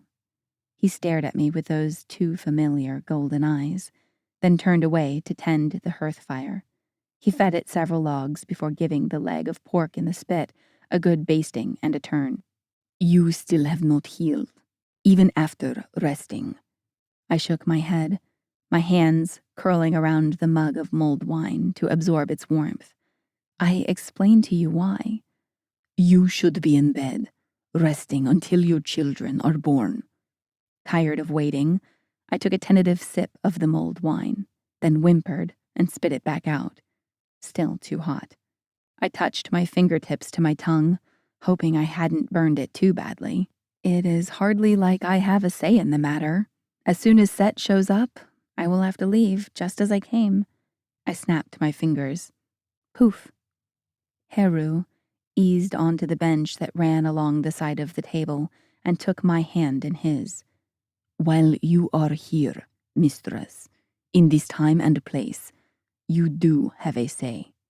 He raised one hand, but hesitated, his fingertips hovering millimeters from the side of my face. Though he didn't know about our bond, he still felt its pull, and he'd have to be blind and deaf not to sense my own attraction to him.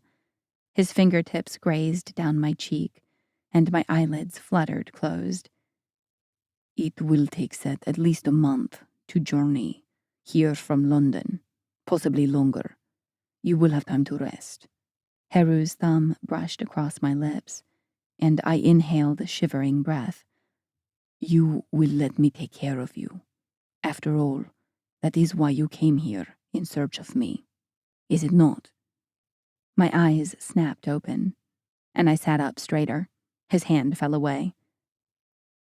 "I will do what is best for my children," I said. Nothing more and nothing less. Heru's nostrils flared, and his lips quirked, hinting at amusement. "You are quite spirited. I shall grant you that much." Eyes narrowed, I pulled my mug closer and leaned forward, once again basking in the mulled wine's spicy scent. "Have you anything else to wear?" I lifted the cup to my lips and took a sip, pleased to find the liquid didn't burn this time. Much. I took another sip, then shook my head. "I have money, though. Gold." I patted the hidden pocket in my skirts, eyes widening when I found it empty. No. The purse had been my lifeline, my backup plan in case Aset, Nick, and Heru were nowhere to be found. It's gone. I pushed back my chair and started to stand. I must have dropped it when I jumped from... "Calm yourself. Heru's fingers closed around my wrist, preventing me from standing all the way. I removed your purse when you were sleeping. You have it, I said, eyes unblinking. As I just said. I sank back into the chair. Well, you could have said something earlier.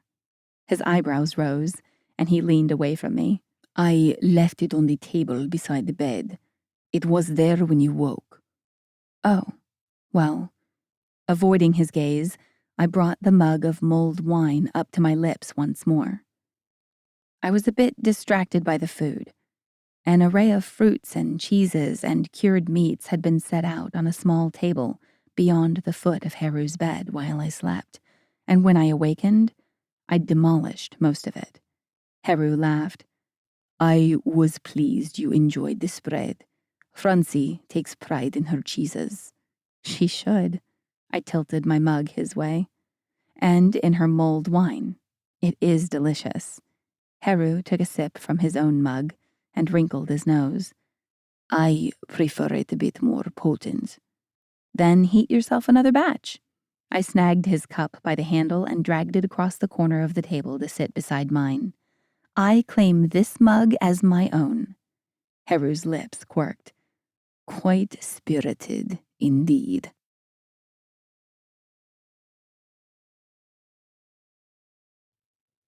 Chapter 17. Peace and Love. My time in 15th century Tuscany was idyllic. Days were spent exploring the rolling hills surrounding the farmhouse, or helping in the garden, when Heru deemed a task not overly strenuous. And during the evenings, Heru and I would sit around a long table under the covered patio behind the house, sharing stories and laughing over food and drink with Francesca, her husband Giovanni, their eldest son, and their daughter-in-law, and their 3 adolescent children. None questioned my presence. I was simply a visiting Negerette, an old friend of Heru's. This place, this life, it was paradise, except for one thing. Heru didn't know who I was. Not really. He came to care about me on his own, which made his affection all the sweeter for having nothing to do with our bond. I enjoyed where we were, how we were, and I'd fully intended to maintain the status quo. I truly had. But things got out of hand. Words were exchanged, and one thing led to another. I sat on the edge of the garden fountain, the scent of the herbs in the garden plot behind me, fragrant as the heat from the sun-soaked earth rose to greet the stars. I wore only my long linen shift, as I'd grown comfortable doing in the quiet evening hours, after the rest of the family had retired, and I luxuriated in the freedom of movement it afforded. I hadn't been made for fussy gowns. I found all the buttons and ties and frills cumbersome, and more so, I felt immensely grateful, and pretty damn lucky that I'd managed to skip over the periods where corsets were en vogue. Tracing the outline of the full moon reflected on the water's surface, I thought back on my afternoon with Heru. We'd taken a leisurely stroll to the hilltop to the north, where I'd first arrived, and had flattened some of the tall golden grass under a heavy wool blanket for a midday picnic. The view was unbeatable: early Renaissance Florence, buzzing and humming and puffing smoke, a thriving organism on the cusp of a new century, practically bursting with the promise of greatness. These were the days of Leonardo and Michelangelo and Botticelli, of the Medicus and Machiavelli, of the curiosity and creativity that lay at the heart of one of the greatest cultural, intellectual, and philosophical revolutions in Western history. Do you know Da Vinci? I asked Heru, while I loaded a slice of bland Tuscan bread with a hearty layer of tangy, coarse-ground mustard, a piece of prosciutto, and a thick slice of hard, nutty cheese, all made under Francesca's artful direction, of course. Leo, we are acquainted. Heru munched on pickled vegetables, his avoidance of my gaze teasing. I slapped his arm, even as I took a healthy bite of my open-faced sandwich. Well? The corner of Heru's mouth quirked. I take it that Leonardo di Ser Piero da Vinci is still something of a notable figure in the future. I nodded while I chewed, then raised my hand to cover my mouth. He is fascinating to many, and has become an obsession for some. Books, movies, TV shows. You have once again reverted to speaking gibberish, mistress. I sighed, popped the rest of my bread-meat-cheese combo into my mouth, and shrugged. It was how so many of our conversations ended, derailed by something either Heru or I mentioned that was utterly unfamiliar to the other. With another, very contented sigh, I eased back on the blanket and used my arm for a pillow, resting my other hand on my belly. Even the yards of fabric that I begrudgingly wore each day did little to hide the bump now. I was well into my second trimester, and it showed. I could even feel the twins moving around every so often. I want to stay here, I said, on this hillside, in this moment, forever. You could. I gazed up at Heru, finding his handsome features arranged in a careful, guarded expression. I could not. I smiled sadly and reached up to stroke the side of his face. No matter how much I might like to stay here with you, Heru, I cannot. He stared off at the distant reaches of the city beyond. I would love you for all eternity, if only you would let me. Heru. I let my hand fall away, returning to my belly and the twin souls within, the entire reason I was even here to begin with. They mattered more than anything else in the world, certainly more than this temporary slice of bliss. However reluctant I was to let it go, I closed my eyes, and tears snuck free, gliding over my temples. Of course, you must return to the father of your children, Heru said, his voice devoid of emotion. He is a lucky man. He is you, I said before I could stop myself. My eyes popped open, and I looked at him, horrified that I'd let the truth slip out. Much to my surprise, the corners of Heru's mouth ticked upward, and his lips curved into a very self-satisfied smile. I stared at him, blindsided by his reaction. I worked it out weeks ago, he confessed, still staring off at Florence. It was the only plausible explanation. We had bonded in the future, and once your time became unsafe, you fled to another, safer time, where you would be free to feed the bond while our children grew within you. I shook my head, ever so slowly. Why did you not say anything? Heru was quiet for a long moment, until finally he looked at me. I suppose I was afraid you would confirm what I already knew to be true. He laughed to himself. It does not matter now. I know that you cannot stay with me, and I shall cherish you all the more while you are still here, dear Lex, for knowing you will leave me soon. He leaned over me, propped up on one elbow, and planted his other hand beside my head on the blanket. I shall not waste a single moment. As his face drew closer to mine, my breaths grew shallow, my heartbeats more urgent. I was desperate for him to kiss me. It had been so long since I'd felt the press of his lips against mine. We should not. My voice was breathy. It is unwise. Perhaps, but I think I may yet have a chance of convincing you to stay. Heru's mouth hovered over mine, and I licked my lips in anticipation of just one forbidden taste. Tell me you will stay, Lex. His lips brushed over mine, the faintest pressure, and he pulled back. I whimpered, following him up, but he rested his hand on the crook of my neck, holding me down with the gentlest force. His eyes burned with a thinning rim of golden fire. Lie to me. Yes, I breathed, paying his price willingly. I shall stay. Always.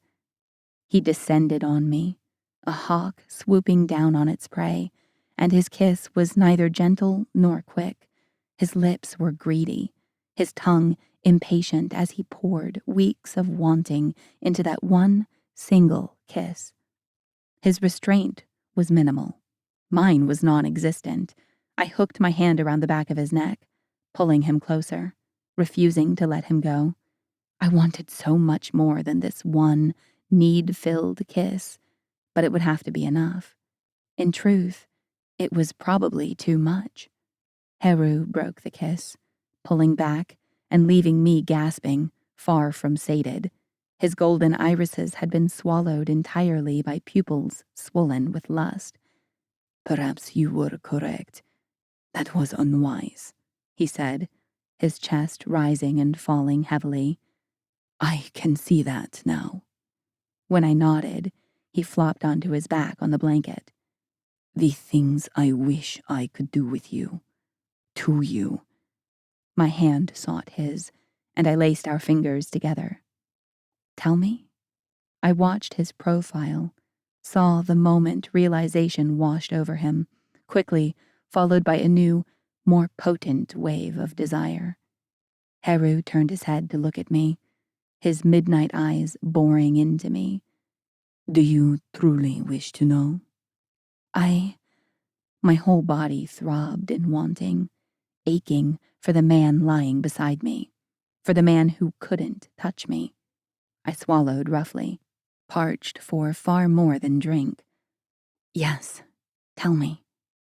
Well then, close your eyes, mistress, and I shall do as you command.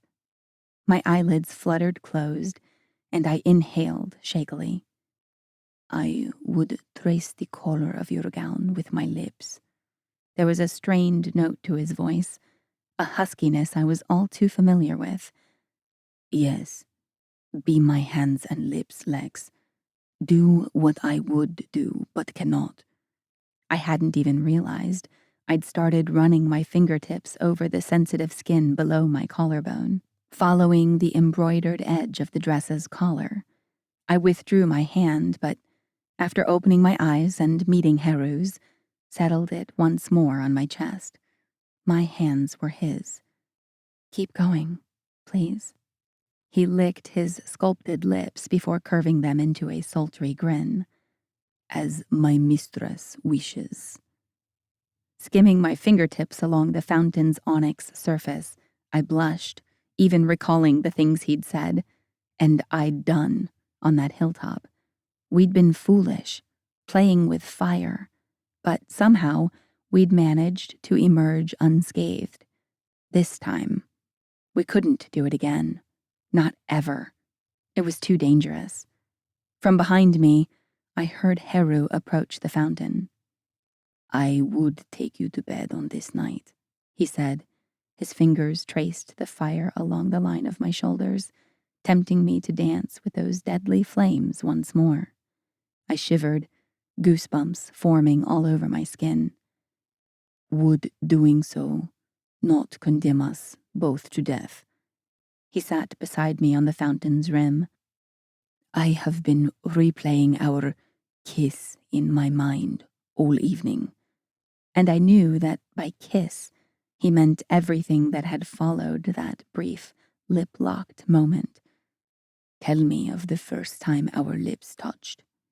I tore my gaze from the water's faintly rippled surface and looked at him, eyebrows drawn together in confusion. Your first time, he clarified. Oh. The few tendrils of hair that had escaped my loosely pinned bun caressed my back and shoulders. I always think of it as the time I uncloaked an echo of you in the yacht. It was when I first learned you were Net Gerat. I smiled fondly. But you claimed that one did not count, since it was only our bas, not our actual bodies. My smile faded as realization dawned. Going into the Aut together wouldn't have been a possibility in my native time because it was so unstable. But we weren't in my native time. The Aut here was pristine, only skewed due to my out-of-time presence. Haru.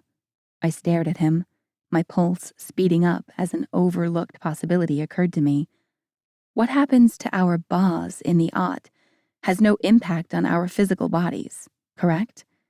His fingers closed around my wrist, his thumb tracing the pulse along the inside. His eyes were lowered, but the moment they met mine, I knew he was on the same page. Hell, from the looks of it, we were on the same damn word of the same damn line. Haru stood and held out a hand to me. "If it is not inconvenient, mistress, perhaps you would accompany me upstairs." I nodded, eyes wide and heart thundering. I placed my hand in his, and we raced up the 2 flights of stairs to his Spartan bedroom. I'd barely sat on the bed before Haru's Ba pulled mine into the Aut. We crashed into each other amidst an ocean of color. The vibrant swirls of the wenless, wearless Aut surrounded us, dulling in comparison to the torrent of emotion cresting between us. Haru tore at my imagined gown, and I treated his unreal clothing with equally vicious disregard. No time was wasted on build-up, on gentle kisses or teasing caresses. We'd had enough of that on the hilltop. My lips moved against his with crushing desperation, and he responded with equal, unrestrained ferocity. My arms wrapped around his neck as his hands gripped the backs of my thighs, hoisting me up. I wrapped my legs around his hips, hooking my feet together and pressing them into his backside to get closer to him. Haru broke our kiss only once, hissing in a breath when he first slid inside me. In that moment of stillness, in the timeless eternity, the controlled chaos of the Aut all around us, I felt utterly at peace. There was a deep sense of rightness in being joined with Haru, there, in the place where our bodies held no sway over what we were feeling, over who we were to each other. There, in the Aut, Haru and I were simply a man and a woman, no pheromones driving our need, no ancient prophecies pushing us together. We were Haru and Lex, 2 people who cared for each other beyond words, just 2 people loving each other.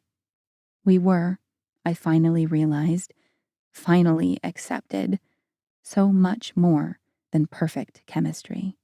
I smiled just a little and was pleased by the answering warmth in Haru's tiger eyes.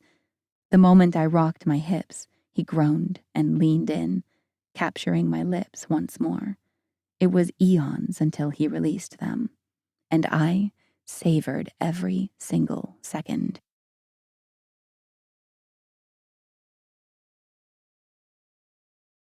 Chapter 18. Far and Away. I woke the next morning feeling more unsatisfied than ever. Damn it. I rolled onto my back, legs tangled in the skirt of my shift, and reached out for Haru. I felt nothing but soft linen sheets and hard mattress. My eyes popped open, and I turned onto my side, propping myself up on my elbow. As I scanned around the bedroom, disappointment settled in my stomach. I was alone. Haru's sword belt and scabbard weren't hanging from the corner of the wardrobe, meaning he'd left the farm, and the jug and tray of bread, cheese, and fruit on the table told me he'd expected me to wake before he returned. Flopping onto my back, I stared up at the exposed beams and white plaster ceiling. I felt Haru's abandoned side of the bed once more, trying to gauge how long he'd been gone based on the residual warmth, or lack thereof. Long enough that the bed was cold. I huffed out a breath and rolled to my other side to sit up, and realized I was about to pee my hypothetical pants.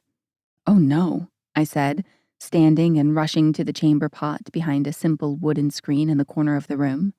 "A little warning before you smoosh my bladder would be nice, guys," I muttered to the twins.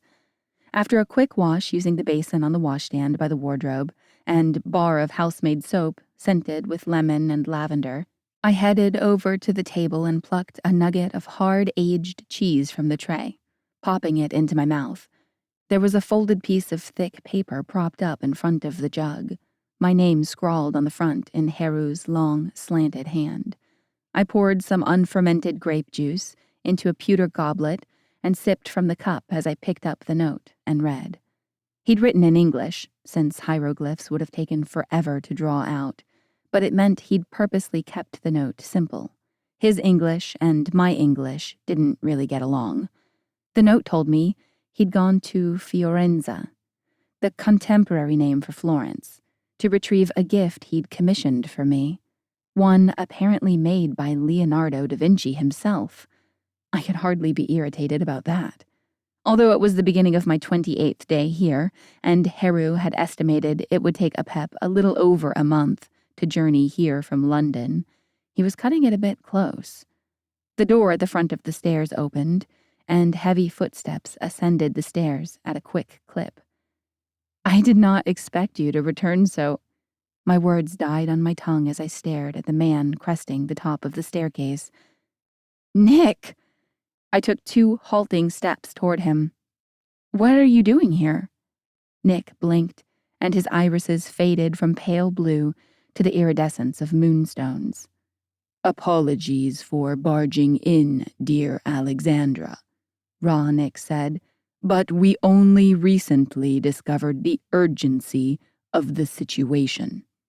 I craned my neck to see the empty stairway behind him. A set? She is downstairs, convincing Haru's kin that we are not here out of malicious intent. Considering the menacing figure he cut in his crimson doublet and black jerkin, and hose paired with a long, thin sword in the scabbard at his hip, I could understand their concerns. Please. He waved his hand in the general direction of the wardrobe. You must dress. Apep is hardly an hour's ride away, and Haru is still in Fiorenza. You must make your way to the city quickly, if the twins are to have any hope of blocking his memories when they pull you from this time. I rushed to the wardrobe and pulled out the first gown I saw, the simple, midnight blue wool dress a set had given me centuries in the future. The silver-embroidered belt that had once rested at my waist had to be shifted higher to accommodate my growing belly, but it didn't look overly ridiculous. I stared at the stockings rolled up in the top drawer beneath the cabinet. Warm or cold? I am afraid I do not. Am I dressing for warm or cold weather, Ra? Where am I headed, and when? Ah, right. You will land in Fiorenza again, but I believe you arrived shortly after the New Year, so... Cold, I said, taking the thickest pair of stockings from the drawer and pulling them on up to my knees. I sort of hop-stepped around to the far side of the wardrobe to retrieve the knee-high leather riding boots Haru made me wear when we walked around the vineyards and explored the surrounding hills. To stave off snake bites, he'd claimed.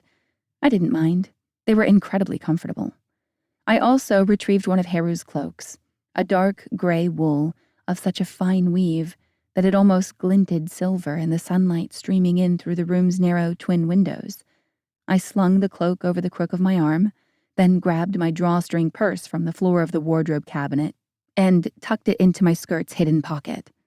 All right, I said, taking a deep breath to calm the wobble in my voice. Though I'd known this day would come, and soon, I wasn't ready to say goodbye to this place, to this Haru. Not yet. Another deep breath, and I nodded once. I am ready. Maybe by saying the words, I'd make it real. I'd make me ready. Nick continued to block the way, his eyes scouring the room. I am ready, I said, far less sure this time. Am I missing something? It is not here, Nick said, more to himself than to me. What is not here? The sword. A sword? I raised my hands, palms out. I have no need of a sword, Ra. I've never used one before. It would be useless in my hands. It must be elsewhere in the house. He turned and jogged down the stairs. I followed him, moving just slightly slower to avoid tumbling the rest of the way down. Are you even listening to me? I stood in the hallway outside of Francesca and Giovanni's bedroom while he did a quick search. Ra? You had the sword when you arrived last time. Therefore, you most definitely do need a sword. I placed my hands on my hips. Well, Heru keeps a spare downstairs in the chest, just in case, so you can stop violating Francie and Gio's personal space already. Raw Nick straightened from peering under the bed and smoothed down the front of his jerkin. I see. Well, by all means, Alexandra, lead the way. Picking up on the urgency in his tone, I lifted my skirts and hurried down the hallway toward the stairs to the ground floor. Once I'd reached the bottom, I rushed across the sitting room to the bench chest and lifted the seat with a grunt. The thing was sturdy and weighed a ton. Sure enough, resting on top of a pile of folded blankets, quilts, and table linens was a scuffed and age-darkened leather scabbard. I'd never actually lain eyes on the backup sword, so I was surprised to find it was long, thin, and slightly curved. Very Japanese, and very unlike any European swords of this time. It had a simple leather-wrapped hilt and a steel pommel inlaid with a silver medallion displaying a falcon, Heru's ancient symbol. Just so you know, I have no idea what to do with this. Raw Nick reached into the chest to pick up the sword. I had feared this would be the claymore Heru has been toting around for centuries. Thankfully, this is the right one. He pulled on the hilt, sliding the blade free of the scabbard a few inches. It gleamed like it was made of solid, polished opal. But it wasn't.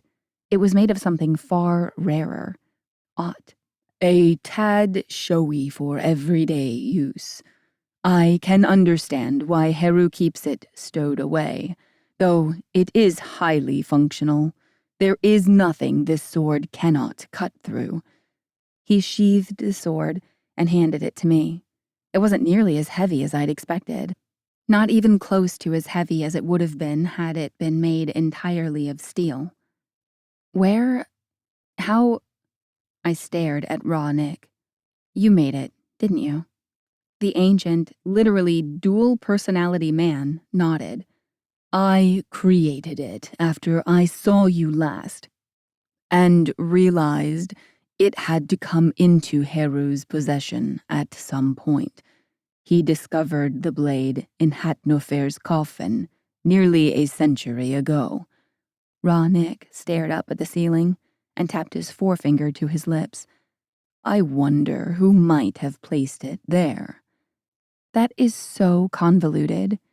It is what is. He shrugged. The timeline. You know, I thought I heard you too, Aset said, rushing into the room. Time is running short, Lex. You must be on your way. I nodded, agreeing completely, but I held the sword out at a loss for what to do with it. Raw Nick stared at it as well, looking equally lost. Do I just carry it? You are hopeless, Aset said. Both of you. She strode across the room, took the sword from my hands, and unbuckled the belt. With deft fingers, she slid the end of the belt under the one I was already wearing high on my waist, draped the leather over my shoulder, and buckled it in front of my chest, just over my heart. With the sword belt slung across my torso, the scabbard hung down my back at an angle, awkward, but not uncomfortable. It may bounce a bit when you walk, but it should stay put, and this way you will not feel unbalanced or worry about the sword belt slipping off entirely. I'll have a proper harness for you when we next meet. I grasped her hands. Thank you, Aset. I looked at Raw Nick. Thank you. Aset covered my hand with hers. Yes, and now you must go, Lex. When we hurried out of the house, Francesca and her family were nowhere in sight. "Where is everyone?" "Resting," Aset said, her eyes opened too wide and not remotely innocently. I grabbed her wrist, forcing her to face me. "Did you hurt them?" She took a step back. "Of course not. My own brother's family?" Leaning forward, she winked. "I knocked them out with valerian in their wine. By the time they wake, you shall be gone, as will their memories of you." "But I will be too far away from them." It hadn't even crossed my mind that the memory wipe wouldn't reach them. I was still caught on the part where I was supposed to be leaving. "They will remember me, and Heru. They will tell him, and—" Raw Nick touched my shoulder. "No, dear Alexandra. They will not remember you. The twins' power grows with each passing day, and human minds are far more susceptible to manipulation than those of our people. All will be well." So this was really happening.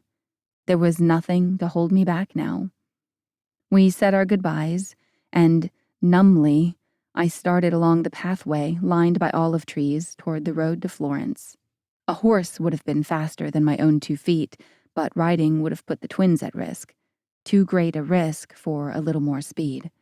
I walked fast, in a full-on, somewhat waddly power walk, and with each step along the curving dirt road, the reality of the situation sunk in a little bit more.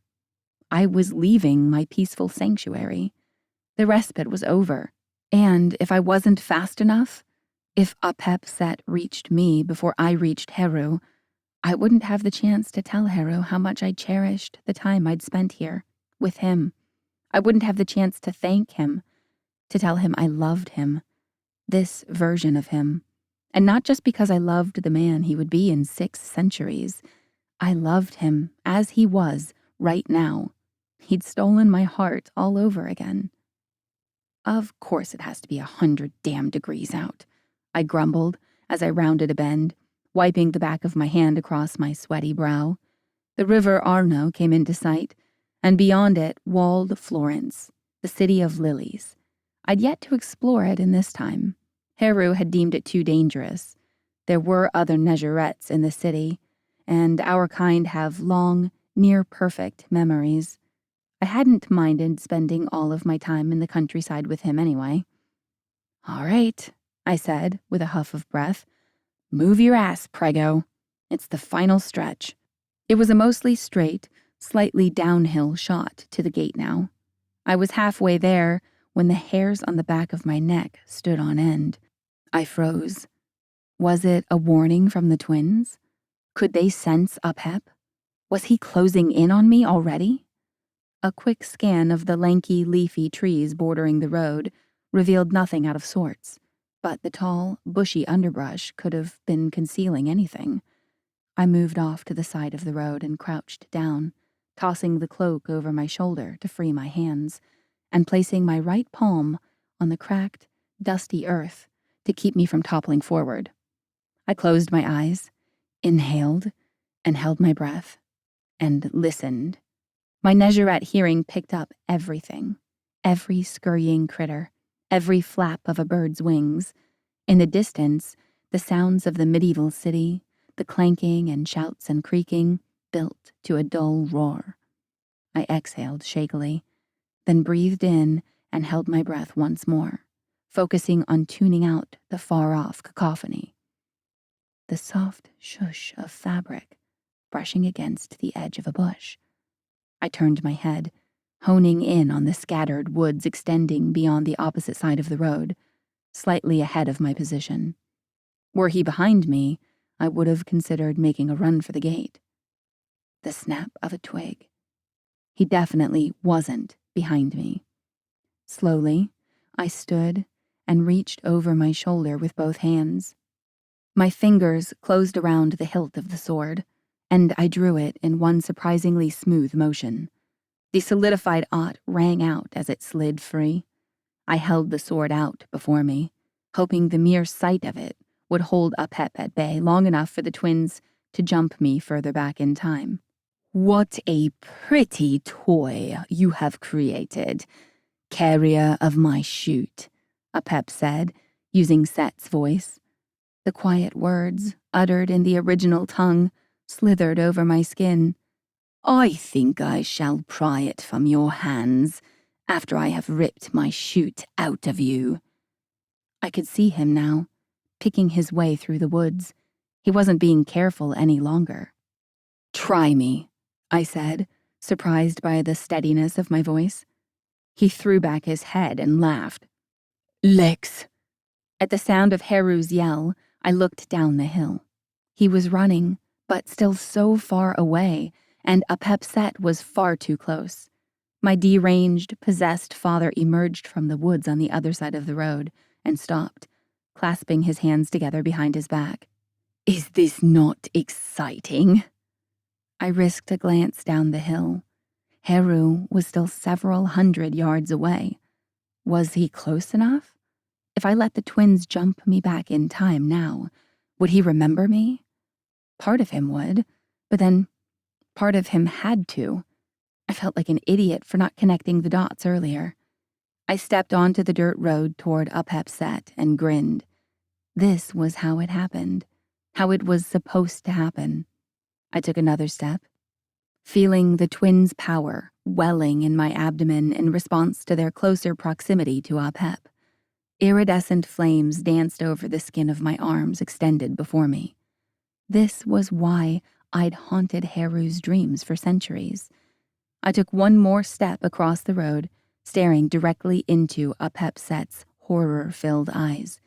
Heru was too far away to forget me completely, because he had to be. The vibrant, misty colors of the Aut burst into existence all around me, and the road to Florence fell away. I hadn't screwed up the timeline.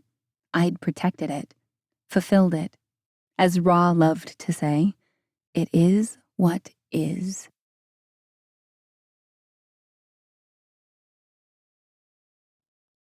Chapter 19. Dust and Bone. I passed through 2 more stops in my whirlwind tour of European history fairly quickly.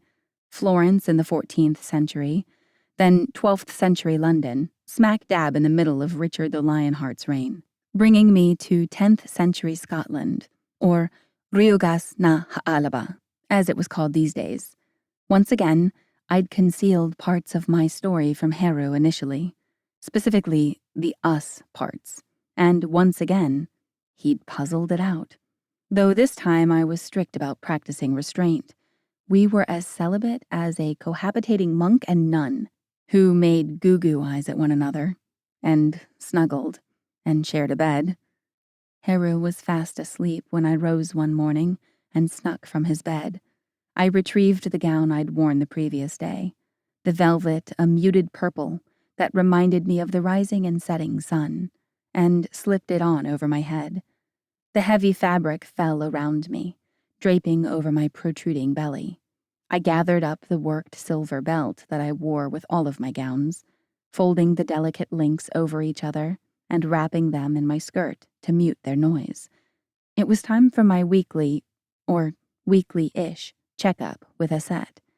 Tiptoeing, I slipped out of the bedchamber, inching the heavy wooden door closed slowly enough that the iron hardware wouldn't clink together. I learned the previous times I'd snuck out not to close the door completely. The latching of the mechanism within was a surefire way to wake Heru. Aset, Nick, and I always met somewhere new. There was ever a risk of being caught, but as my belly grew, accommodating the twins within, Aset became more and more adamant about meeting up. I felt like I was about to explode. I thought it couldn't possibly be much longer until the twins arrived, an event I was both looking forward to and dreading. Their birth would mean an end to all of this running, this constant looking over my shoulder, this fear that every little nick might become infected or that I might catch some disease that my muted regenerative abilities wouldn't be able to fight off. I still didn't know how it would happen, but once the twins arrived, we would return home. Nick had told me as much in the cave all those months ago. I would have the chance to raise my children with a man I loved and, assuming Apep had been recaptured in my time, finally, stop being so damn afraid all the time. I was so tired of being afraid. One hand curled under my belly, I snuck along Castle Urarigan's drafty third-floor hallway toward the stone stairwell that led to the second-floor landing. I paused at the top of the stairs, taking a deep breath and digging my knuckles into a particularly achy spot in my lower back. The heavy achiness was getting worse every day. Cramps on steroids. Just another, albeit smaller, reason I was ready for this to be over. Quietly, I made my way down the stairs. At the landing, I turned away from the gallery open to the great hall below and headed toward the servants' stairwell at the back of the castle. I'd been living in Castle Urarigan for nearly 3 months, and I was familiar enough with the servants' schedules by now to know that they'd either be busy in the kitchens at this early hour, working out in the stable yard, or still sleeping, waiting for the sun to rise, the roosters to crow, and their day of servitude to begin anew. If I was careful, I could slip down the stairs and behind the tapestry at the bottom, ducking into a hidden passageway before any of them noticed me. I knew I could do it. I'd already done it nearly a dozen times before. I'd spent most of the 3rd trimester of my pregnancy here, in the heart of the Middle Ages, the Dark Ages, but it wasn't as bad as it sounded. I'd grown accustomed to the increasingly simple ways of life as I jumped further and further in time. The simplicity was almost addicting, and the ladies' fashion of this time was surprisingly comfortable, pretty much like wearing a floor-length nightgown and a robe, and right now, comfort was as important to me as anything, because I was so damn uncomfortable. Over my 3 previous stops in time, I'd grown moderately proficient with the sword Aset and Nick encumbered me with in Renaissance Italy. I hadn't been practicing much with it lately. Heru refused to train me when I was so off balance. Probably a wise decision. It was a little disconcerting to dive further and further back in time, back in medical advancement, even as I drew closer and closer to my due date. At least I had Aset. Her knowledge and skill with healing was far beyond that of the humans of this time. Knowing she'd be there when I needed her most was one of the few things keeping me sane in what had to become an increasingly insane period of my life. I made it downstairs and into the secret passageway without a hitch. Once I was concealed, I paused to press both of my thumbs against the base of my spine. This aching. How did it keep getting worse? I exhaled heavily, hurting and tired. I'd slept horribly the night before, plagued by strange, incoherent dreams, on the few occasions that I'd actually drifted off. I hadn't been able to get comfortable, not lying, not sitting, and standing wasn't doing me any favors either. Not much longer, I said under my breath. It was the most enthusiastic pep talk I could muster on short notice. In the dark passageway, I paused to secure the silver belt around my waist before carefully picking my way over the scattered, discarded pieces of stone and wood that littered the floor. Most of the castle was newer, but this part was old, even now. I was curious to find out, once I returned to my time, whether or not it still stood, either as a functioning building or as a discarded ruin. I thought it might be slightly heartbreaking if I discovered that there was no remnant of it at all. Soon the passageway angled downward, carrying me toward the system of tunnels and catacombs that ran underneath the castle. I took the rightmost fork, which would spit me out through a locked iron gate into the gardens behind the castle. Assuming I had a key, of course, I smiled and touched my belt. It was a gift from Nick and Aset.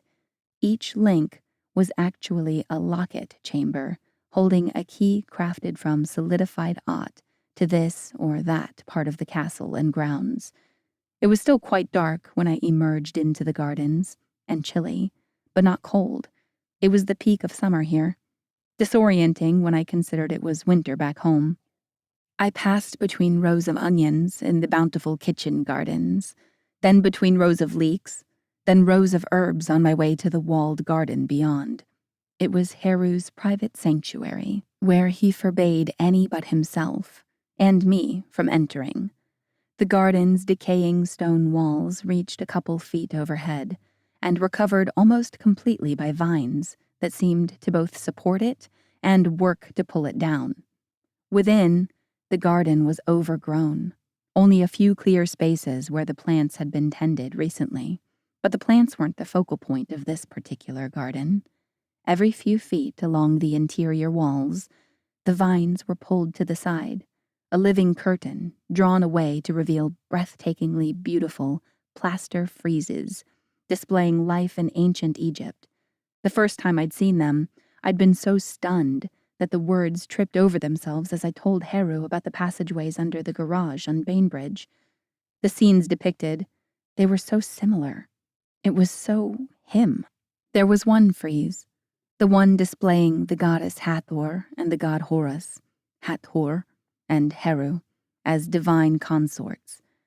The first time Heru showed it to me, he explained that she was a memory from a dream of a time long ago.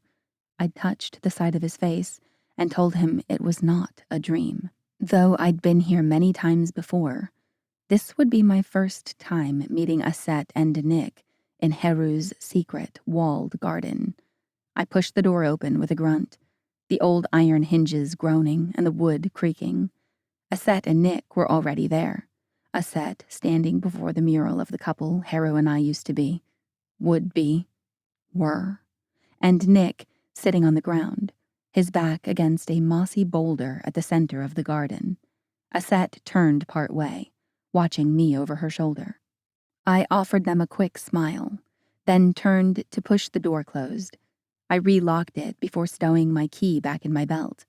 Turning around, I made my way into the heart of the garden. Aset met me with outstretched hands, grinning broadly. "And how are you on this fine morning, dear Lex?" she asked in the original tongue, leaning in to kiss first one side of my face, then the other. I pulled back and met her eyes. "Well enough, I suppose. And you?" Aset gave my hands a squeeze. "Oh, you know us. We are as we always are." She released one of my hands to place hers on the crux of my belly. "It shall not be much longer, I think. Perhaps one more month." My shoulders slumped, and I let out a sound that brought to mind a mooing cow, which, coincidentally, was pretty much what I felt like. Aset laughed, a tinkling, chime-like sound. "When the time is right, it will happen. Not before, and not after." "But why is now not the right time?" I whined. Again, Aset laughed, and Nick joined her. "I hate you both," I said, sharing a friendly smile with first mother, then son. "Nonsense." Aset swatted my arm. "You adore us. Now, come, let us begin your examination so we might return you to my brother before he notices you were ever gone." Nick stood lookout while Aset took care of the poking and prodding and looking and listening, at least where my body was concerned. He leaned back against that mossy boulder and listened with all his might, hearing everything going on beyond the garden's walls. If anybody was approaching, if anybody was even coming close, we would know. "I fear it is almost time," Aset said, kneeling beside me while I readjusted my dress's skirt on the ground around me. I paused and looked at her.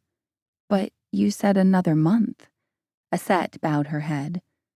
"But the time is right." I settled back on my elbows and sighed. "Which means I shall be leaving this time soon. I know I will not give birth here," I admitted to Aset. "I dreamt of my time here once, when my net-ger-ot qualities were just beginning to manifest. At the time, I did not realize it was me I was watching in the dream. But now I know I witnessed my final moments here, mourning the destruction caused by Apep, saying goodbye to Heru, disappearing. This is a violent exit, then? Aset asked. Yes, I said, my voice suddenly thick with emotion. The most violent yet. There will be much death here. I stared up at the muted gray sky, counting the vanishing stars and listening to the birds' wake-up songs and the garden critters scurrying and slithering around. I have struggled with the urge to warn them, to warn Heru. They are his people, after all, and I have come to care for a great many of them. You cannot warn them of what is to come, Aset said, touching my shoulder. She gave it a gentle squeeze before settling beside me, reclining on her elbows, her skirts mingling with mine. However insignificant it may seem to spare even a brief human life, doing so could trigger a chain of events that could— I know, I said, emotional exhaustion weighing down my words.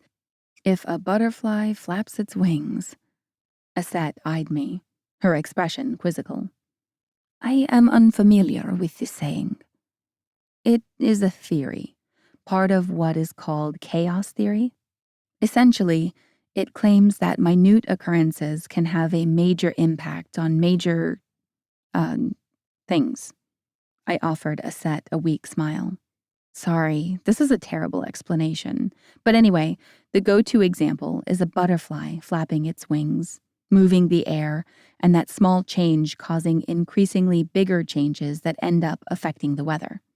I raised my eyebrows. Does that make any sense at all? Aset nodded slowly. And it does, indeed, seem an appropriate saying for our discussion. If a butterfly flaps its wings. I smiled, just a little, even as I felt my heart begin to weep. Perhaps I'd been foolish, letting myself get to know the ill-fated humans of this time and place, but initially, their preordained demise hadn't disturbed me, likely because, according to my internal clock, the one that was still synced with my native time far in the future, these people were already dust and bone. I'd viewed them as remnants of a past long dead, but now I saw them as living, thriving people with families and hopes and dreams for the future, a future they would never see. Shall I tell you of your next adventure? Aset said, clearly aiming to derail my darkening mood. A hint of what is to come. I shot her a sideways glance. You want to flap your little butterfly wings? Only gently. She smiled mysteriously. You, dear Lex, will be coming home. I perked up. To Washington? I knew I would return home, while the twins were still babies, according to what Ra had seen in the yacht, but I hadn't realized it would be before I gave birth. Aset's brow furrowed. I do not know of this Washington. Oh. I let my head fall back, feeling especially dense, and more than a little disappointed. You mean Kemet. So it looked like I would be returning to Egypt. I'd have been lying if I'd claimed not to be excited, even as I struggled with the disappointment of knowing I wouldn't be returning to my true home quite yet. Egypt was my passion. It was in my blood.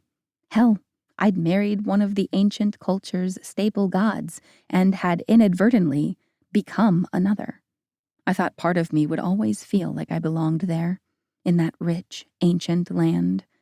Indeed I do, Aset said. And you should know, Lex, it will be up to you to find us this time around. So make sure you have your satchel well supplied before you make this next jump. I laughed under my breath. I will do what I can, I promised. This is a longer jump than usual, then. They'd generally been a couple 100 years at a time, so far. It would seem that the twins' power grows as they do. Not only do they choose their final destination on safety, but on need. They will be bringing you to a place where they will feel safe for the remainder of your pregnancy, and to a time when you will be needed for your final act as guardian of the timeline. I snorted. I do not think I would go so far as to call me a guardian of the timeline. Perhaps stumbler through the timeline would be more fitting. Aset laughed. Perhaps. We were quiet for a moment, enjoying the sounds, smells, and gentle light of the nearing dawn. It was like the whole world was stretching lazily in bed, toying with the idea of waking and rising and shining. Oh, and Lex. Do not forget your sword. You will need it. Someone is coming, Nick said quietly. Is it? I started. Lex. It was Haru. Lex. My eyes bugged out, and I made a shooing motion at Nick and Aset, imploring them to leave, to magically find some way out besides the garden's single door. Nick shook his head, pointing to me and then to the door. I nodded, understanding. If I left the garden, Haru wouldn't have any reason to come in, and Aset in Nick's presence would remain in mystery to the world, as it must.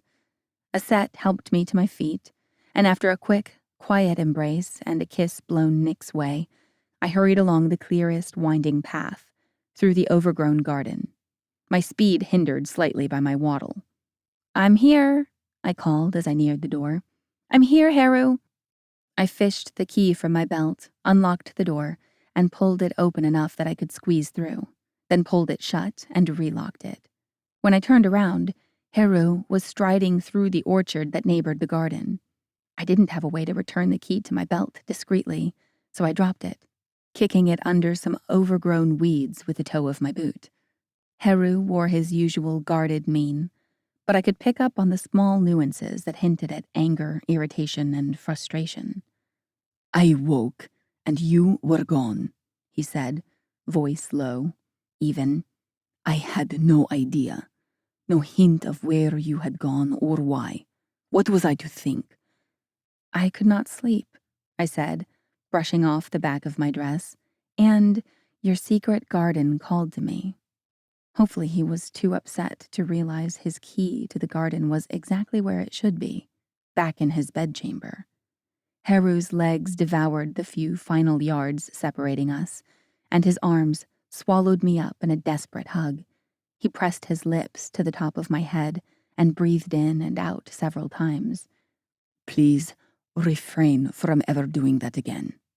I didn't tell him I wouldn't have much of a chance to do it again because I wouldn't be there, in this time with him much longer. I didn't want him dreading the fast approaching inevitable. He knew I would be leaving at some point, had to know it would be soon, but I wasn't willing to put him in the same position as me, knowing people he cared about were going to die, knowing he could do something to keep that from happening, but being unwilling to for the sake of the future he'd yet to live. I couldn't be sure that his resolve to protect the timeline would be as steady as mine. I smiled against the front of his leather jerkin, a small, sad smile. Maybe Aset was right. Maybe I was a guardian of the timeline. Or maybe I was just a girl trying not to screw too much up while I ricocheted through time. I'm sorry I frightened you, I said quietly. Haru exhaled heavily. Next time, you will wake me. My smile, hidden against the leather, turned genuine. It had taken me over 2 months to break this era's Haru of the habit of ordering me around. But finally, he was learning to request from me, not to demand of me. I thought it was quite an accomplishment, considering I was still working on the same issue with a Haru of my time. He pulled back, leaving only his hands on my shoulders. Let us return, my legs. I arched my back as much as the twins would let me, massaging the base of my spine with my thumbs and wishing for some modern painkillers. Very well, I would like some tea anyway. Haru made a face that spoke of disgusting things better spat out. I do not know how you stomach that stuff. It tastes like dirt. I laughed. It does not. Raspberry leaf tea might not have been as effective as modern drugs, but it at least provided me some relief. It does. Haru turned and, with an arm over my shoulders, led me back to the castle.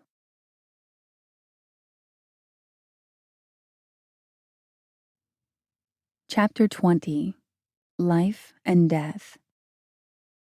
I woke with a start, then felt a dull tug from deep within my abdomen. I placed my hand on my belly. The twins were stretching around within me like they, too, just couldn't get comfortable. I felt another tug, quickly followed by a slightly nauseating flip-flopping sensation, like I was hurtling down the drop at Splash Mountain. Shit, I hissed. The twins sensed Apep. I scooted to the edge of the bed and hung my feet over, pushing my upper half up off the mattress with sleep-tired arms. Heru? I said, standing with a groan. Heru? He sat up suddenly, a dagger wielded before him like he was preparing for a backhanded throat slit. It was a perfect example of why I got out of bed before waking him. He's here. I pointed to the far side of the room, where my sword hung on an iron hook, alongside Heru's two favorites, a massive claymore and a smaller longsword. You might want to get ready. While Heru rose, I hobbled over to the wardrobe to retrieve the garments I'd spent all afternoon and evening making. With the help of one of the maidservants, Jane, I'd converted 2 fine linen nightgowns into simple shifts that would fit in during the most ancient Egyptian periods. I pulled my nightgown off over my head, leaving me naked for a moment, then slipped one of the shifts on in its place. A quick glance over my shoulder showed Heru standing just a few feet behind me, his longsword in its scabbard at his hip, my sword's elaborately strapped harness in his hands, and his eyes filled with heat, either from the peep show I'd just given him or in anticipation of the battle yet to come. Thank you, I said, holding out first one arm for him to fit the sword harness over, then the other. I strapped the buckle together over my chest, feeling better with the sword's familiar weight at my back. Unlike my shift, the sword would definitely stand out to the ancient peoples I was about to see. But Aset had said I would need it, and I wasn't about to disregard any of her warnings about my future, because it was already her past. Remembering my dream echo from over a year ago, and that the woman I hadn't recognized as myself had been wearing a hooded cloak that concealed all but her protruding belly from me, I reached into the wardrobe and withdrew the heavy gray woolen cloak Heru had purchased for me in case of any colder nights. I'd yet to wear it, but I had to wear it tonight. Draping the cloak over my elbow, I reached into the wardrobe once more and pulled out my trusty, now worn leather satchel. The spare shift was tucked in there, along with 2 loaves of dense molasses bread, a small wheel of hard cheese, and a package of dried boar meat. The provisions had been added to my usual supply. A jar of cure-all ointment, a flint and steel set, the purse of gold coins, a small mending kit, and a stash of the tea that helped ease my pregnancy pains. I hoisted the strap over my head so it crossed my body, the bag sitting at my hip. I pulled one last item from the wardrobe, my water skin, and slung its thin leather strap across my body as well. Standing behind me, Heru took the cloak from my arm and settled it on my shoulders. I secured the clasp, a small silver falcon whose talons gripped the opposite side of the fastener, and pulled the hood up. All right, I am ready. Heru knew what had to happen. I'd explained it to him already. Once Apep arrived, he had to stay as close to me as possible. It was imperative that he remain near me for the memory wipe to work.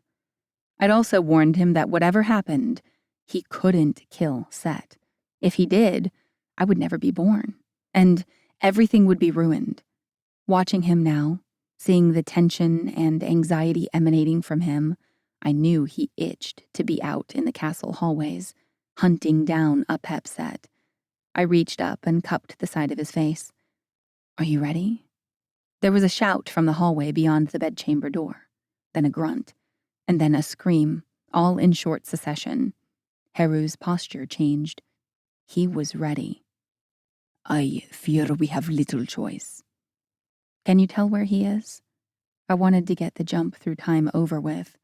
The tugs from within were increasing, bringing with them nausea and painful, almost throbbing cramps.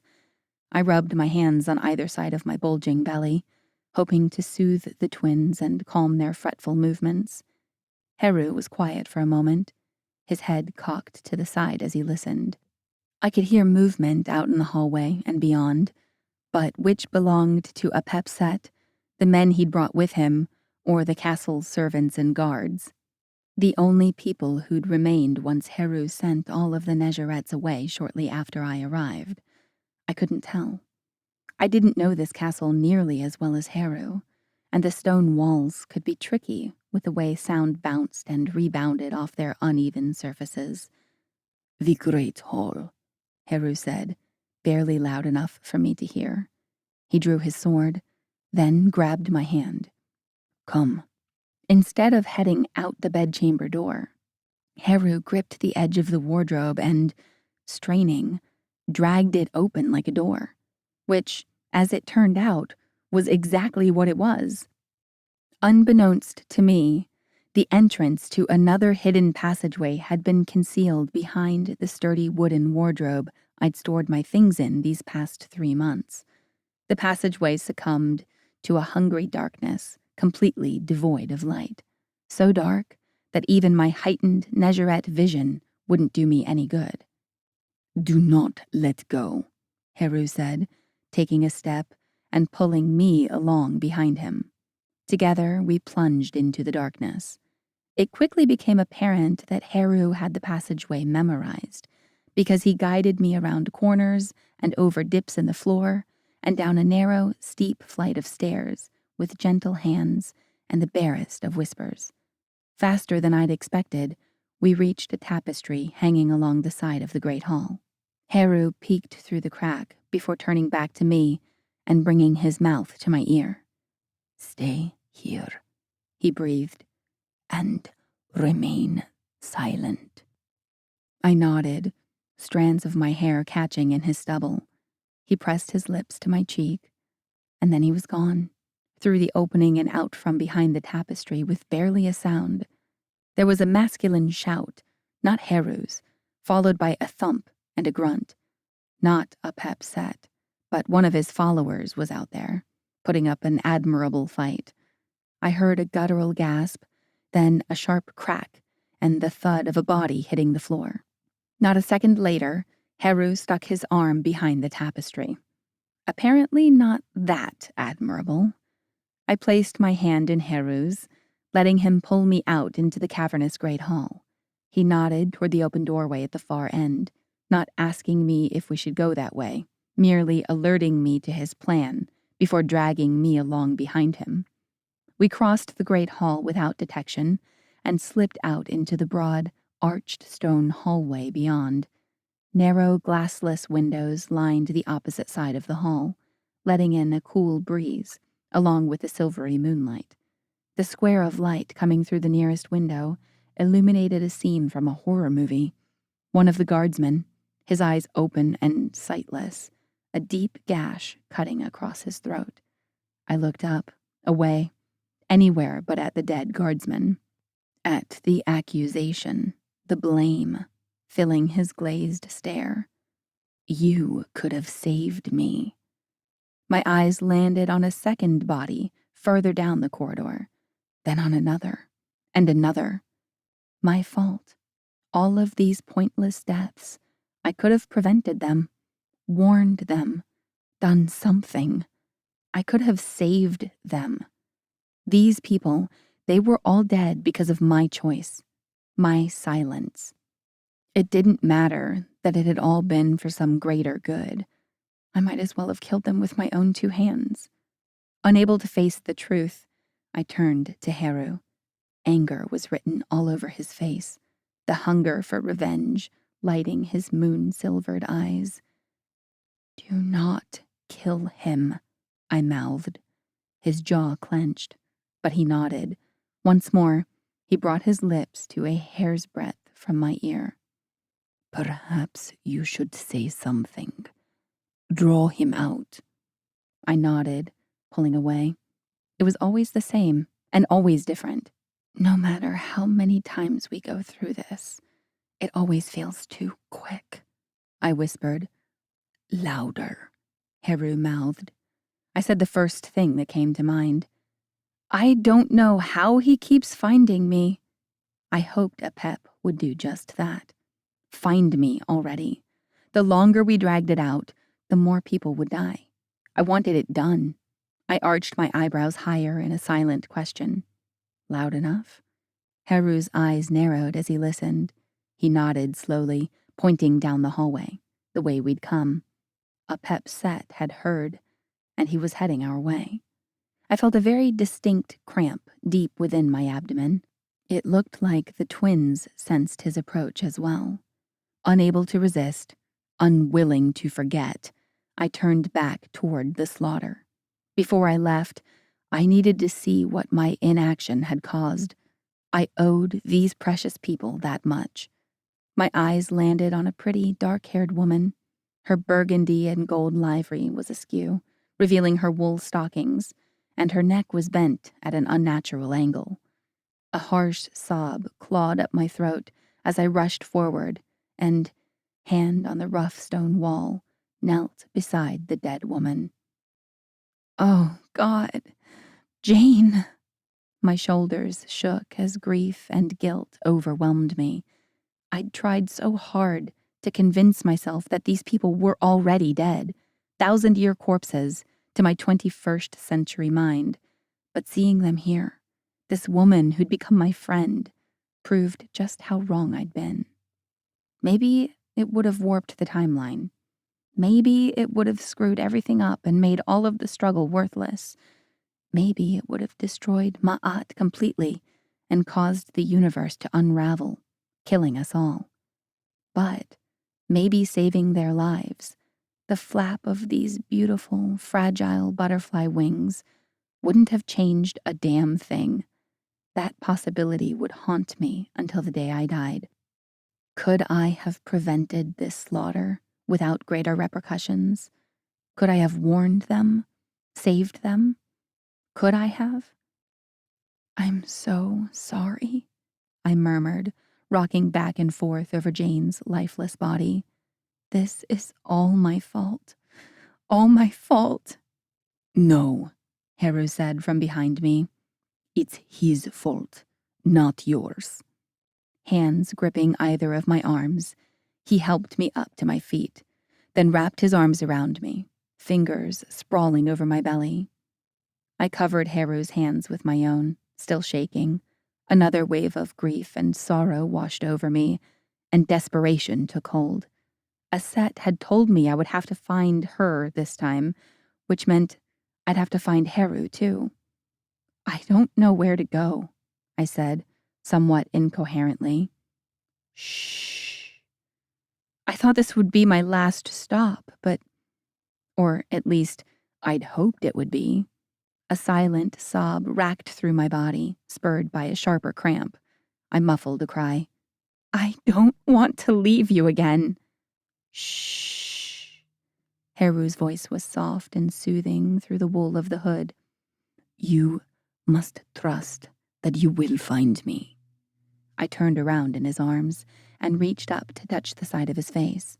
I could feel the twins' power welling within me, and had little doubt that my skin glowed with a sheen of multi-hued, smoky tendrils. I will always find you, my falcon. Not long now. But for now, you must forget. A door banged open down the corridor, and I caught only the barest glimpse of Set's pale face before my world was overtaken by a burst of rainbow smoke, coiling and swirling around me, and I hurtled further back in time.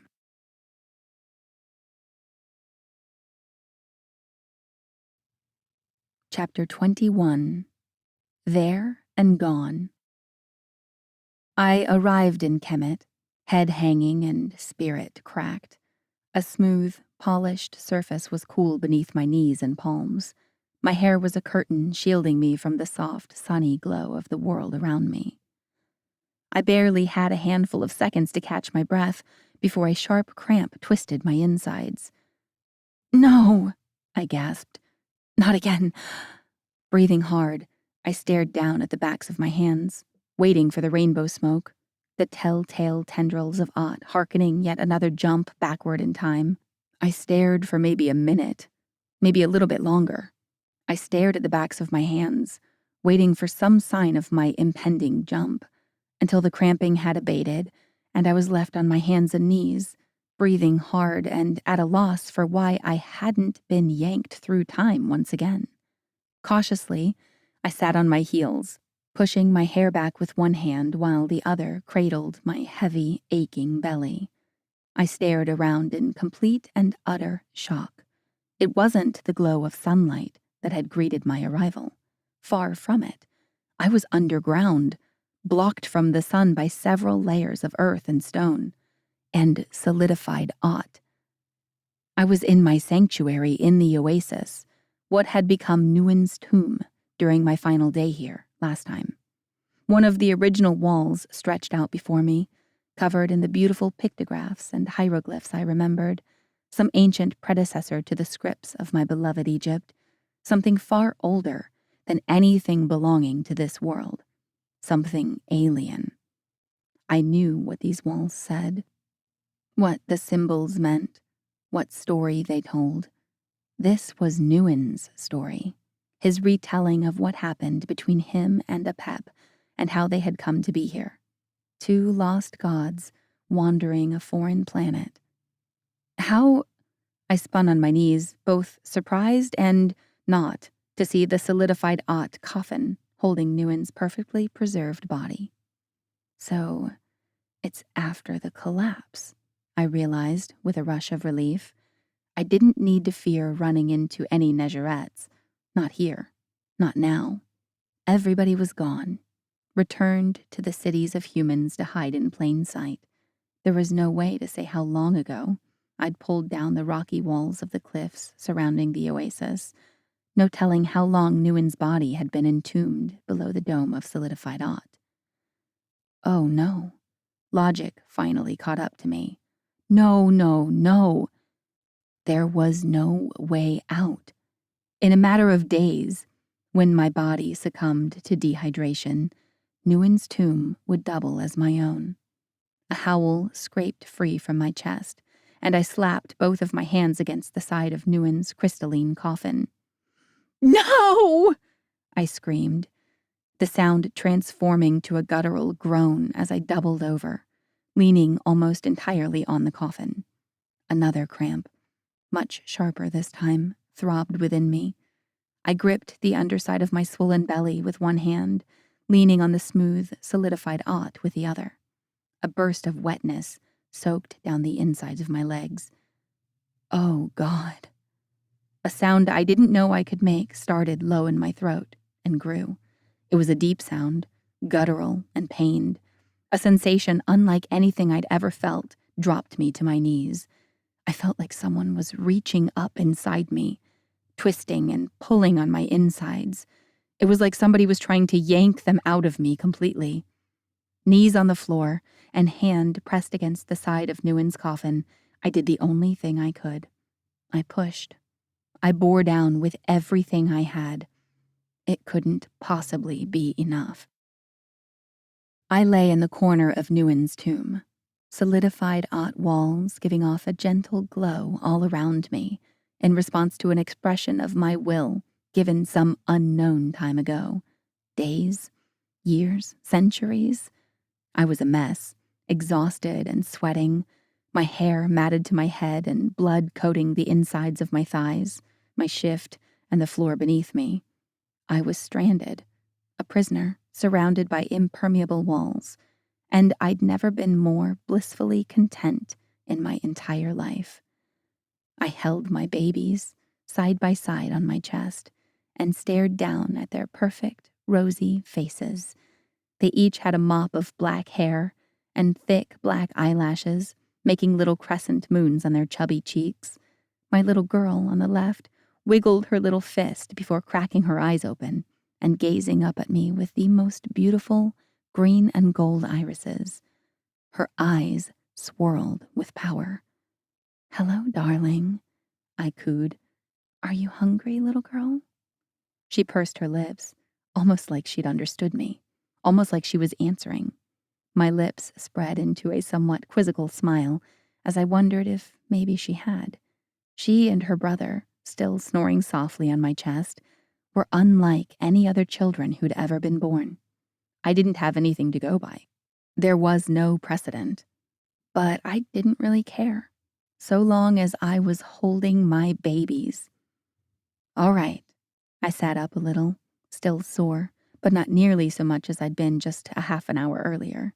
My regenerative abilities were kicking in, it seemed, and I didn't mind one bit. "I'm going to set you down right here for just a second," I said in a soft, sing-song voice, settling my baby girl on my wadded-up cloak. I laid her brother down next to her, tucking the edges of the cloak up around them before reaching over my shoulder to draw my sword. The twins were still connected to the placenta, and I wanted to cut their umbilical cords before they became too cumbersome. I set the sword on the floor beside me, then tugged my mending kit free from my bag, which had been functioning as my pillow, supporting me while I rested on the floor. "Just a minute," I told them, smiling. I unwound about a foot from the spool of thread, cutting it with the razor-sharp blade of my sword. I cut the thread again, this time in half, then used the strings to tie off the twins' umbilical cords, just an inch or two from their protruding little infant bellies. Just one more second. I gathered both slimy cords together and brought them to the edge of the sword, then glanced at my babies. "I'm almost 100% positive that you won't be able to feel this," I told them. My baby boy seemed content to continue snoozing away. But my girl watched me, swirling green-gold eyes, focused, and, if I wasn't mistaken, curious. I bit the tip of my tongue, pressing the two umbilical cords against the edge of the sword blade.